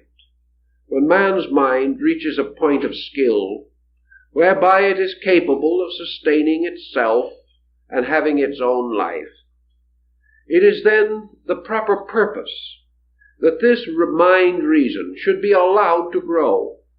Man should not bind it to merely the satisfaction of his senses. He should not overshadow it like the ambitious parent. Man should not take the life of this free reason and bind it merely to avarice, to selfish personal gain, nor should make this reason the servant only of its senses, of its passions, of its hates and its fears. In so doing, it oppresses the child which it brought up. It refuses to free the reasoning part to fly upward to the sky and to the light according to its natural destiny. Thus man can delay the return of the seed of reason to its eternal ground. But he cannot prevent it, for in time this struggle, this conflict will exhaust the selfishness in man. He cannot go on forever. He cannot be hurt forever. At last, raising his eyes, asking the heavens for pity, he must come face to face with the column of law that rises in the sky. And he must realize that against the eternal will he has struggled in vain, and that his waves breaking against reality are themselves broken, but reality stands unmoved. Thus, in the return to reason, Hermes points out that eternal reason, speaking through him, Hermes, gave its message to his disciples, who are also reason. That one speaking to another is one speaking to the same. That everywhere the message goes forth, and it shall come as a ray of light to the sleeping seeds of itself, and they shall burst forth out of the earth, and those who are ready shall follow, and those who are not ready will not follow. This following is of no importance, nor does it have any meaning, because all these things are within the common reason, which is the infinite good.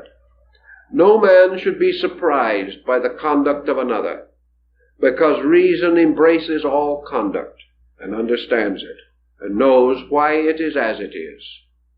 So those who accept the teachings of the shepherd are not different from those who reject, but those who have accepted have shortened the sorrow of their own journey, and have found their way back. And so Hermes, having seen the nature of his ministry, that his ministry is merely to pass along that road, to teach, and to go his way, realizing always that it is the eternal reason that moves within him, that if he is quiet and at peace, this reason will lead him, and it will make those who know him receive his words, and it will be acceptable to those who are ready, and for the others there must be the silence and the return to the stars.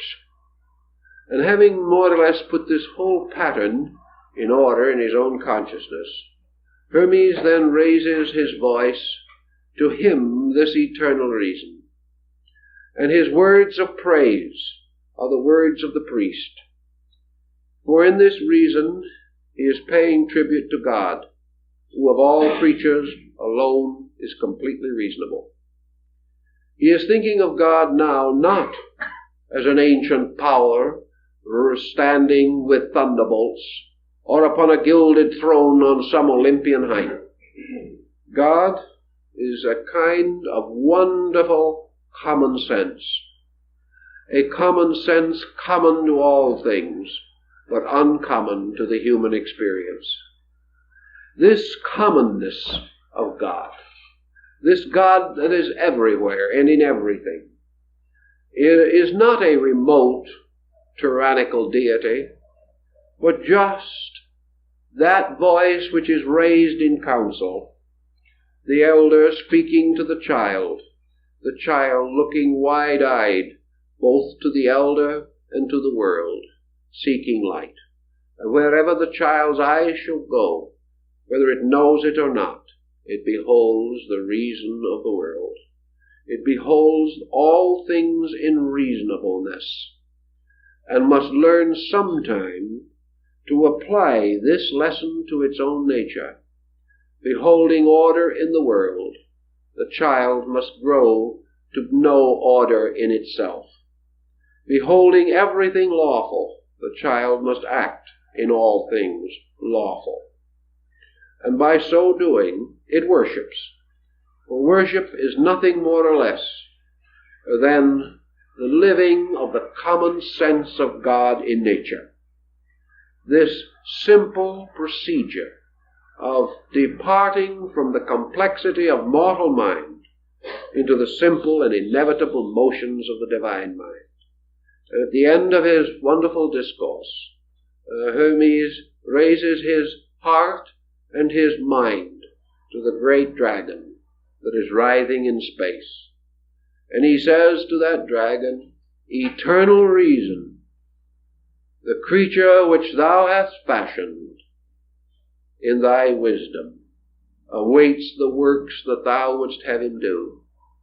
There is nothing of self, only that the eternal reason moving in all things shall perfect its perfect works, and that the wise man is not the master of the world, but the handmaiden and servant of that reason which alone knows the good and can alone lead man to goodness, to union with itself in the perfect state of timeless, ageless good.